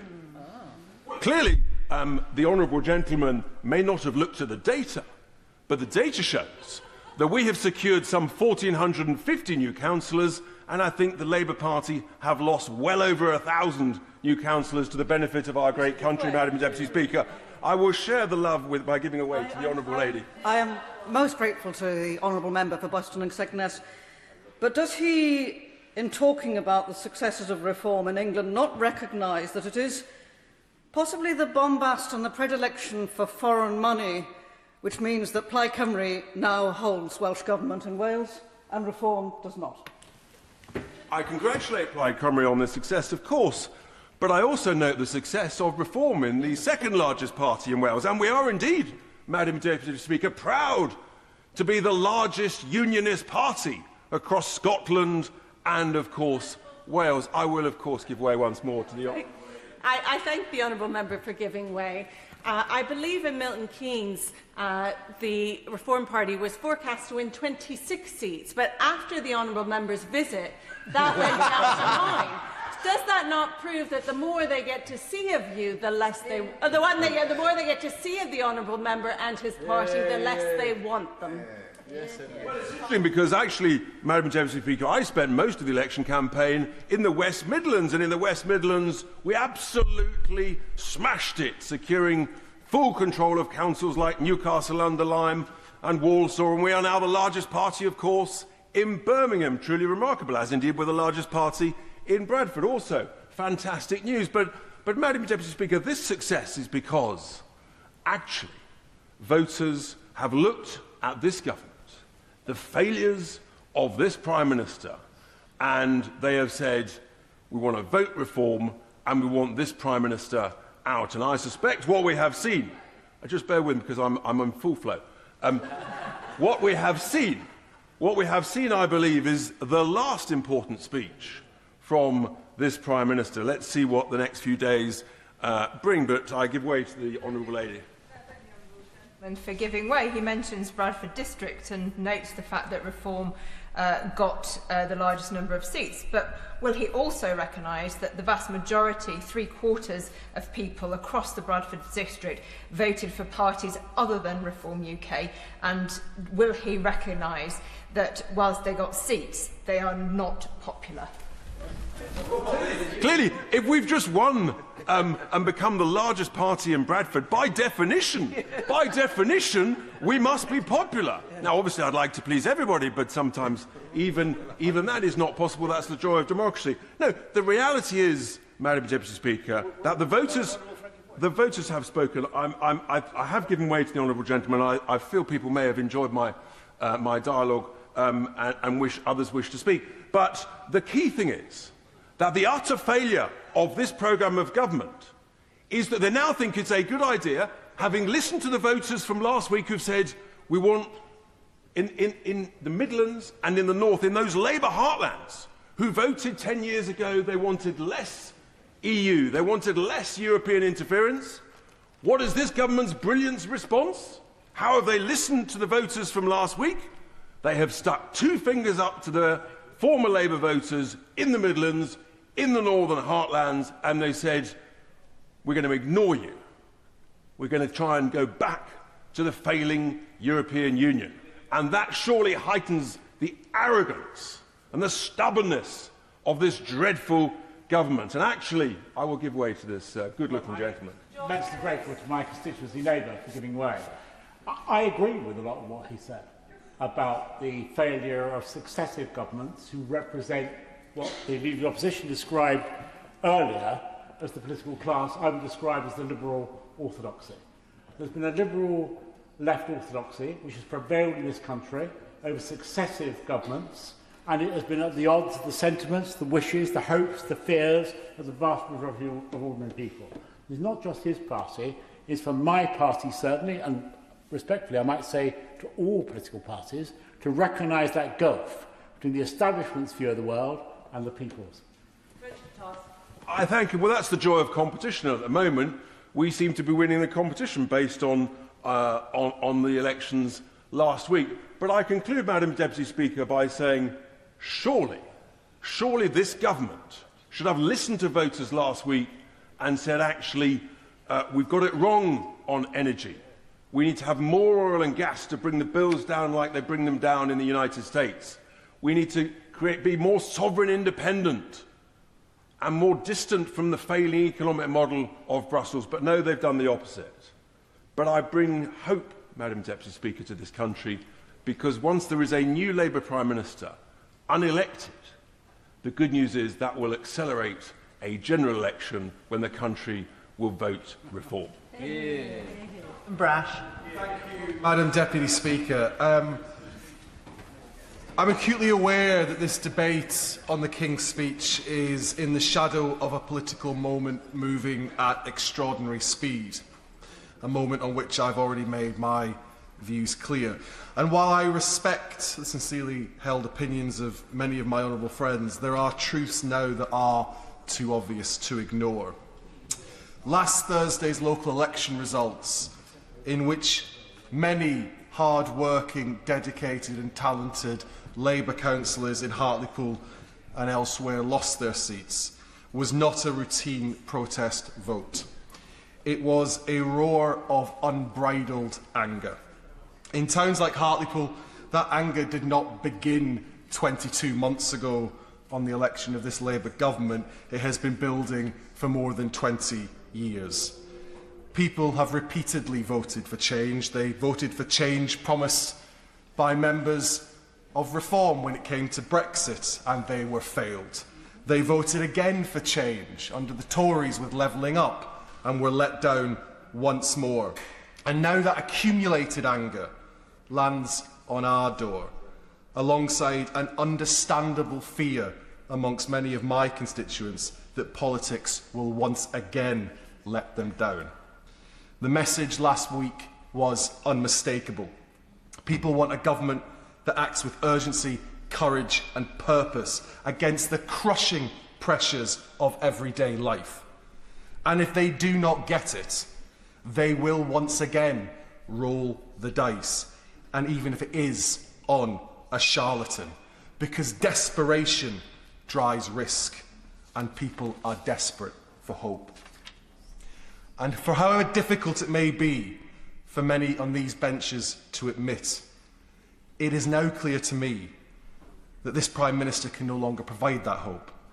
I do not say it with pleasure, but leadership is not only about knowing when to fight on, it is also about knowing when your authority has ebbed, when trust has frayed, and when it is time to leave the stage.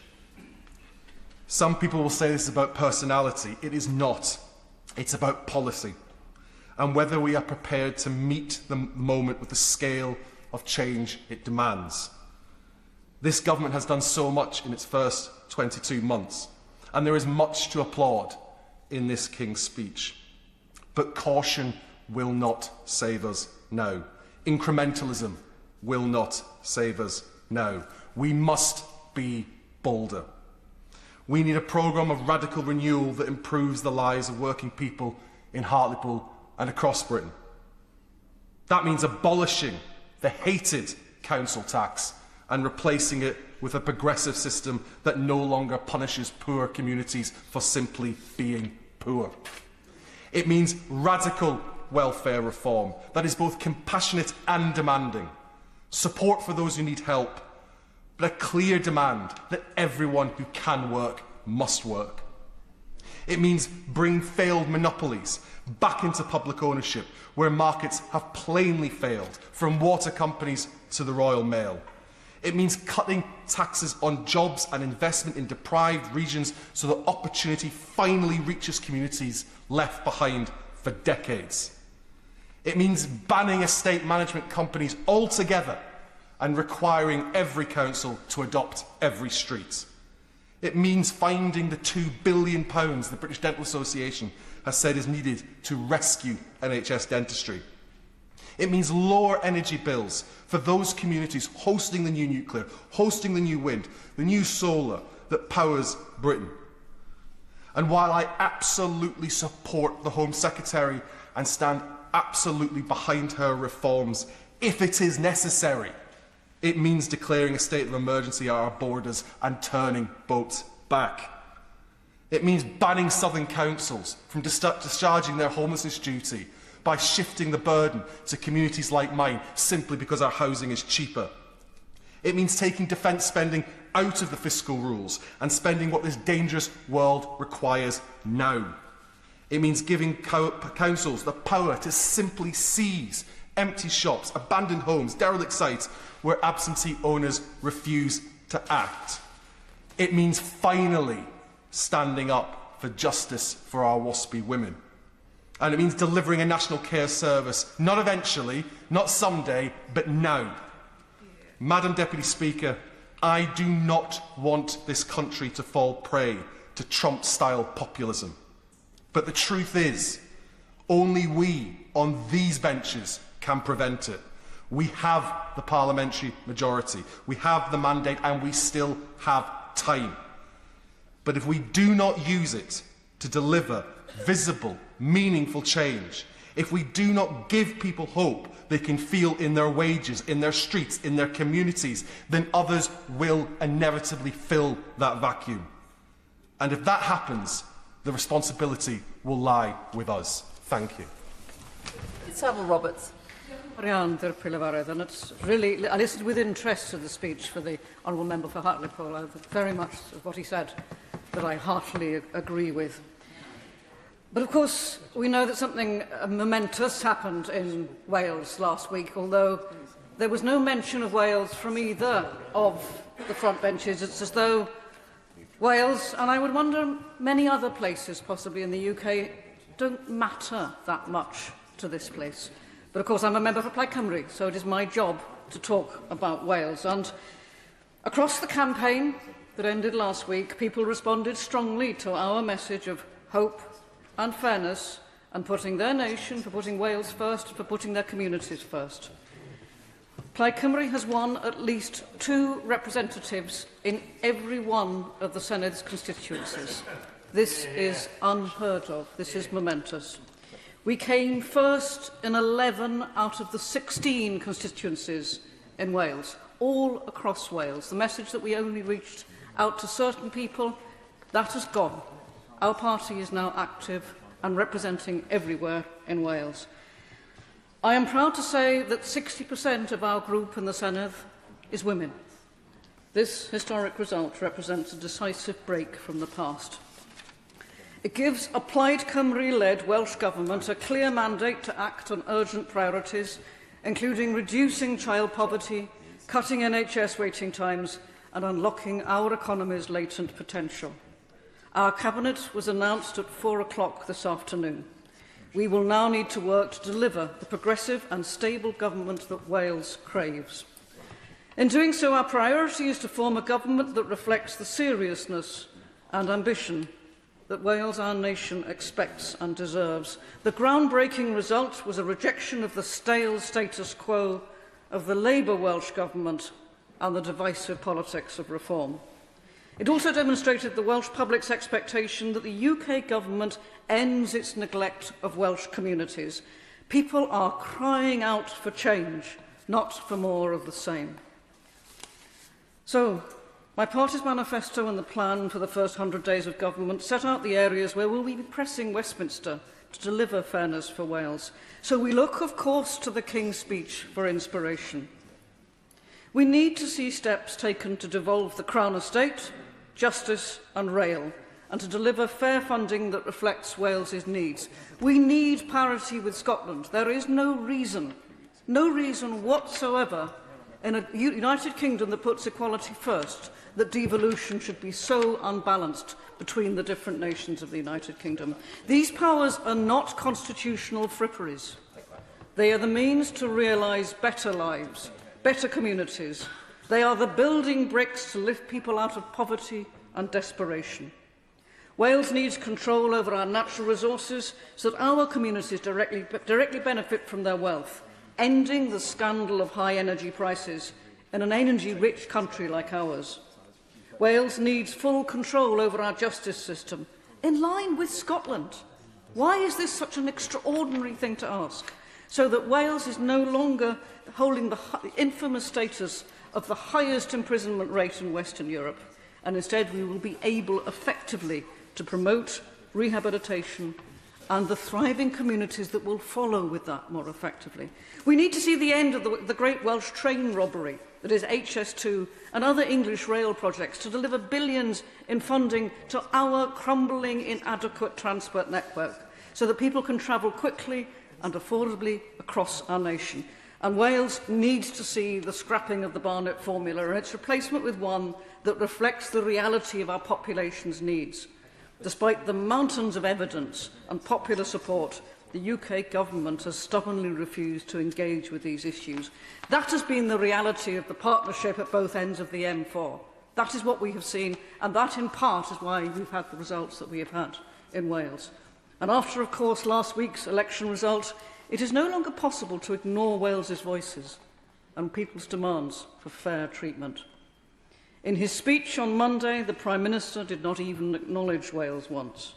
And again today, the King's Speech has failed to provide the answers that we know the people of Wales need and want.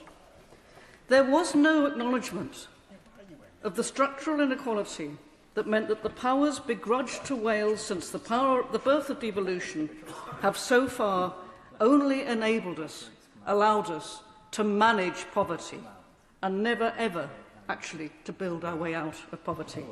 That somehow, in the over-centralised, chaotic government of Westminster. That is something which we need now to address. And of course, the chaos that we're seeing now, none of this serves the people of Wales. None of it serves many, many people, many, many communities across the United Kingdom. But it is particularly now in focus to see. We can see now how ill this serves the people of Wales. So whoever is the Prime Minister going forward, he or she must respect the mandate the new Welsh Government has to deliver new powers and fair funding for Wales. My party will therefore be tabling an amendment to the King's Speech calling for a new Wales Bill to be introduced so that Wales can gain the tools we need and the means to thrive. And I hope finally that the Prime Minister will have seen the error in his ways when he once, I think it was in March, warned his governments against over-deference to the devolved governments. Over-deference. Where is the respect? The respect to our communities, the respect to democracy. These are the changes we need to see. And sadly, in the King's Speech as it stands, I do not see them. But there is potential, and I would urge the government to think seriously about the need for a new Wales Bill. Diolch yn fawr iawn. Deputy Speaker, and may I congratulate my honourable friends, the members for Bradford West and Harlow, for their excellent speeches in proposing the Loyal Address and seconding it. It is an absolute pleasure to support the Government's programme for the coming session of Parliament. The Government has set out a challenging programme to build the security and growth that our country so badly needs. After many years of stagnation, this Government, under the guidance of the Prime Minister, the Chancellor and the Cabinet, are laying the foundations for sustained growth and the economic prosperity my constituents in Paisley and Renfrewshire North so badly need. It's that long-term thinking that has been missing from politics for a long time. My constituents need to see the life chances of their children correspond with their talent and effort. Too many young people have started to think that a life in another country would be a better alternative. We need to appreciate more our young people's efforts when they join the workforce. I have yet to work with a young person who I have not learnt enormously from in so many ways, making me a better leader, a better manager, a better person, a better business owner during my previous career and experience. This Government's transformative actions around employment law, abolishing zero-hour contracts, increasing the minimum wage and legislating for more job security are all things that this House should celebrate. If we lose our young people, if they do not feel rewarded and appreciated, they will literally vote with their feet and move away. We also need to do better at explaining that an apprenticeship is every bit as worthy as a degree. In Canada and Australia, centre-left governments are working well for their people, and this in part explains why many young people want to leave the UK and travel there. We're losing skilled young people who have been nurtured, educated and cared for from birth, and we're losing these to other countries. One industry where we need more apprenticeships created and nurtured is my former industry, the property sector, a key economic driver and delivery body for the homes and businesses of the future.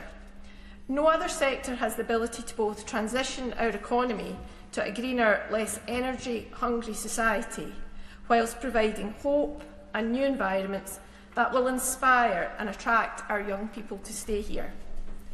Madam Deputy Speaker, it is true places like Paisley are changing, a new world, historic buildings being brought back to life, new cafes opening, public and civic buildings being restored, and a programme of cultural events. But even in a great town like Paisley, that is not enough. Change is not quick enough and it's not slick enough. The truth is, we need real investment in our towns in Scotland, and that requires UK government money. The local authorities are doing their best, but they're undercapitalised, and under pressure. They are under-resourced, and in terms of staff, particularly town planners, environmentalists and building surveyors. We need more initiatives like the City Deal, Pride in Place, UK Town of Culture, and we need this to be supercharged. To do that, my honourable friends, we need courage, hard work, political and economic stability and gritted determination from each and every one of us. And for giving way, she's making an extremely eloquent speech. Would she agree with me that people are sick and tired of living in towns that just look dirty? They're not cleaned, they're not maintained, and sports clubs don't even get their fields, grass cut. So that's the basic requirement of having pride in our towns and cities, is for a council to be funded so that it can do the basics of keeping the streets clean and cutting the grass for people to play sport. Well said, I couldn't agree with the honourable gentleman more. And in Scotland, we've had an issue where the Scottish Government has cut the budgets of local authorities for the last 20 years. But in terms of my own life, I like to go out and do litter picks, and we have some really good initiatives in Renfrewshire around that, and I would encourage everyone in the community to do that, because at least it does feel like you're making a difference. So I thank the honourable gentleman for that point. And we build on strong foundations, strong labour foundations, not like the local cowboy who builds in quicksand. The government programme will have positive effects, but it will take time. For communities up and down the country, with greater immediate support for young people to find education and training opportunities that they need to fulfil their potential. This programme will also continue to promise long-term economic growth based on strategic investment in housing and infrastructure. There is still a very great deal to be done, Madam Deputy Speaker. Great British businesses, large and small, should be able to thrive under this government. Supporting them in overcoming the obstacles and barriers they face should always be part of our strategy for growth. Madam Deputy Speaker, don't think for a minute that this simply means agreeing with whatever business asks for. It means a realistic engagement with business and an awareness of the pressures that they face. From my own experience of running a small business, I understand the choices people make in starting and building their business. I know something of the struggles they face to get money owed to them paid, and to meet a myriad of costs, not least paying staff and suppliers. I welcome the changes proposed around the late payment and procurement to assist small business owners. I empathise with entrepreneurs working hard to build something, to employ people, and being willing to take the risk to build a business. In my constituency, as in many others, small businesses are an important part of the local community. But building a successful business is predicated on so much of the social fabric and infrastructure that we in the UK take for granted. We need transport infrastructure and public transport for workers and customers. We need economic growth and customers with the disposable income to buy our goods and services. Those things don't just happen by accident. The Noble Address makes clear this government's commitment to building a thriving economy, because people need that to do business, and so does society at large. The choice isn't between good for business or good for workers. It's between good for society or long-term decline. On this side of the House, we want to build a future for everyone. And Spencer. Thank you, Madam Deputy Speaker. And I'd like to begin by paying tribute to the speeches by the honourable members opposite Bradford West and Harlow at the beginning of this debate. But context is key, and the backdrop to the gracious speech is one of a Labour Party in open warfare, and we've heard some of that in terms of the contributions of the debates earlier, and a huge amount of uncertainty over what's going to happen with the leadership of the Labour Party and the current Prime Minister. And that uncertainty is playing out in the financial markets. And we the message I would like to say to start off with to members of the benches opposite is whatever they're going to do, please just do it quickly, because we need to move on from this. The country needs leadership, and we've got a lot of very important things that we need to do, we need to be getting on with. And I'd say I'm mulling over options going forwards. I'd like to give a message and feedback from the Reino Unido and Weybridge constituency on a couple of issues which affect their residents as well. And that feedback is that small and medium enterprise is the backbone of our economy, but right now it's under intolerable pressure. I'll give a couple of examples. I received a letter from One Cobham, which is a business improvement district in my constituency covering Cobham. It's co-signed by 50 other bid members, raising the issues of business rates in particular, but also rises in rent, wages, utilities. 2 companies already having gone bust recently, and the intolerable pressure this is putting on the high street and businesses. Very happy to give way. Giving way on business rates, would he agree with me that there needs to be a different model for small businesses that should be linked to profitability with a maximum cap, rather than having to pay the flat rate regardless of what you're making or not making? Well, in a different world, we would have a very different King's Speech, and we'd have the one which is the alternate King's Speech delivered by the Conservative Party, by hopefully soon to be the leader of opposition as Prime Minister, which would scrap business rates of up to, please look at the detail, but certainly up to, I think it's around 110,000. But I'll go to a different company, which I visited in recent weeks in the north of my constituency, in Egham. This is a logistics company. It's a very specialist logistics company. They transport medical devices which are due to pathology and investigations. In fact, probably St Tommy's across the road has been supplied by them in their pathology department. This is a company that's been operating for 40 years. And when I met with them, they are facing the wall because of increases in business rates, taxation burdens of the company, and all the people who work for them. I hope to God they are okay, and this government changes course and they continue to be successful. But if they do go to the wall, then all these jobs and livelihoods will go with this. And it's a story that affects businesses and organisations across my constituency, whether you're going to Chertsey, whether you're going to Addleston, whether you go to Weybridge, whether you go to Woodham, Rowtown or Newhall, whether you go to Oxshott, Stoke Dagenham, all the different parts of my constituency, businesses are struggling. Free enterprise is under pressure, and it's dying because of the taxation burden and because of the regulatory burden that's being imposed on them by this government.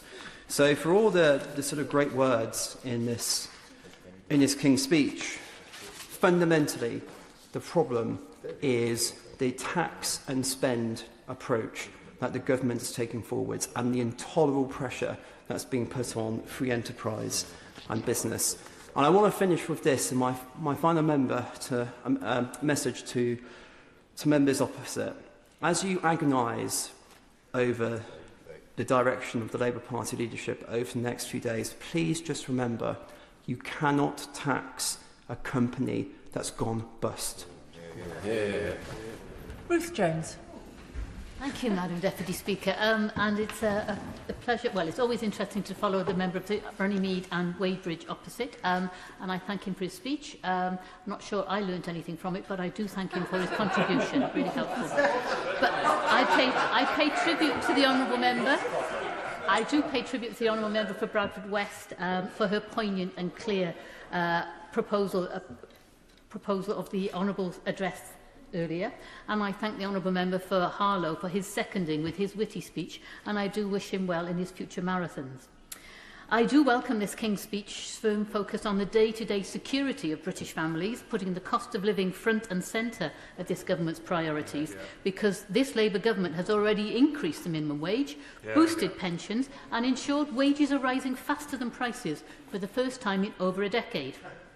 By removing the two-child cap, this has benefited over 2,000 families in my constituency of Newport West and Isloin.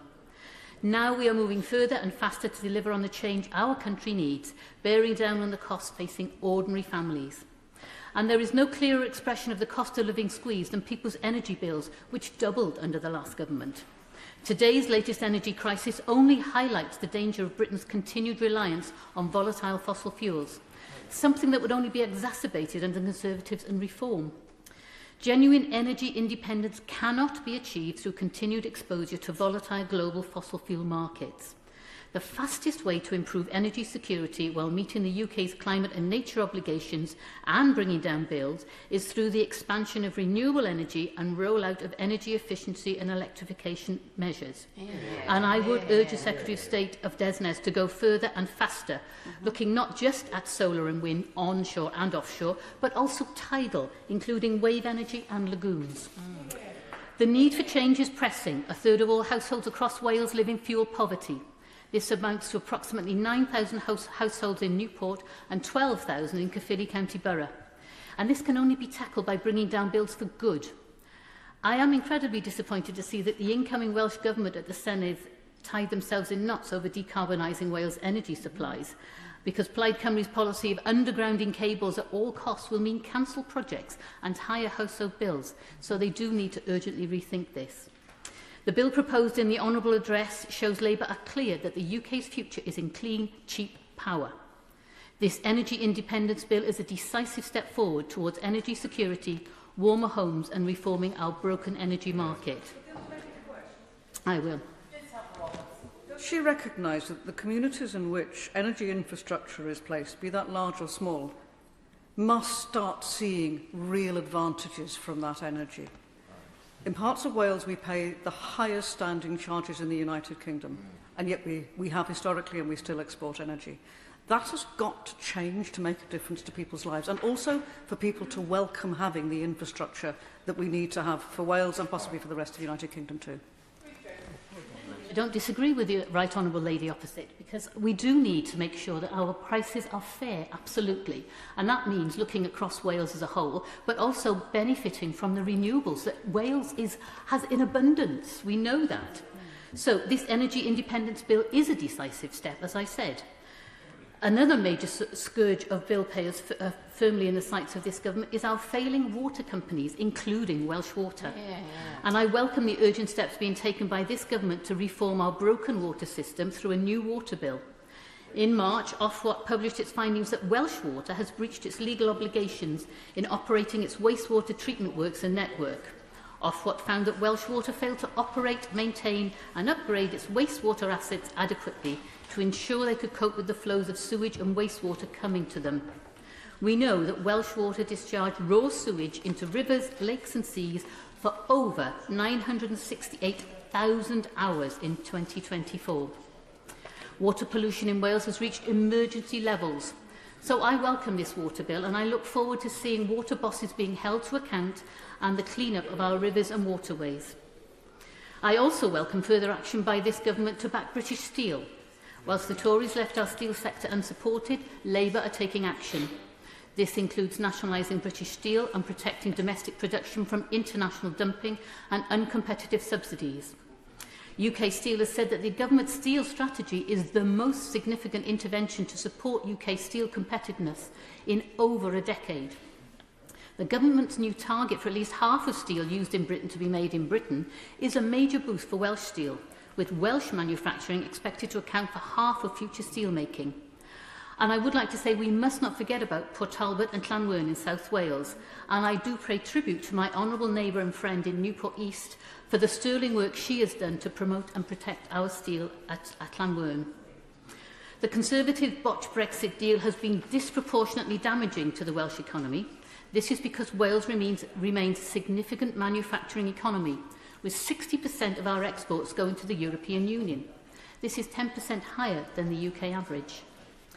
Whilst negotiations are ongoing for the EU trade bill, I would urge the government to commit to securing a carve-out on animal welfare as secured by Switzerland in a similar deal. The UK is proudly a nation of animal lovers and a world leader in animal welfare standards. This includes being the first country in the world to ban fur farming. A future trade deal involving dynamic alignment on key sectors must not risk watering down UK commitments to ban the sale of foie gras or end the import of fur. I would like to gently highlight to the front bench the lack of legislation about animal welfare in this King's speech. I said we are a nation of animal lovers, and there are easy wins that we could make for this government now. We are committed to the animal welfare strategy, yes, and using this, we could ban the use of snare traps, bring forward a close season for hares, and bring into effect the Animals Low Welfare Activities Abroad Act.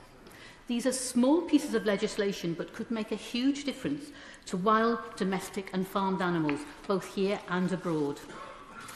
Now, moving on to small businesses, we know that the Federation of Small Businesses has estimated that 50 to 54% of SMEs regularly experience late payments. Late payments cost the average SME £22,000 a year, and businesses spend on average 86 hours a year chasing invoices. And this is a massive problem for businesses in my constituency of Newport West and Islwyn. And I'm pleased that we are taking action to stop this happening. So, looking ahead now to GB Railway, this Labour Government new railways bill will transform the railway network in Wales as we deliver our £14 billion plan to improve Wales's railways. Front and centre of this is the £90 million investment in 5 new stations between the Severn Tunnel and Cardiff, including uses. Labour's railway bill will also give the Welsh Government a new statutory role to ensure that Wales-wide strategies feed into cross-border plans by Great British Railways. This will be a key pillar of the continued constructive and professional relationship between the two governments, working together for the benefit of people in Wales. Turning now to the TIMS review, and I would welcome the government's continued ambition to support more young and disabled people into work by reforming the welfare system. But these changes must be based on compassion and providing effective support mechanisms for people to move into work, building on the already introduced right to try. I agree with His Majesty that we must have a system which is fair and fit for the future. Finally, I turn to the conflict with Israel and Palestine. I welcome this government's continued commitment to supporting a two-state solution. We urgently need to work with partners to ensure a viable Palestinian state alongside a secure Israel. In supporting peace efforts in the Middle East, I would also press ministers to call on Israel to end its continued bombing in Lebanon, which has seen over 1 million civilians displaced from their homes. Will the member give way? I will. I'm grateful for the member giving way. Does the member agree that it's now time that the government supports the ICJ court case and calls it what it is, a genocide, and now is the time to cut all diplomatic ties and end all arms licenses, because Israel is a rogue state? I thank him for his contribution. I must say that if you cut ties, you cannot communicate. Therefore, the only way to lasting peace is through communication. We must keep communication channels open. That's the only way to a lasting peace. So I listened carefully to the Honourable address this morning, and I'm pleased to hear of the proposed 35 bills and the actions planned. I look forward to them being delivered swiftly for working people across the UK so they can feel the benefits of a Labour government working for them and with them. Thank you. Jerome Mayhew. Madam Deputy Speaker, and you don't need me to tell you that this is a deeply unhappy government. It's a deeply unhappy party sitting on the benches opposite. And the reason for it, what they don't appear to understand, is the core problem that they have is a lack of economic growth.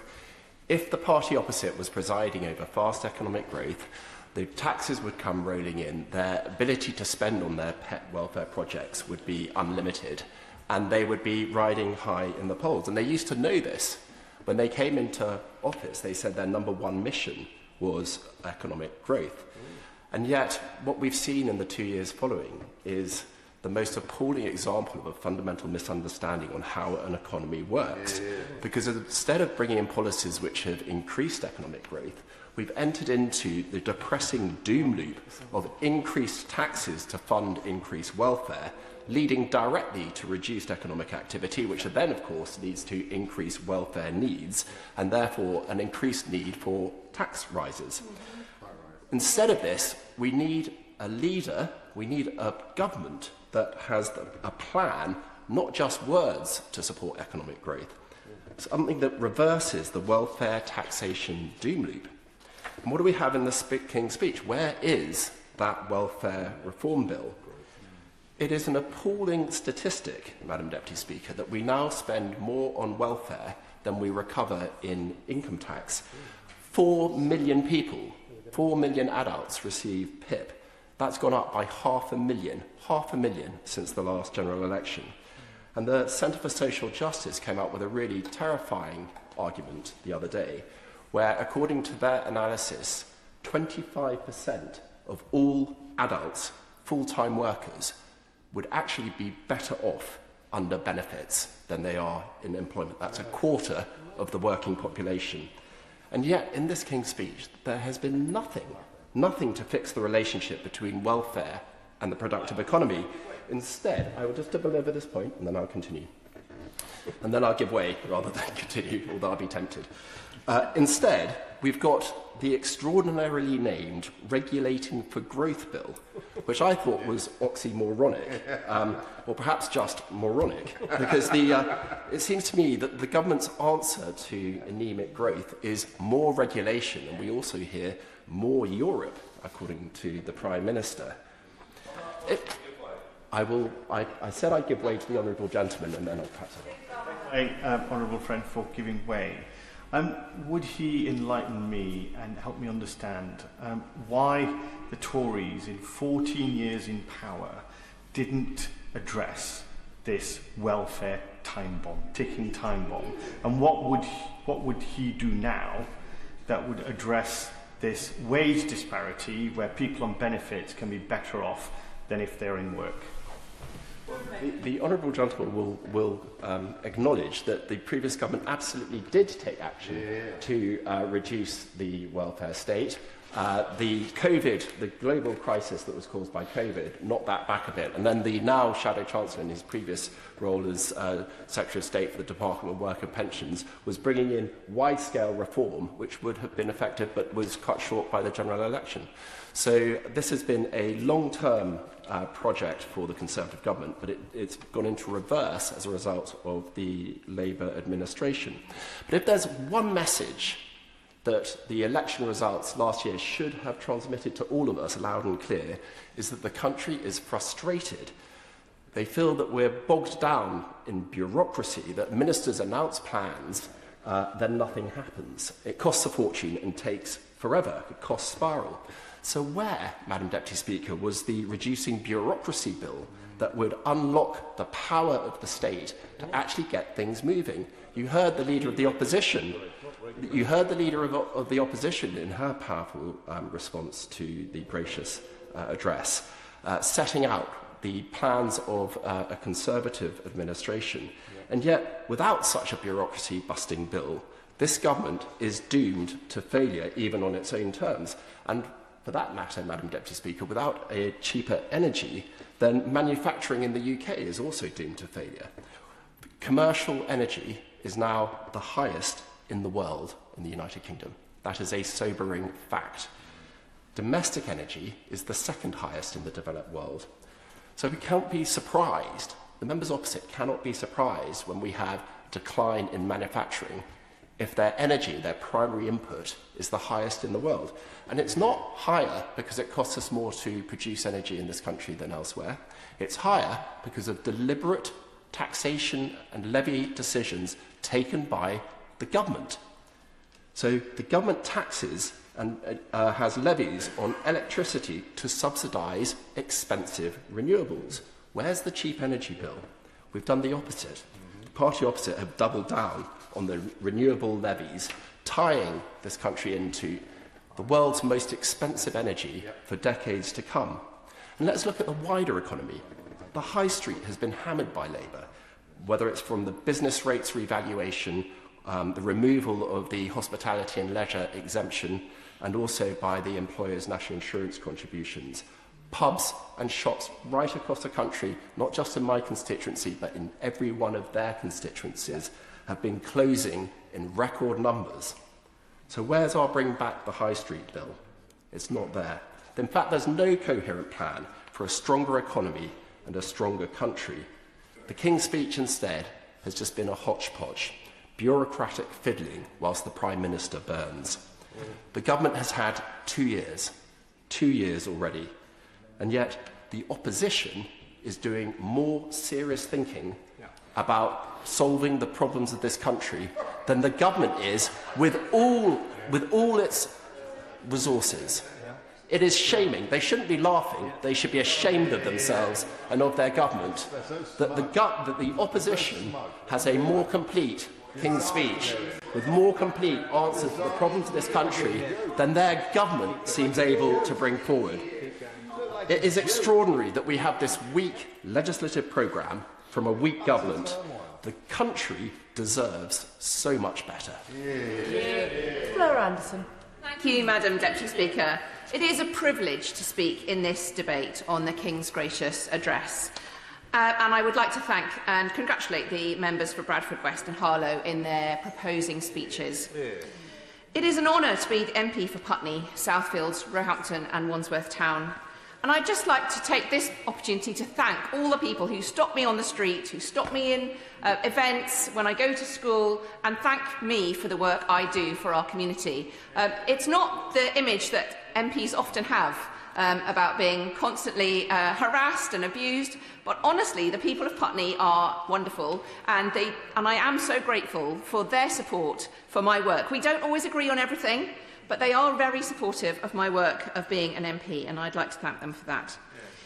In a short space of time, His Majesty's Government has delivered real change that matters to people in Putney, Southfields, Roehampton and Wandsworth Town, and they also tell me about the things that the Government is doing that's made a difference to their lives.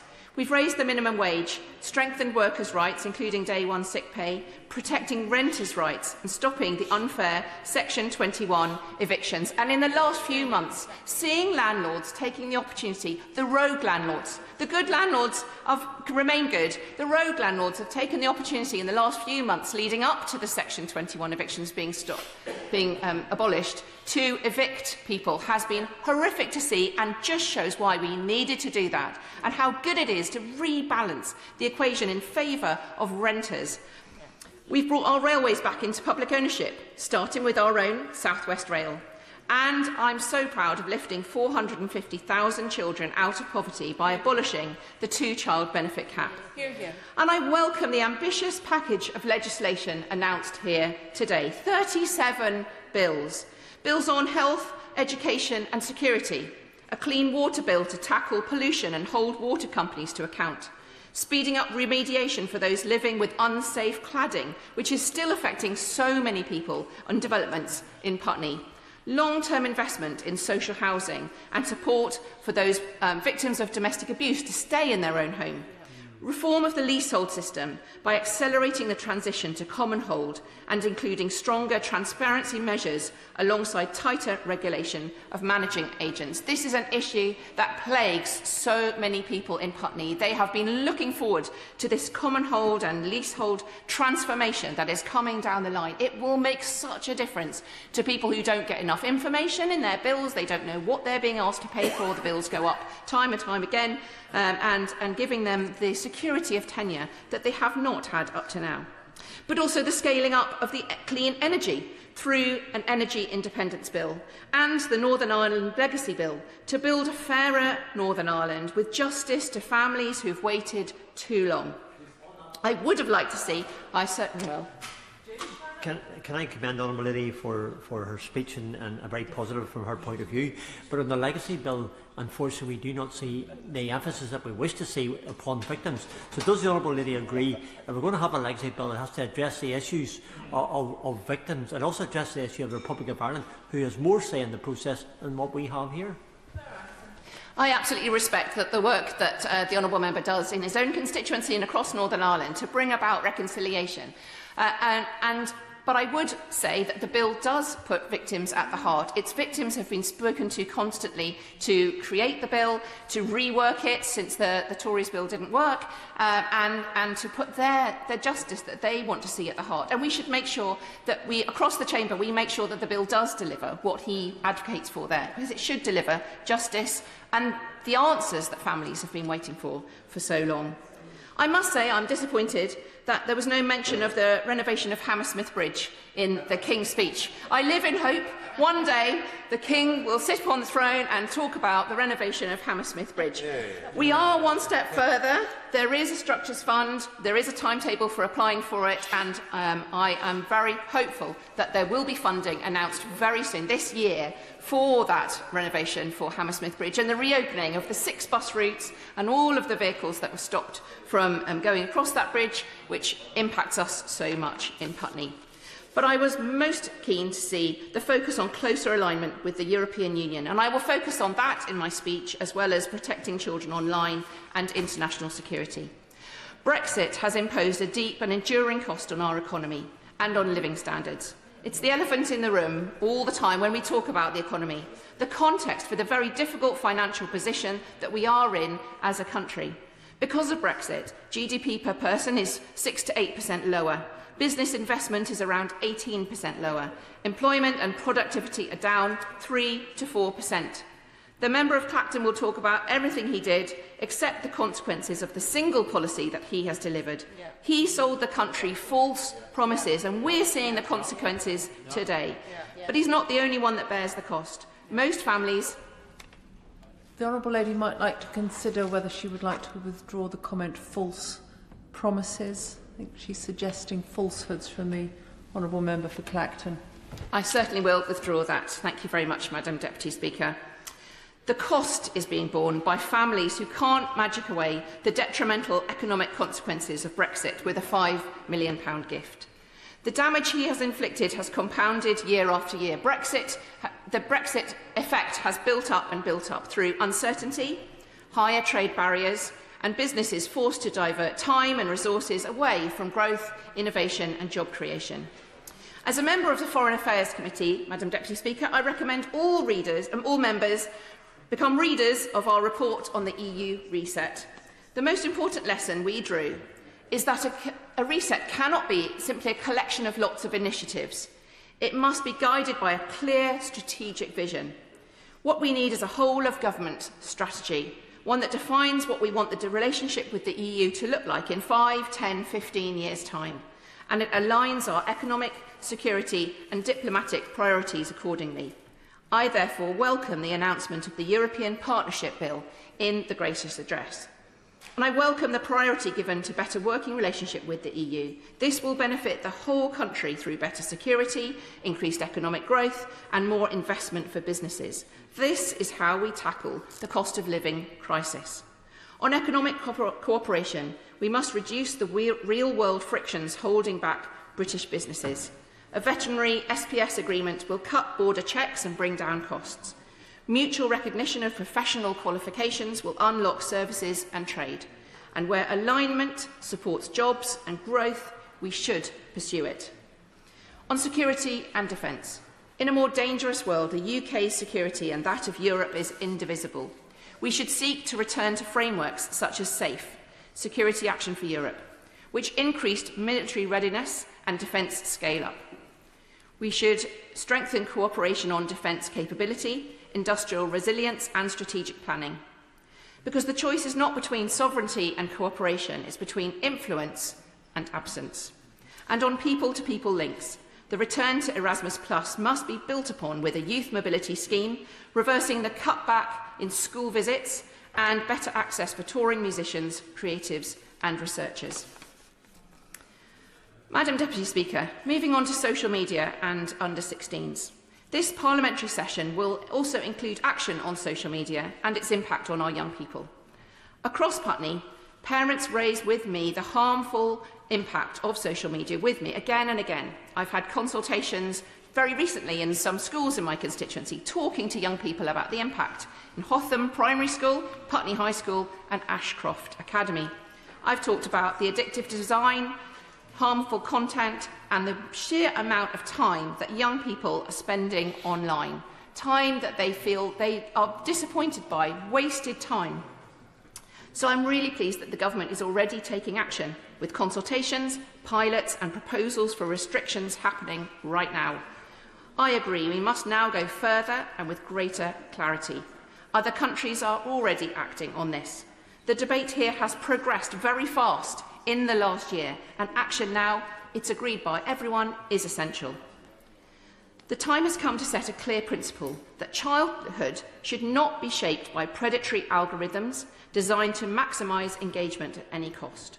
So I support raising the age of social media to 16, alongside robust and enforceable age verification. This is not about being anti-technology, it's about being pro-childhood.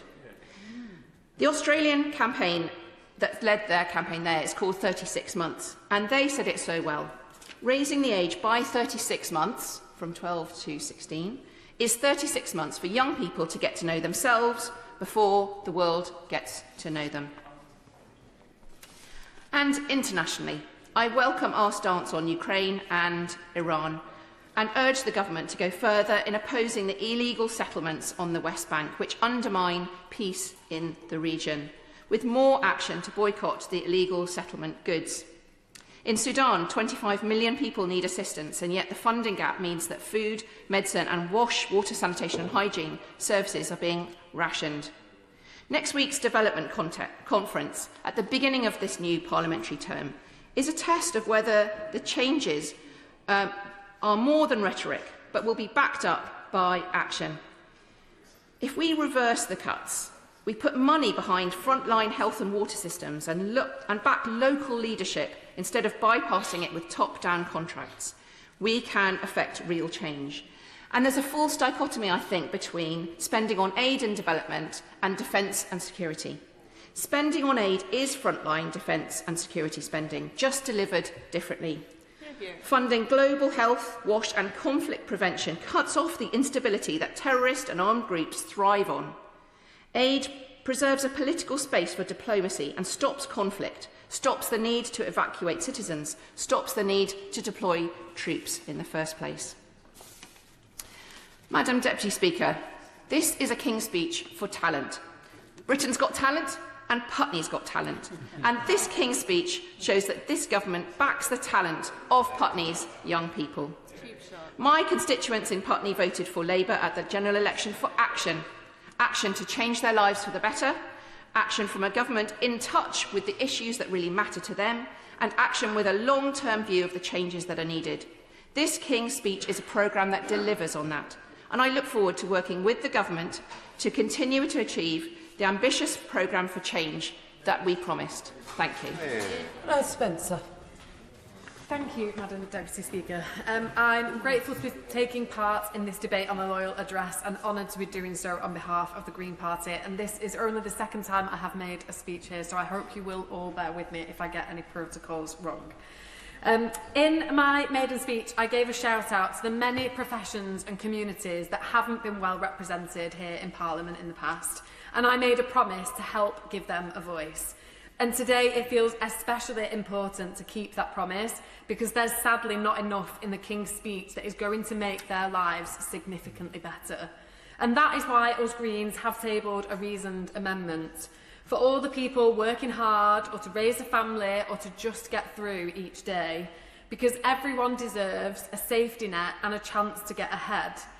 For everyone who wants things to be different. And 1 in 3 households in Gorton and Denton live in fuel poverty. And the UK has got some of the leakiest homes in Europe, and I know that because I have worked on thousands of them in my last job as a plumber. And so if we want to cut energy bills for good, we really do need a properly funded and a properly regulated national home insulation scheme, and to go even bigger on renewable energy. And that is where investment should be going, not into nuclear power. And the King's Speech includes some steps in the right direction, but it is nothing like the transformative, progressive programme that this moment demands. It doesn't rise to the climate and nature crisis that is happening now, and that's a crisis that can't be separated from the inequality and cost of living crises that are happening too. Because it is always the poorest people that suffer the most, here in our country and around the world. And while certain people will claim that climate action is pushing up bills, we know that that isn't true. And we know that some of the people saying that are being bankrolled by the very companies causing climate destruction and ripping off our constituents. And the representation of the people bill must go further on cleaning up politics, because a greener, more affordable, more secure future is possible if you stand up to those vested interests. And if we're prepared to admit that obscene wealth is damaging our country. And people out there are so angry at the gap between the super rich and all the rest of us getting even bigger. And they want something equally big doing about it. They don't want any child to go hungry. And they know that a free hot school meal for every child up to the age of 16 is possible if extreme wealth is taxed fairly. They want public transport to be more affordable, and they know that we could start by giving free bus passes to all the under-22s, again paid for by our tax system being made fairer. They want everyone to have a roof over their head, to get a doctor's or a dentist appointment without struggle, and for the NHS to be run for the public good, not to line shareholders' pockets. And they know that change is possible if only this government, a Labour government, would tax extreme wealth fairly. Our Green Amendment includes new powers to control rents. Greens welcomed the changes in the Renters Reform Act and now plans for more social housing.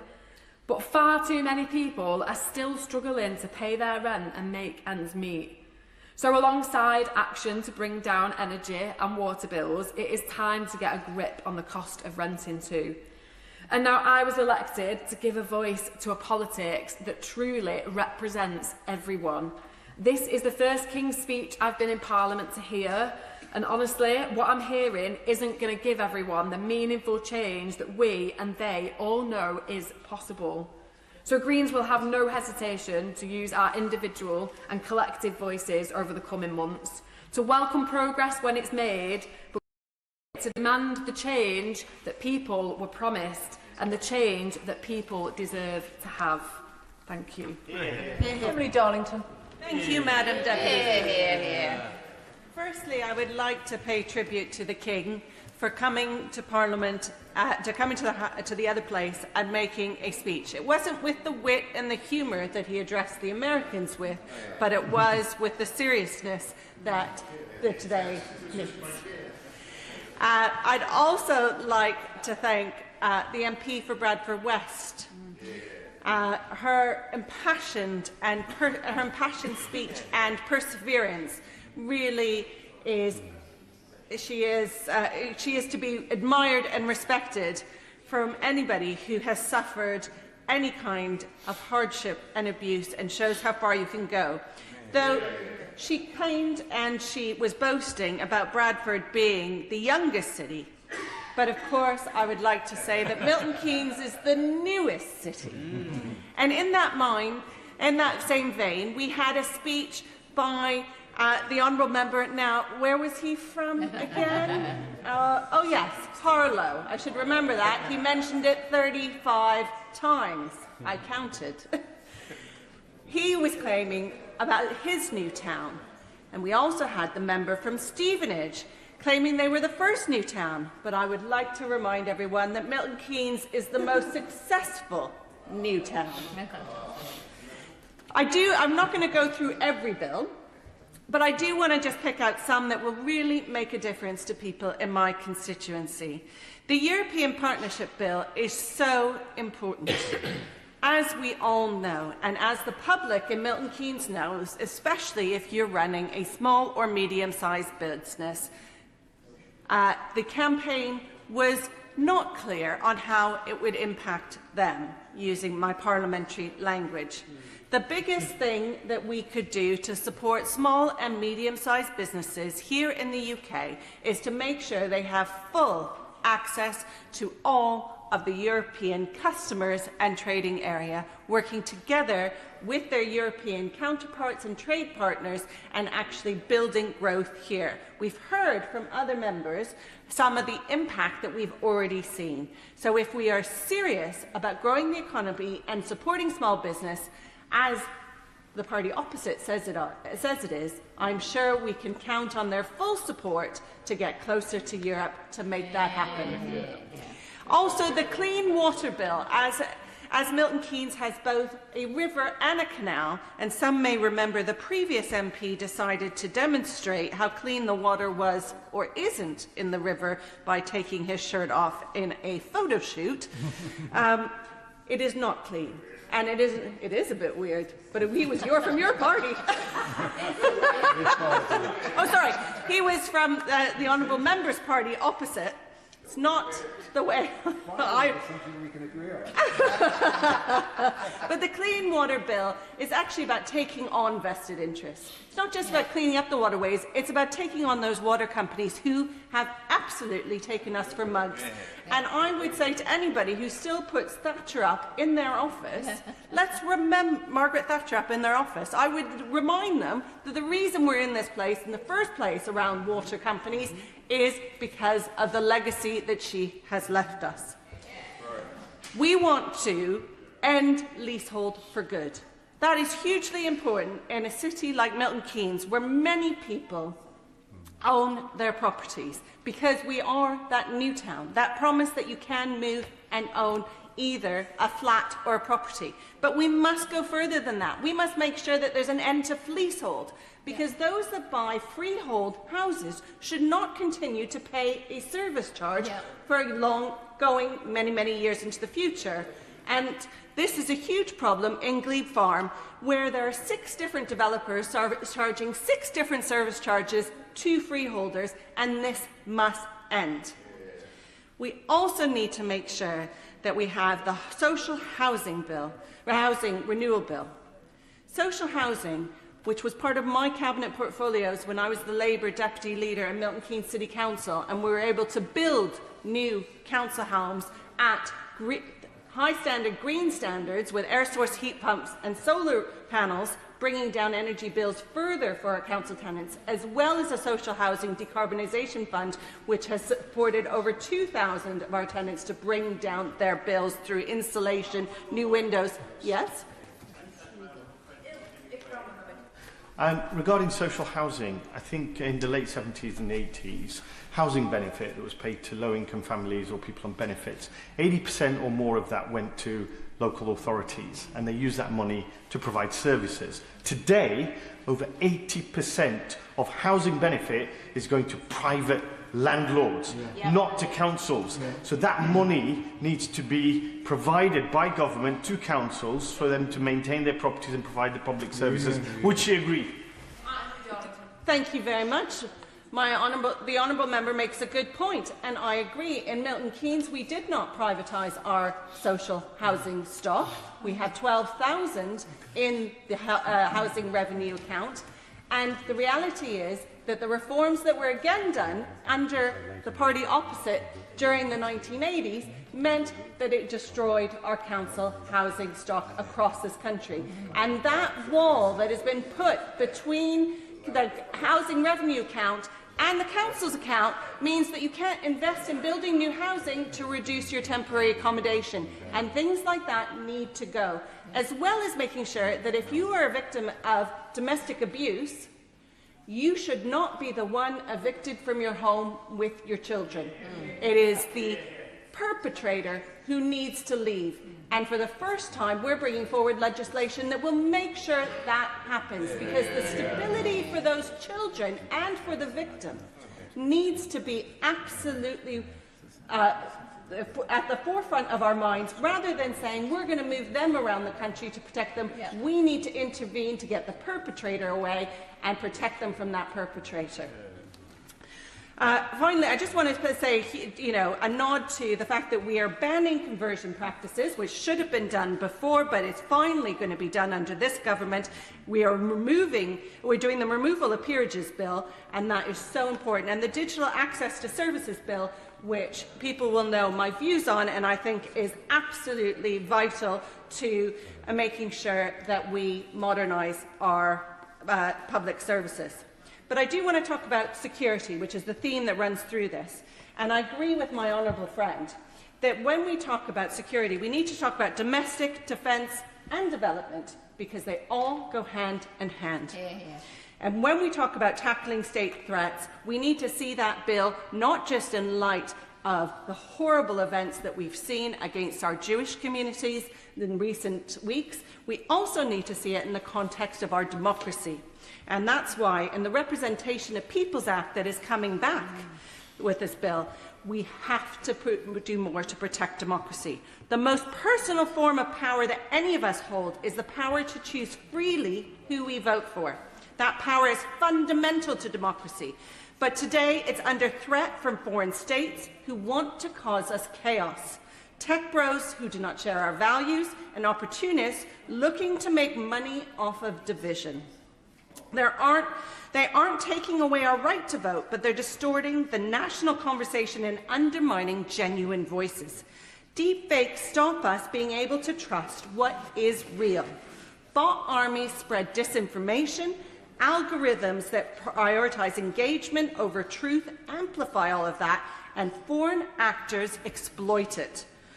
This is a make-or-break moment for the security of this country's democracy. We cannot shy away from what's at stake.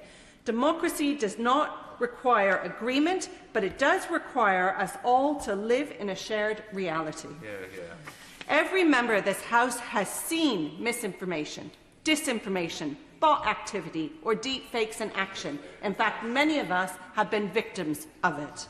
If we don't act, we are putting our democracy in the hands of tech bros in other countries who do not share our values, and in fact, some have even called for riots in our streets, and cannot be trusted with our future in Britain. The Representation of Peoples Act of 1983 was not designed for a world of deep fakes, micro-targeting political advertising, deep fakes of politicians and algorithms with agendas. So I'm thrilled that this government is reforming it, and I will be retabling my 7 amendments to the bill at report stage when it comes. I want to see clear laws that recognise and define digital manipulation as a serious offence against our democracy. I want increased powers for the Electoral Commission to demand back-end real-time access to social media platforms when manipulation is suspected.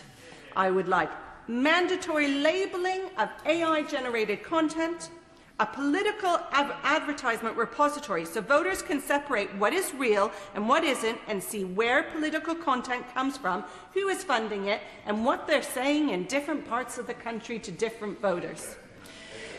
A critical incident protocol and independent of government which can be triggered in response to a significant risk to the integrity or security of our elections. Our election laws, and I know this is controversial, but elections do not just happen 6 weeks every 5 years now. Our election laws should also apply all year round. The 6-week campaign is a thing of the past. We cannot keep regulating for a world that doesn't exist. And that means that anything that people see in terms of our democracy, whether it's a year out from an election or 2 weeks out from an election, should meet our electoral standards. This is not about limiting debate or controlling outcomes. It's about safeguarding the conditions in which each and every person makes their choice. It is the only way our democracy survives. And so, in conclusion, I am pleased that we are pursuing a very serious agenda, an agenda that is about our security, but is also about the security of everyday lives for our constituents. In Milton Keynes, this King's speech, this 35 bills, on top of the 50 that we passed in the last session, is making a real difference to everyone. Thank you. Martin Vickers. Thank you, Madam Deputy Speaker. It's a pleasure to take part in this King's Speech debate, and I join with others in congratulating the members for Bradford West and Harlow in the way they spoke earlier. I want to focus in particular on the proposals to nationalise British Steel. Now, my Brigham constituency takes in a part of the Scunthorpe Steelworks site. Many hundreds of my constituents work in the industry, and many more in the supply chain.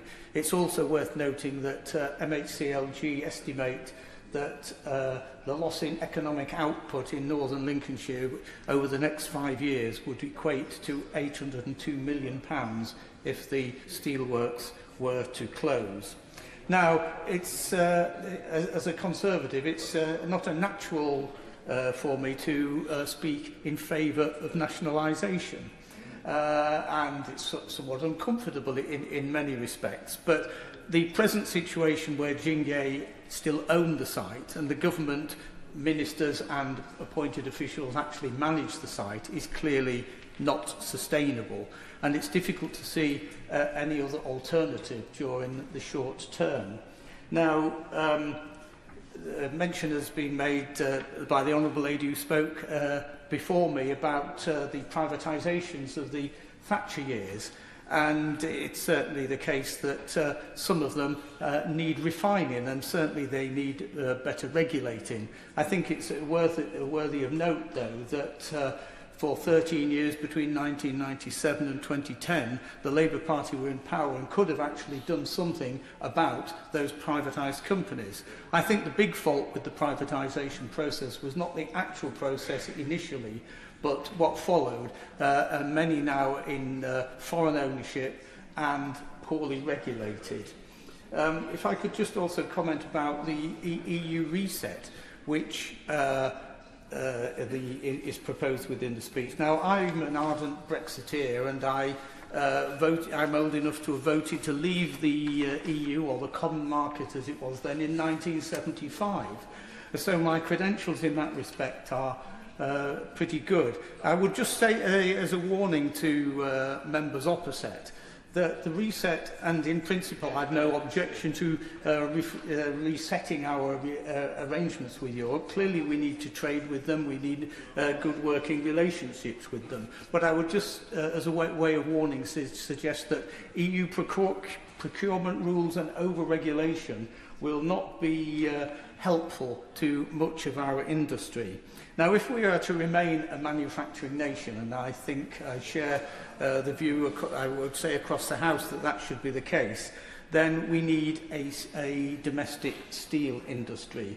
And as I've said in this House on previous occasions when we've discussed the steel industry, if we are going to maintain a domestic steel sector, which we must, then there will be a cost to the taxpayer. Now, whether that is subsidy or whether it's nationalisation, the cost will certainly be there. Now, Scunthorpe thrives on the steelworks. 3,000 or 4,000 people work there, as I mentioned, and many more in the supply chain. Now, although I was born in Cleethorpes, at the age of 5 I moved to Grimsby when my parents were allocated a council house, and they thought that was magnificent, quite rightly. But moving to Grimsby and living through the decline of the deep-sea fishing industry means that I'm very aware of how it can affect the town and its people. I subsequently went to work in Gainsborough as the constituency agent for the now father of the house, and Gainsborough at that time was in a similar situation. The two big engineering companies that had closed, and the inevitable downturn resulted. I don't want that to be repeated in Scunthorpe and the surrounding area. I'm grateful for the Minister, the member for Stockton North, for contacting me on Monday and going through the proposals. And I would hope, Madam Deputy Speaker, that when the Minister winds up the debate this evening, he will give an assurance not only that the government are committed to the steel industry, but also that they will ensure that the blast furnaces now in Scunthorpe remain operational until electric arc furnaces are up and running. If I could then move on, Madam Deputy Speaker, to one or two other items. It was mentioned from the Honourable Member for Newport a few minutes ago that the Great British Railways Bill will transform the railway network. Well, I would suggest, Madam Deputy Speaker, that that transformation will cost money. And taking the private sector out of the railway industry will mean that the taxpayer has got to find yet more money, and that may well result from government borrowing. Now, the other hit that my local economy has taken in recent months has been the closure of the Prax Lindsay oil refinery at Killingholme near Immingham. And that, again, results in the fact that the local economy has taken a really serious hit in recent months. And I would urge the government, when anything you've mentioned is oil, that they look again at the licences for the North Sea. The other thing I'd like to talk about is local government, because I see no mention of how we're going to improve local government services in the King's Speech. I was a councillor for 26 years, 14 of those on Grimsby Borough Council, which was in the two-tier system, and followed by another 12 years in North East Lincolnshire Unitary Authority. And I support the changes to unitary authorities as a gradual process. But I would suggest to the government that the local government reform, as it's proceeding at the moment, is just moving the deck chairs on the Titanic. It's not dealing with the serious business of the services that local government provide. And it was the honourable gentleman from, I can't remember, is it Dewsbury? Mentioned earlier about basic council services, cutting grass, parks, libraries and the like. And I see no way that this is likely to change. If we're to create a vision and make people want to be part of their local communities to a much greater extent, then the local authorities can play a major part in doing that. But they need resources. I can remember the days when even the lampposts in Grimsby had the coat of arms on. Now we have street furniture all over the place, but it's just the basic grey, steel, whatever, and the place begins to look a mess. If we are going to tidy up our towns, improve the public realm, that is absolutely vital, and I see no way that the government are looking seriously at ways that we can improve on that, Madam Deputy Speaker. And with that, I will conclude. Thank you. Anna Dixon. Speaker. I'd first like to begin by congratulating neighbouring MP, the Honourable Member for Bradford West, for her humorous and passionate opening speech. It is a true privilege to sit alongside her and together with Madam Deputy Speaker to represent our shared home of Bradford. I'd also like to congratulate my honourable friend for Hull, although he's not any longer in his seat, for again demonstrating his commitment to meeting his personal goals. And no, I'm not talking about getting a PB in the marathon. I'm talking about hitting his 400 contributions in Parliament. Madam Deputy Speaker, it was just 10 days ago that I stood in the other place to hear the prorogation of Parliament, and I proudly heard an account given of the many things that this Labour government has achieved in its first parliamentary session. Renters are no longer worried thanks to secure tenure under the Renters' Rights Act. Children lifted out of poverty and families supported through the removal of the cruel Two-Child Limit Act, and stronger safeguards through the Children's Wellbeing and Schools Act. Workers no longer on exploitative zero-hours contracts thanks to the Employment Rights Act.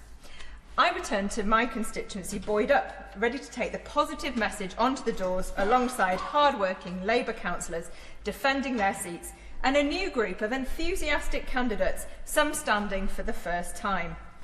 All of them prepared to stand up for their communities and to be a strong voice in City Hall, wanting to be part of a Labour-led council that, after a decade of overseeing drastic budget cuts handed down by a Tory government, could finally turn a corner. with a Labour government in Westminster that believes in local government, devolving more power to local authorities and communities through the Community and Devolution Act now, with a new fair funding formula that links deprivation to funding, giving places like Bradford the first significant increase in their budget for over a decade. Commitments to investment in Northern Powerhouse Rail to better connect our city, and I'm pleased to see that in the King's speech. I could go on. There was hope. There was possibility, Madam Deputy Speaker, but all that was dashed as the results came in. And I was devastated to see so many brilliant Labour councillors lose their seats, to see Reform take the most seats in Bradford Council, and to see people who, frankly, should not even have been allowed to stand as candidates due to racist comments that I won't repeat in this place, winning seats. And, Madam Deputy Speaker, Reform UK was spreading their despair. They argued that Britain is broken and it can't be fixed, and they undermined the very foundations of our democracy. And let me be clear, the majority of people in Bradford rejected their divisive politics, despite them achieving the most seats. And I fear, Madam Deputy Speaker, that they are bringing their divisive politics to our beautiful and multi-faith and diverse city, as the Honourable Member for Bradford West so beautifully described. So as we begin this second parliamentary session and hearing the King's speech, we need a bold agenda that delivers tangible and visible improvements in the lives of people in every community across the country. I therefore welcome today's King's speech, but I urge those who sit on the front bench and other ministers that as they bring forward these bills, they must ensure that they go as far and as fast as they can in delivering the change that we promised to the people of this country.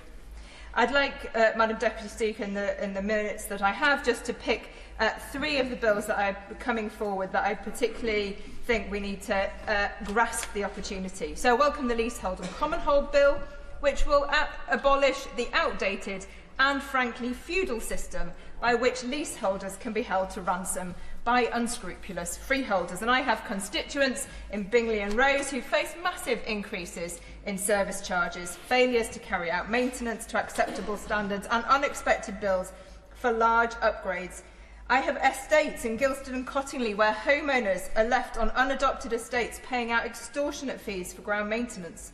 So I look forward to hearing more about how the government proposes to strengthen the regulation of managing agents to ensure this new system works fairly and has the confidence of leaseholders and common holders alike. And I hope ministers will ensure that there continue to remain ways in which older people looking to right-size can benefit from living in specialist retirement communities when switching from leasehold to common hold.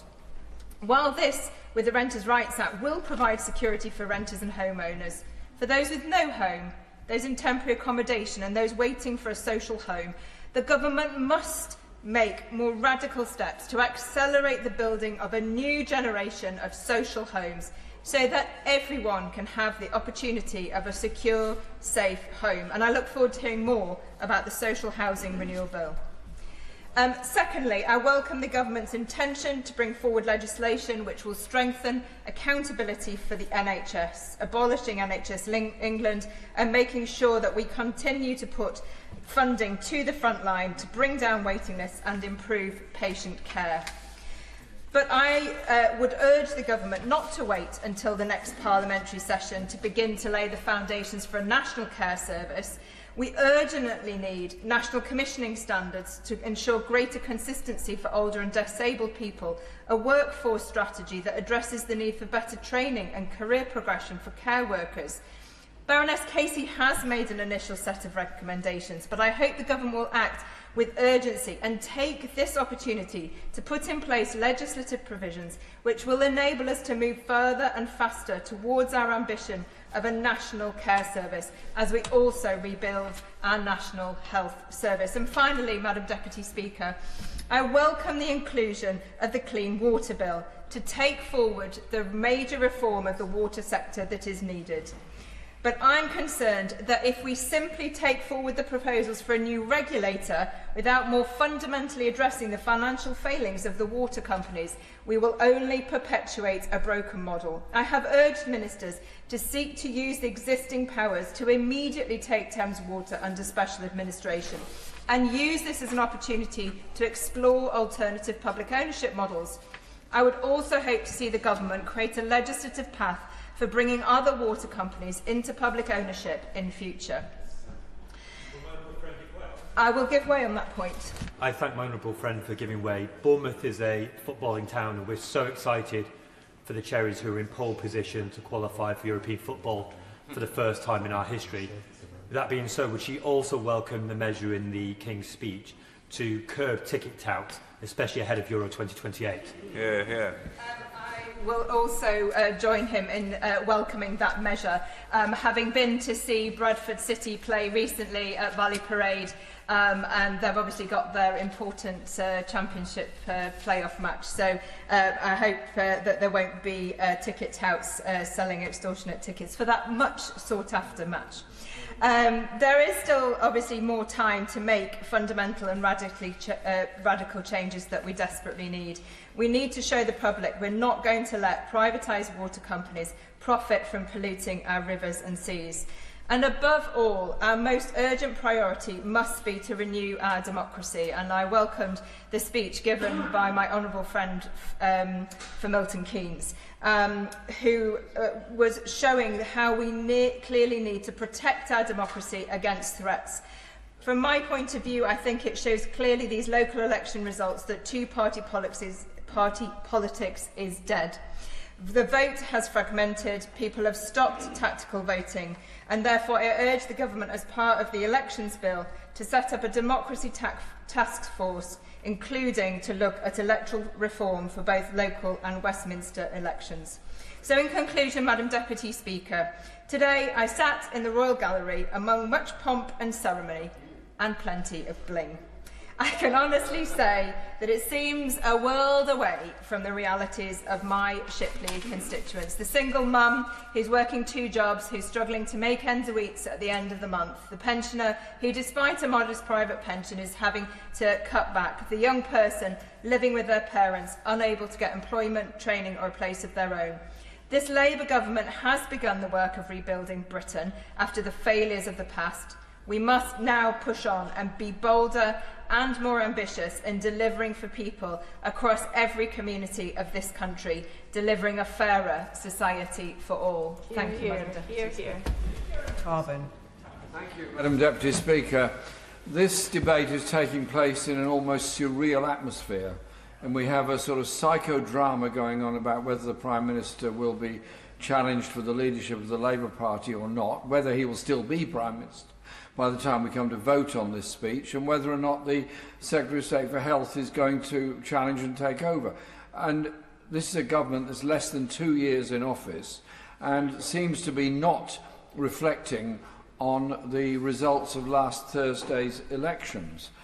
It's obviously clear that the government lost a huge amount of support because of its perceived failure to deliver on the promises that were made in the manifesto in 2024, and the vote split asunder to independents and Greens or to reform. And this at the same time as in our society there is a horrific growth of far-right racism, intolerance and horror show within our society, growth of Islamophobia, growth of anti-Semitism, growth of all forms of racism. An attack took place on a prayer room in Blackburn on Monday evening. Precious little was said about it on any of the media. Shame on them for not reporting it. Quite rightly reporting on anti-Semitic attacks on synagogues. The same should apply to any community that's under attack if we are to succeed in bringing our communities together and show that we need to stand up against racism in absolutely any form in which it rears its ugly head. This weekend there will be an attendance in London by Tommy Robinson and a lot of people who, some of whom presumably adhere to his worldview, others who are there out of a mixture of frustration and lots of other things. But it is a very dangerous situation and a very dangerous time. Every member of this House would have been out in the streets last week in the local elections. They'd have picked up the language. They'd have understood what's going on. We have to be absolutely united against racism and racist violence in absolutely any form. I, for one, will be on the anti-racist and Palestine march on Saturday to show my support for the anti-racist campaigns within our society. Behind all this, of course, lies an horrific level of inequality and unrequited ambition of ordinary citizens within our society. We've become a society of food banks and billionaires, and a tax system that actually encourages the growth of billionaires and restricts the opportunity of so many of the poorest in our society. Unless we address the issues of social injustice and inequality that are so prevalent in our society, this situation is going to get worse, and it's a feeding ground for the cheap, nonsense, headline-grabbing stuff that the Reform Party come out with all over the country. Their lack of any solution to any problem other than blaming the nearest minority that they can find and pretending that the great threat to this country are asylum seekers and refugees, when actually they are desperate human beings trying to survive in a very complicated world. They, by their very actions, drive humanity out of the discussion of political debate, and it's up to us to put it back there. They play on many issues. The first one is, of course, housing. Housing is in crisis, absolute crisis. The inability of local authorities to get the funds necessary to build the council housing they all want to build because of a failed funding model that doesn't allow them to develop 100% of sites. I'll give you an example. In London, the Mayor has said that major sites will now only have a 20% social housing requirement on them. In other words, 80% of the development will be not available for people on the housing waiting list or the needs register, as it's usually referred to. So that then drives many people who cannot get council housing, cannot afford to buy, into the private rented sector. I supported the renters' bill that went through in the last session of Parliament. I could see nothing wrong with it. I could see much good in it, particularly ending Section 21 evictions. It's a pity they didn't end Section 21 evictions in July 24 when they could have done, which had saved a lot of tenancies at the time. But nevertheless, I'm pleased that happened. But it didn't deal with the fundamental issue, which is the level of rent within our communities. In my constituency, to rent a one-bedroom flat would cost at least £2,000 a month. That is, roughly speaking, £500 a week. That is about 3, 4, 5 times the level of a council tenancy rent. And where they're on while they've got access to DWP benefits, some of that rent will be paid through the DWP, through housing benefit, but where that rent is above the local housing allowance, and it nearly always is, we now have the situation with families on universal credit having to subsidise their rent out of their benefit because they simply cannot afford it and they have to stay somewhere to live. Or, if they become homeless, getting moved far away, and then children making horrendous journeys because they don't want to lose contact with their beloved primary school within the area. That's the normal story all over inner city areas in Britain today. We can do something much better about that. And so I'm sad that the King's Speech, the gracious address, doesn't actually address these issues in the clear way that it should. People are crying out for some degree of security, and housing security is a fundamental of it. Is it right that when we walk into Parliament, and we all walk in this place every day, you could count the number of homeless people you see on the streets of London? You could count the number of people begging to try and get a bit of money to get a night shelter. And then they spend the rest of the day trying to get another £17 together to spend another night in a shelter. What a terrible existence those people have. And that is pretty normal across every major city. We all travel a lot. Every major station is surrounded by people begging for money. What is wrong with us that we can't recognise that something can and should be done about it? And I would wish that that was the case. There is much else that has to be addressed about insecurity in society. The number of people that are on insecure employment, despite changes, welcome changes in employment legislation, but nevertheless insecure, and because wages are so low, prices are so high, rent is so high, so many people are doing 2 jobs. Imagine you're a parent doing 2 jobs. How do you spend time with your children? How do you help them with their homework? How do you take them to a club? How do you do anything that we all love to do with our families? You simply can't, because you're tied down to possibly 2 jobs, and in some cases even more than that. And so we have to recognise that in this society we're bringing up a whole generation of children that spend less time with each other, less time with their parents or carers because of the economic stress and the cost of living. So again, can't the government intervene and say we're going to be prepared to control food prices if they start going up at a ridiculous rate? The Labour government of the 1970s did indeed control food prices in order to control inflation, and I remember it actually being a quite successful policy. Very controversial when it was mooted by Roy Hattersley, of all people, who wasn't on my wing of the Labour Party by any manner of means, but he felt the need to do it. So I do think we have to look... Yes, of course, sorry, yes. I thank the Honourable Member for giving way. He's talking about bringing younger people together. My constituent Caroline is watching this debate from Meon Road in Littledown and Iford in my constituency, where, as it happens last Thursday, we won a Labour councillor for the first time ever, Councillor Patrick Connolly. She wants to bring younger people together, and she welcomes this government signing the UK back up to Erasmus+.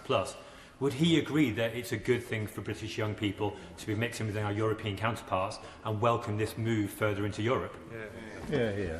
Absolutely welcome Erasmus scheme, and I indeed wanted to retain Erasmus scheme during the endless debates on the withdrawal agreement, because I can absolutely see the value of it, and I also see the value of overseas students coming to this country, which we should indeed be encouraging, but they're actually put off by the very high level of student fees within our society, and I think something has to be done about that. Issues have come up by many colleagues about the services that we have within our society. The water industry has come up many times. I am a London MP and therefore come within the purview of Thames Water, whose record is actually appalling and atrocious at every conceivable level. And the water industry as a whole has had over 70 billion taken out of it in profits and dividends since privatisation. And we've had statements by every Secretary of State I can remember for the last 35 years saying they will look at the regulation model to make sure that there is proper control of what the water companies do. And yet every year the sewage pouring into our rivers and streams gets worse. The chalk streams get destroyed. The fish get polluted and killed on our coastline. It just gets worse and worse. It's pretty obvious, surely, that the private ownership model, where the motive is profit not service, has absolutely failed. And so we should be taking the whole of the water industry back into public ownership. It was public ownership that cleaned it up. It was public ownership that constructed the reservoirs and all the infrastructure. And it's public ownership that will deliver clean water in the future. But it needs to also be democratic. It doesn't just need to be the appointment of a national water company or regional water companies where the Secretary of State decides who the directors are.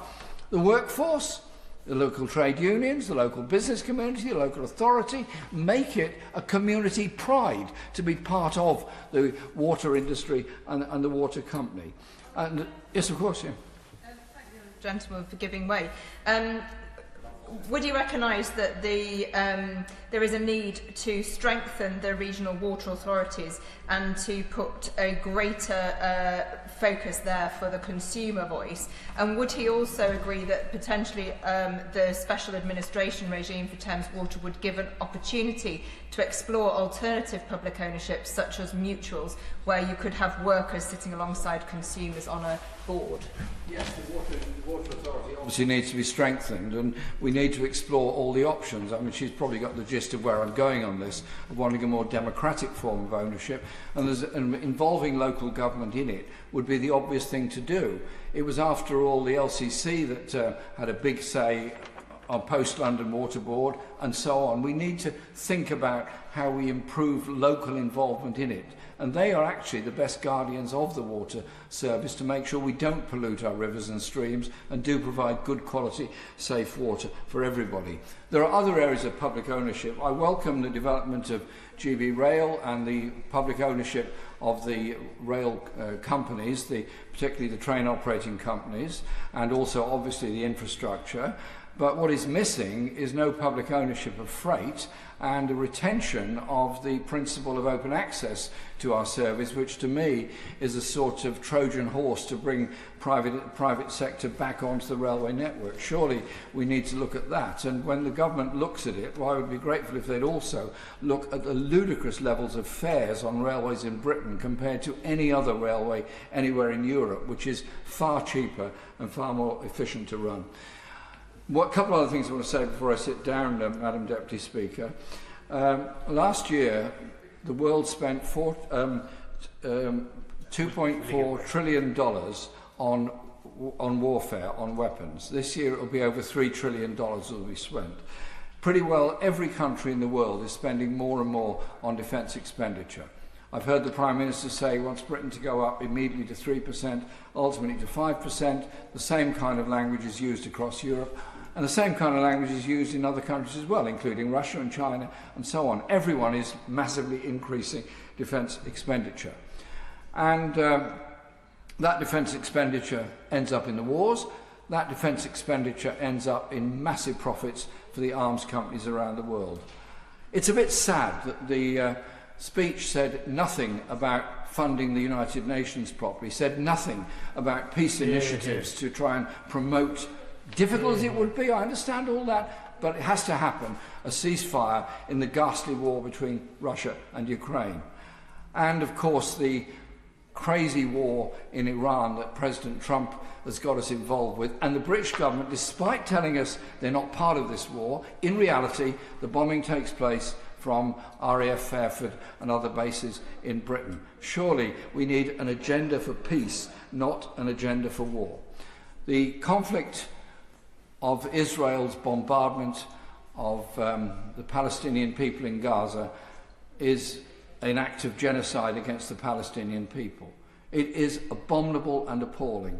And we as a country have maintained the arms supplies to Israel throughout that conflict. We've allowed the use of RAF Akrotiri. We've had all the overflying of Gaza, so the RAF know exactly what happened in Gaza because they took all the pictures of it. So wouldn't it have been good if the government instead had said they will join with the Hague Group of Nations in the UN who are determined to adhere to the International Court of Justice and International Criminal Court decisions? Surely we need to look to the real issues facing this world, of climate change, of environmental destruction, of global inequality and poverty, of the 70 million people who are refugees around the world, rather than just the language of more and more money on arms, more and more preparedness for war. Can't we have an agenda for peace? And surely, if we can't talk about peace when a war is going on, what is the point of ever talking about peace? And so I would hope that something could happen with that. This was supposed to be the Prime Minister said, a speech for hope for young people. Well, fine. I want hope for young people, absolutely. I admire the young people of my community and others and what they do and the efforts they put into so much and the joy in music and everything they bring. But they all tell me they're saddled with massive university debts if they've been to university. They can't get anywhere to live. They're sharing flats into their 40s or more because they cannot afford to pay off a student debt and buy anywhere, and they can't get council housing because they're not particularly eligible. And others working on the gig economy, being ripped off by delivery companies that don't pay them properly, and many of them in school not achieving everything they could because we're over-competitive in the way we run our schools, not inclusive enough. And so let's give some hope to young people and listen to young people. And listen to young people with special needs and special disabilities. They want too to be part of our society, not to be told that we're spending too much money on personal independence payments, too much money on benefits. They want that support. Give hope to people. You can't achieve everything that we want to achieve and I guess most of us do, if you persist with the levels of economic inequality within our society and the social injustices that follow from it. This speech is such a missed opportunity. It could have been so good. It could have put so much hope in so many people's minds. The lessons of last Thursday are that if you don't give people hope, they can go off in all kinds of directions, and you end up in a very nasty and very dark place if you take away any opportunity of hope within our society. Noah Law. Thank you, Madam Deputy Speaker. I welcome today's King's speech as we continue to implement our manifesto, and I note that we've already delivered more of those manifesto promises than Reform has actual policies. I welcome the steps to make Britain a land of opportunity, built for all, and that opportunity starts at home, with a good home. And that's why I support the measures that we're taking to protect existing social housing stock and incentivise the building of more social homes via the Social Housing Renewable Bill.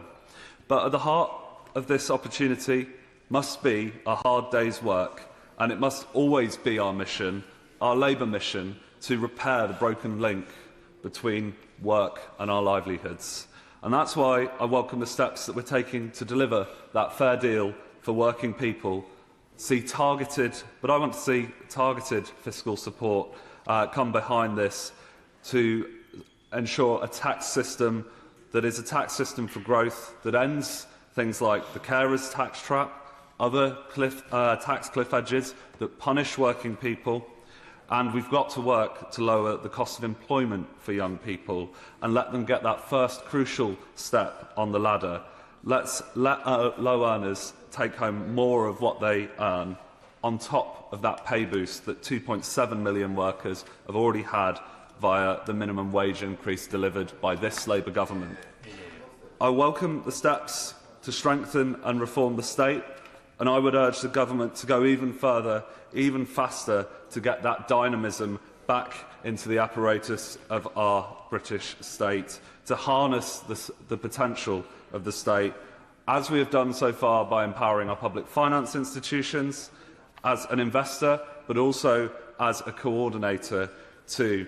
It's those same institutions that are investing millions of pounds into the Cornish economy and bringing together those crucial projects that might not otherwise come to fruition with the pure, narrow-minded, private investor mindset. Sometimes it takes the state to coordinate, to step up and say, we are going to deliver in this industry. And it's this toolkit, it's this ambition for the role of the state, its potential for that dynamism and the rebuilding of our public wealth that's needed to deliver on our ambitions for economic security, for energy security and national security that we've outlined today. Jim Shannon. Madam Chair, a real pleasure. You caught me off guard there. I'm used to being the last, so thank you very much. You're very kind to invite me to participate. Can I first of all give special thanks to the Honourable Lady for Bradford West for her introduction. I get on well with the Honourable Lady, and she gave me her book as a gift for me to read, and I read her book from beginning to end, and I was very moved by her contribution. And for me, the Honourable Lady epitomises, I believe, a strength of character, a courage against all the things in life, the hard things that life threw against her. She was able to overcome them. So she's a lady of exceptional talent, and I want to put that on record. The Honourable Gentleman for Harlow, I think the Honourable Lady said he'd spoken 35. He mentioned Harlow 35 times. I thought it was more. Anyway, I never was very good at mathematics, but there you are. I believe a great asset to this House, and his contribution today in seconding that was one that was worthy of this place, and we thank them both for that. I want, Deputy Speaker, if I can refer to the King's speech in two parts. We've all heard of the curate's egg. It's good in parts. And I want to speak, if I can, first of all, on the good things that I see in the King's speech, and then I want to refer to some specifics for Northern Ireland. So I do very much welcome government's commitment to address the issue of anti-Semitism. I think the Prime Minister and the Labour government have grasped the importance of and the escalation of anti-Semitism in this United Kingdom of Great Britain and Northern Ireland. It's really important that it's grasped, and government, I'm hoping, through the bill that's coming through and the directive that comes from the top, from the Prime Minister, will be one that addresses this. And for that to happen, we need to have resources. So I'm hoping that whenever it comes to the Tuesday or the Wednesday night, whenever they finish, I'll be able to refer to the commitment financially to it. I also welcome government's commitment to the defence target of funding, and also an intervention earlier on today to another right on this side of the chamber. I referred to the importance of changing technology in defence. For instance, in the last few weeks, in the papers, there's lots of talk about the drone technology, and particularly Ukraine's grasping of that new technology in a way that I don't think any other country in the world has done it. And I think it's time that we had a partnership with Ukraine to ensure that when we look at drone technology, that we're able to be part of that. And when it comes to defence, to change warfare and how it is conducted. And I also wanted to very much thank the Labour government as well for lifting all those children out of poverty. That moves me greatly, because in my constituency I see lots of those young children in poverty. But this government lifted them out of poverty, and there were 60,000 children in Northern Ireland who were lifted out of poverty by what this government done. So thank you for those three things. I want to refer now, I hope this is I always try to be decent with my contribution, so it's never meant in an adversarial way, but I have to record some of the things that do concern me. The King's Speech laid bare, I believe, the true priorities of this administration.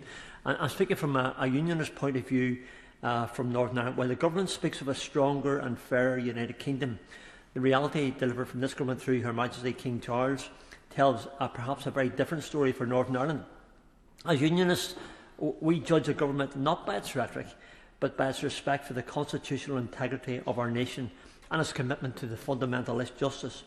On both counts today, Madam Deputy Speaker, this legislative agenda falls, I believe, unfortunately, profoundly short. Indeed, I listened intently to discover exactly where Northern Ireland was in the plan that was put forward in the King's Speech, and struggled to see what that role is, and that is worrying to the extreme. Nowhere is this failure more evident than in the government's decision to carry over the highly contentious Northern Ireland Troubles Bill. Although we know it's been carried over from the last time, there wasn't much in the way of mention on it today, although members in this side of the chamber certainly referred to it in their contributions. Let us be completely clear about what is happening here. This legislation is being pushed forward despite having zero support from the people who matter most: our victims, our survivors, and our courageous veterans, those with the clean hands and the aching hearts. Instead of listening to the families who carried the heaviest burdens during the dark years of terror, the government has chosen to bend the knee to intense pressure from the Dublin government. It really vexes me for myself as a unionist and as a Democratic Unionist Party MP to recognise that the Republic of Ireland government has more say in this process than I have, as who lost family members to the IRA campaign, and who represents in Stratford many of those who served and who also love loved ones.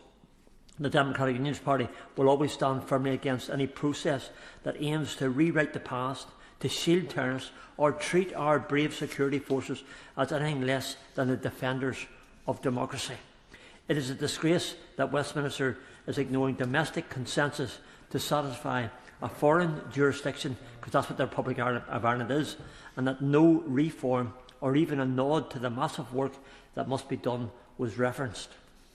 We also, I believe, Madam Deputy Speaker, we've heard today of the government's grand design for an EU reset. I put on record I'm a Brexiteer.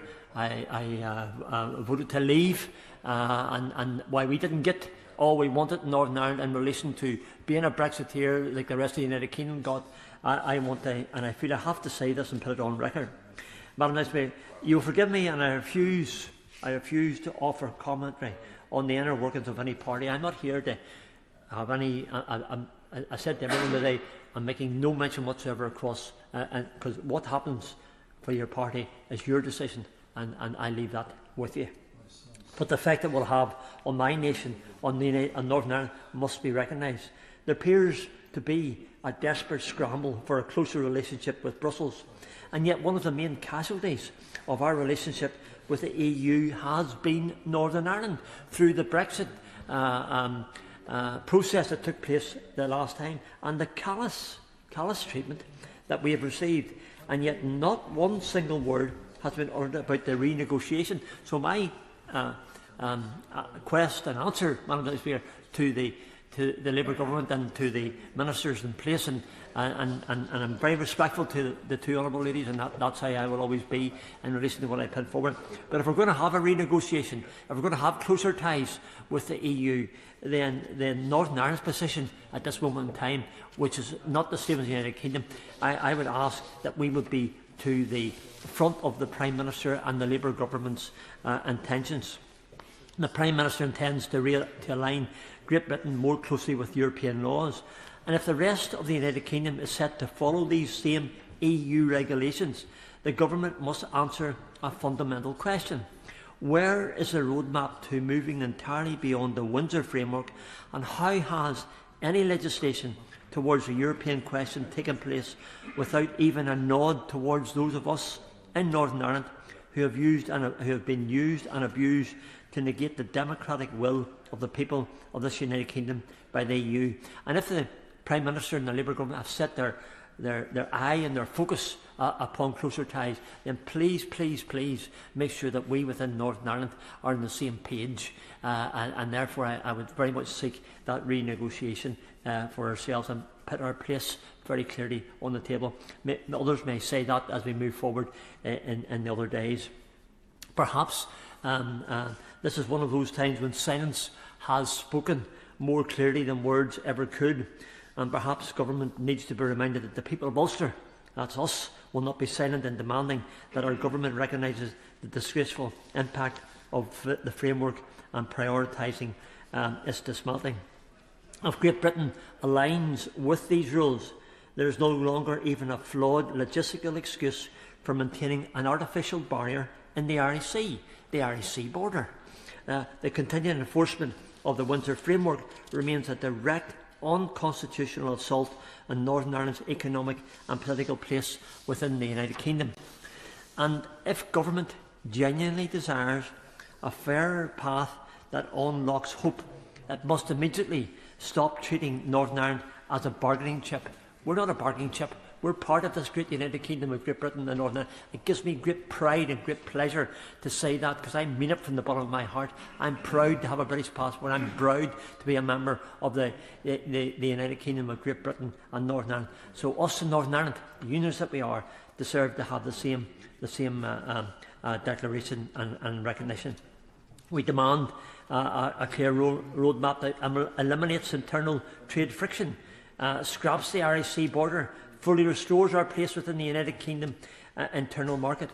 The Democratic Unionist Party will continue to challenge this legislative programme at every turn, fighting for real justice for our veterans and the complete restoration of our constitutional rights. The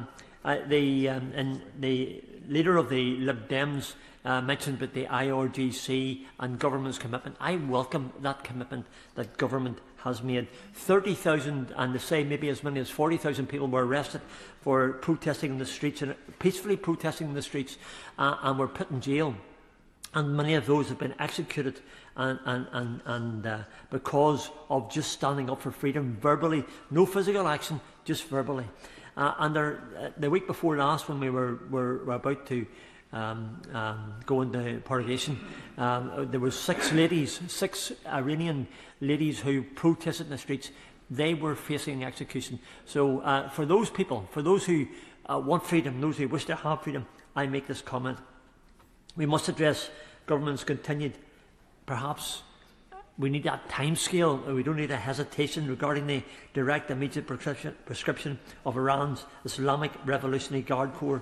For years we have listened to grand promises from the dispatch box, yet instead of utilising existing counter-terrorism legislation to immediately ban this hostile state entity, the government has nested the issue within a broader, delayed legislative framework. This tactical evasion exposes a very worrying vulnerability, and by creating new bureaucratic hoops rather than enacting an outright immediate ban. I said at the beginning, it was a curate's egg. Good things, I've spoken about the good things. I want to highlight some of the things that I and my party have concerns with. Again, it's always a pleasure to see the Minister in her place. I wish her well in the job that she does. And I pray for every Minister and for this government that they will be full of wisdom when it comes to doing the right things, and also to have the ability to know when to say it. So I wish you well. And Madam Deputy Speaker, thank you very much. Daniel Zeigner. Thank you, Madam Deputy Speaker, and it's a pleasure always to follow the Honourable Member for Strangford, just as it was a great pleasure to visit his beautiful constituency last week. Even though I don't agree with him on everything he said, he's a true gentleman. I'll keep my comments relatively brief, Madam Speaker, but I would echo his tributes, as others have paid tribute, to the excellent speeches made by my friends from Bradford West, and particularly from Harlow. My honourable friend from Harlow and I have campaigned for many, many years in the east of England, which isn't the easiest place to win for Labour. And I don't think either of us would possibly have ever imagined that he'd be here delivering that brilliant speech, and I'm so pleased for him. It's a joy. Now, Madam Deputy Speaker, I welcome the gracious speech. I also know how much work, thought, effort and planning goes into it, and how many things others would have wanted to be in it and didn't make the cut. And I have to say, I hope in future, although I was very pleased to hear the remarks from the Prime Minister earlier about a national system of food redistribution, which I would welcome, I also hope in the future we can see measures to modernise the regulation of the food system to secure the outcomes I think we'd all like to see around health, environment and food security. There are a whole range of bills I particularly welcome: the Clean Water Bill, the Energy Independence Bill, the Social Housing Renewal Bill, and the draft taxi licensing bill. I've spent many hours in this chamber over the years talking about the taxi and private hire trade, and I genuinely hope we're going to get some progress on modernising the legislation, which is clearly woefully out of date as the world has moved on. Very happy to. Giving way on private hires. Every week or every time I'm coming to Parliament and taking a taxi from my home to the station, I speak to many private hire drivers, and I'm sure many members across the House do. And the thing for the last 2 years, since the settlement with Uber to class drivers as employees and get some benefits, the commission rates have just ballooned. So before they were fixed at nearly 25%, now they're dynamic. So drivers are getting sometimes less than half the fare that customers are paying. So would you agree with me that the government should do more to prevent any exploitation of workers and to protect them from modern slavery conditions? I'm grateful for the intervention. These are a complicated set of issues, and there's a genuine change in the structure in the industry through some of those legal cases that he's referred to.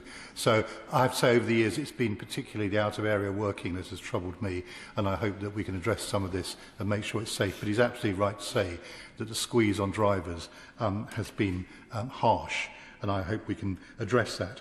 I'd also say that I'm delighted that over a quarter of a century after I led a debate at Labour Party conference on lowering the voting age, it's ironic, isn't it, 25 years to lower the voting age to 16, it looks like it's finally going to happen. I'm really pleased about that. And I have to say, while I'm on constitutional reform, I suspect there's still some unfinished business relating to the second chamber that I'd love to see addressed in the future. But like one or two others, most of all I welcome the proposals to bring us closer to the European Union. I have to say, one of my happiest days and evenings as a minister last year was the day of the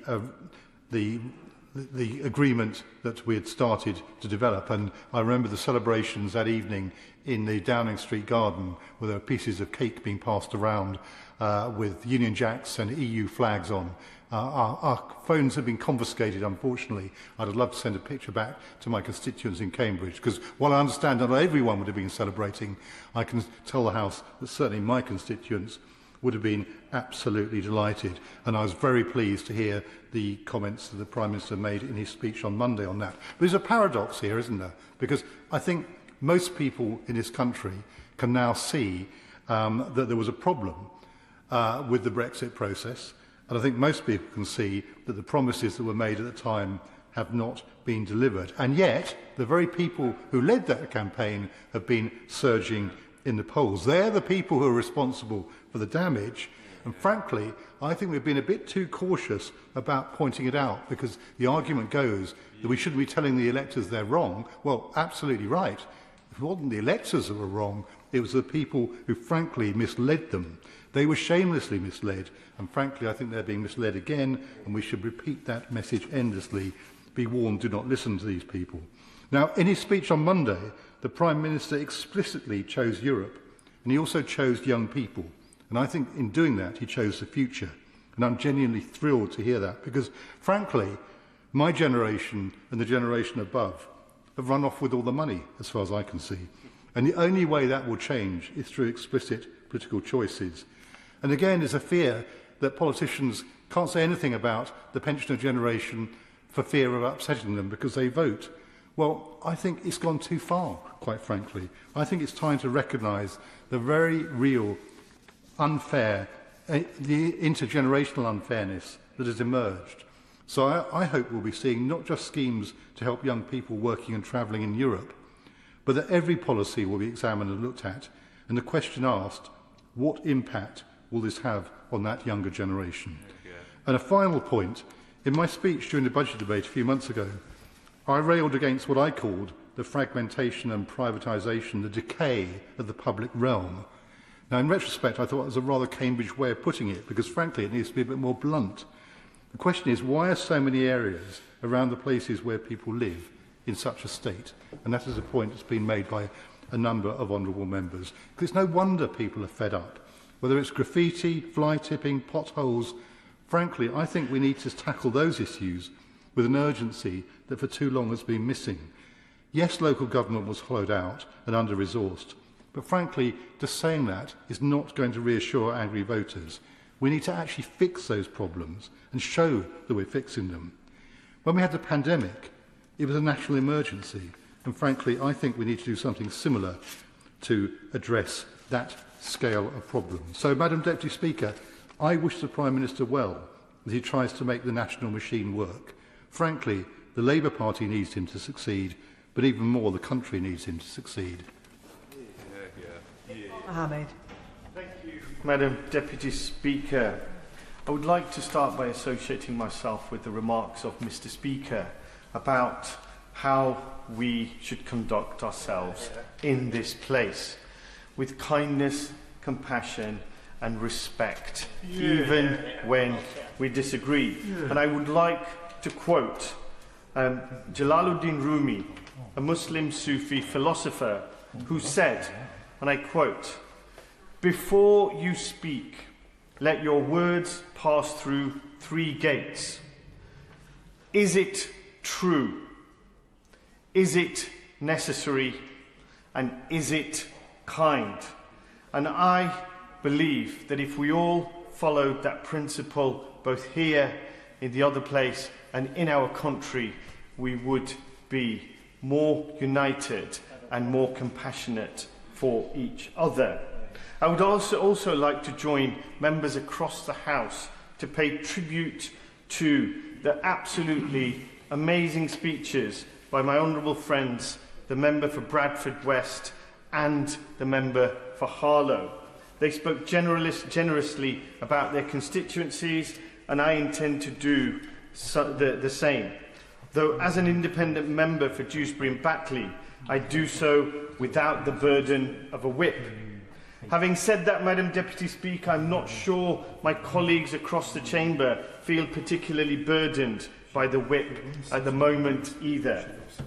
The lack of whip behind me, though, is the furthest thing from a complaint. It is the explicit instruction of the people of Dewsbury and Batley that provided me in 2024 when they returned the first independent independent to Yorkshire in over a century. They doubled down on that message last Thursday, Madam Deputy Speaker. Across 5 wards out of 6 I represent on the Kirklees Council, 11 out of 15 elected councillors are independents. They failed.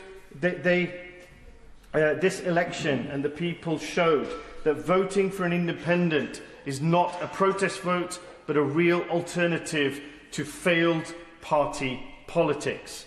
The two-party system is well and truly finished, and I will not mourn its demise if it means we get more legislators who pick constituents over their party whip or their rich and corporate donors. So I look forward. I will give way. I'm grateful for the member giving way. Madam Deputy Speaker, I too am one of the first independent members of Parliament for Blackburn, and I'm proud to represent my constituents. People up and down this country are now speaking against the two-party system because they are fed up of being spoken for. They are fed up of being spoken at.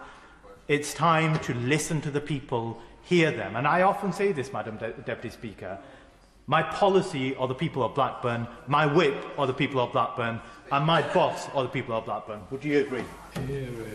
I thank my honourable friend for his intervention, and I do believe that every single member in this House has a primary duty to their constituents, those that voted for them or those that didn't. Every single resident in their constituency has a right for their members to represent them without fear or favour.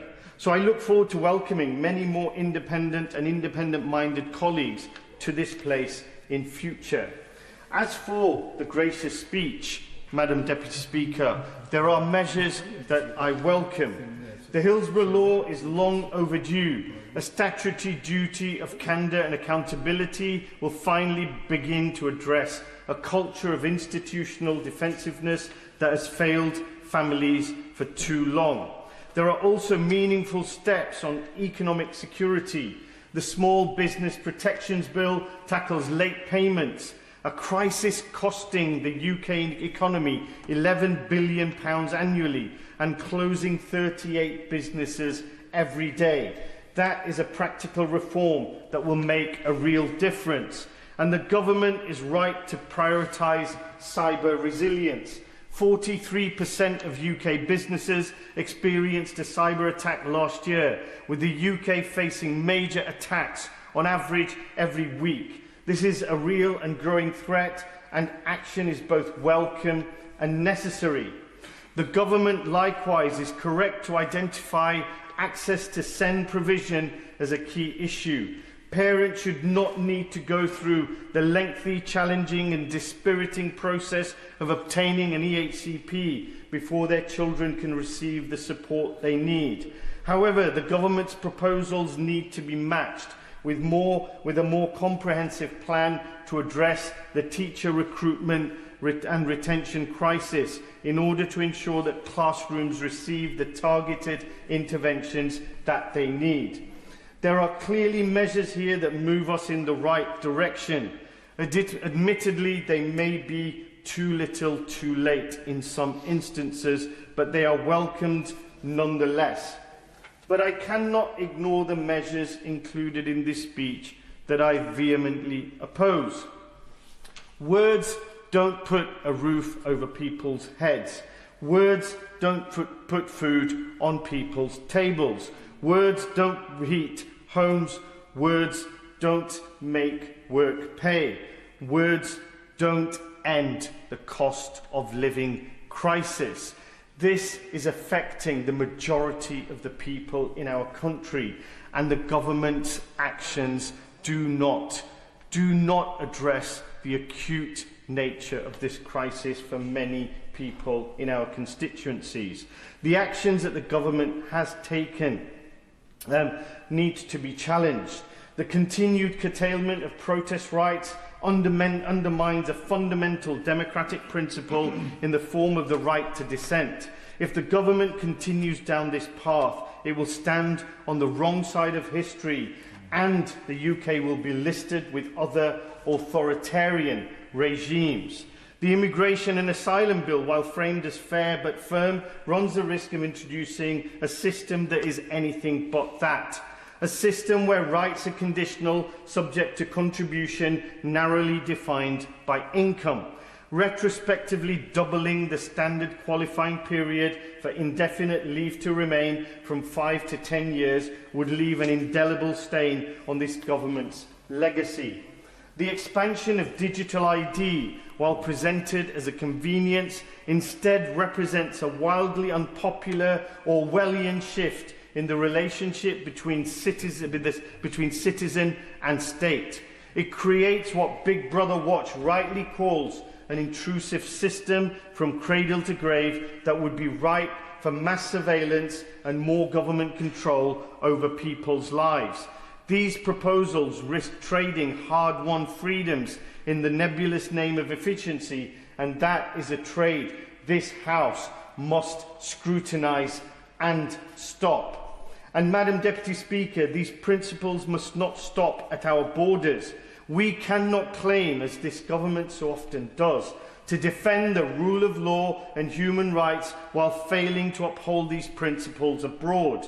The UK must end weapons exports to Israel and to any other state suspected or shown to be violating international humanitarian law or accused of genocide before international courts.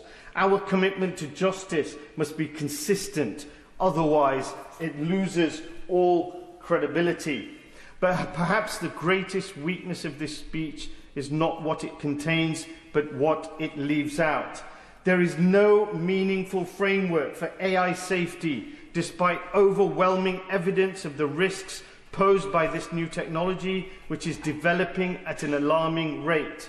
An IPPR report has stated that up to 8 million jobs could be lost due to AI disruption in the next 3 to 5 years. Already, AI-exposed firms are cutting entry-level roles and reshaping the labour market. Even more worryingly, many AI experts, such as Geoffrey Hinton and over 300 others, consider the risk of existential catastrophe as a consequence of loss of control scenarios to be plausible at best and likely at worst without adequate regulations and global collaborations. Our blueprint here should be the Montreal Protocol, a framework that helped pause and reverse the damage to the ozone layer from the use of CFCs. The world had decades to stop and reverse the harms from CFCs, but with AI, the disastrous consequences could be realised during this Parliament. The potential risk from unregulated AI could cause irreversible harm to humanity and our planet. It demands immediate and meaningful government action to prevent these harms before it's too late. The public is rightfully clear that it wants sustained, forceful action here, with a 2025 survey by the Ada Lovelace Institute and the Alan Turing Institute finding that 72% of the UK public reported that laws and regulations would increase their confidence in AI. Yet in today's gracious address, there was no plan for governance, safety, or accountability. Similarly, this speech offers no plan to hold social media companies to account, no meaningful framework for transparency, no clear standards for algorithmic responsibility, and no serious enforcement mechanism for those that flagrantly breach these rules. No ability to take action to ban addictive platforms or compel safety by design. So this is a programme of progress in parts, problems in principle, and profound omissions. It contains measures I welcome, proposals I must oppose, and omissions that I and others cannot ignore. It falls short of the radical action that this country needs and has been crying out for. It lacks urgency on material issues that affect people's daily lives. It avoids hard decisions to tackle vested interests. It fails to hold power and wealth to account. It fails also to clean up politics by banning dodgy donations and revolving doors.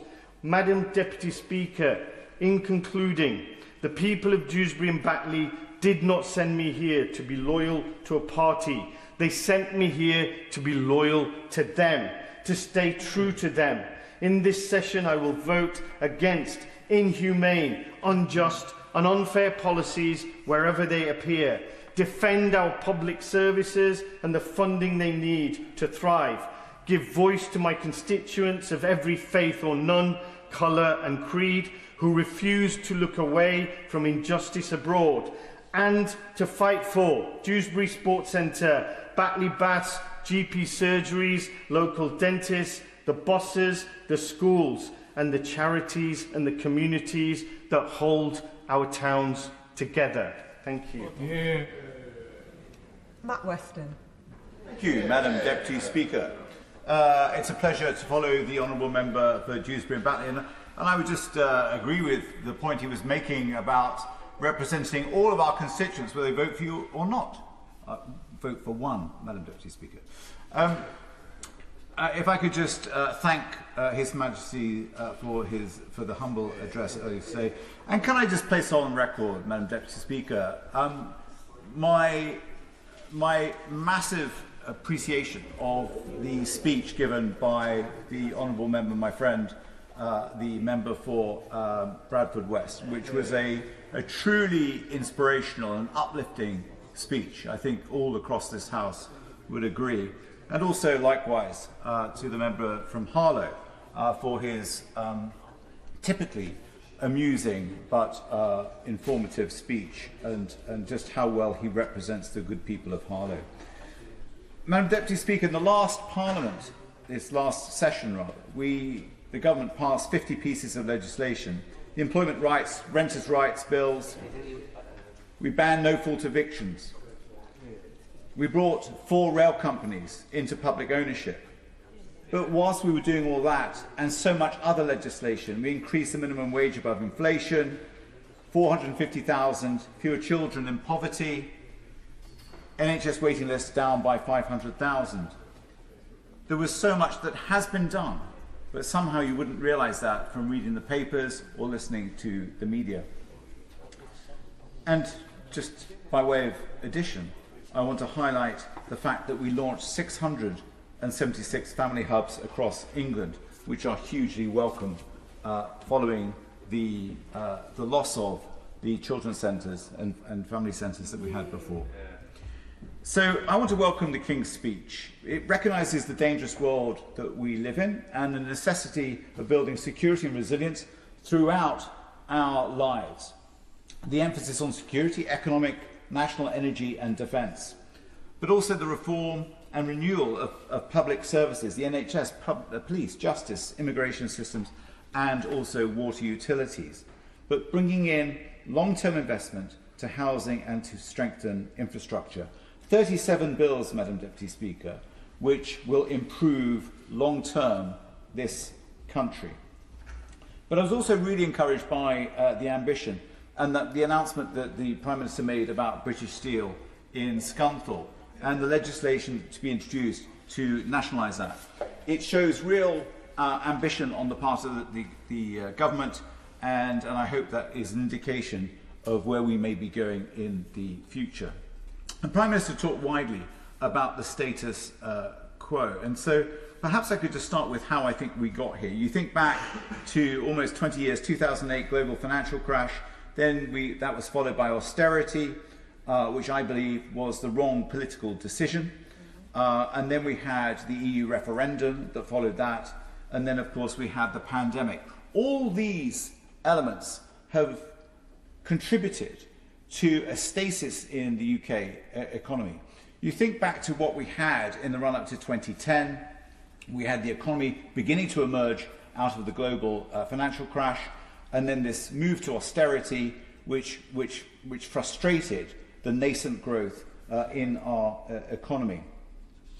And you think with austerity that the investment was cut while interest rates were at record lows.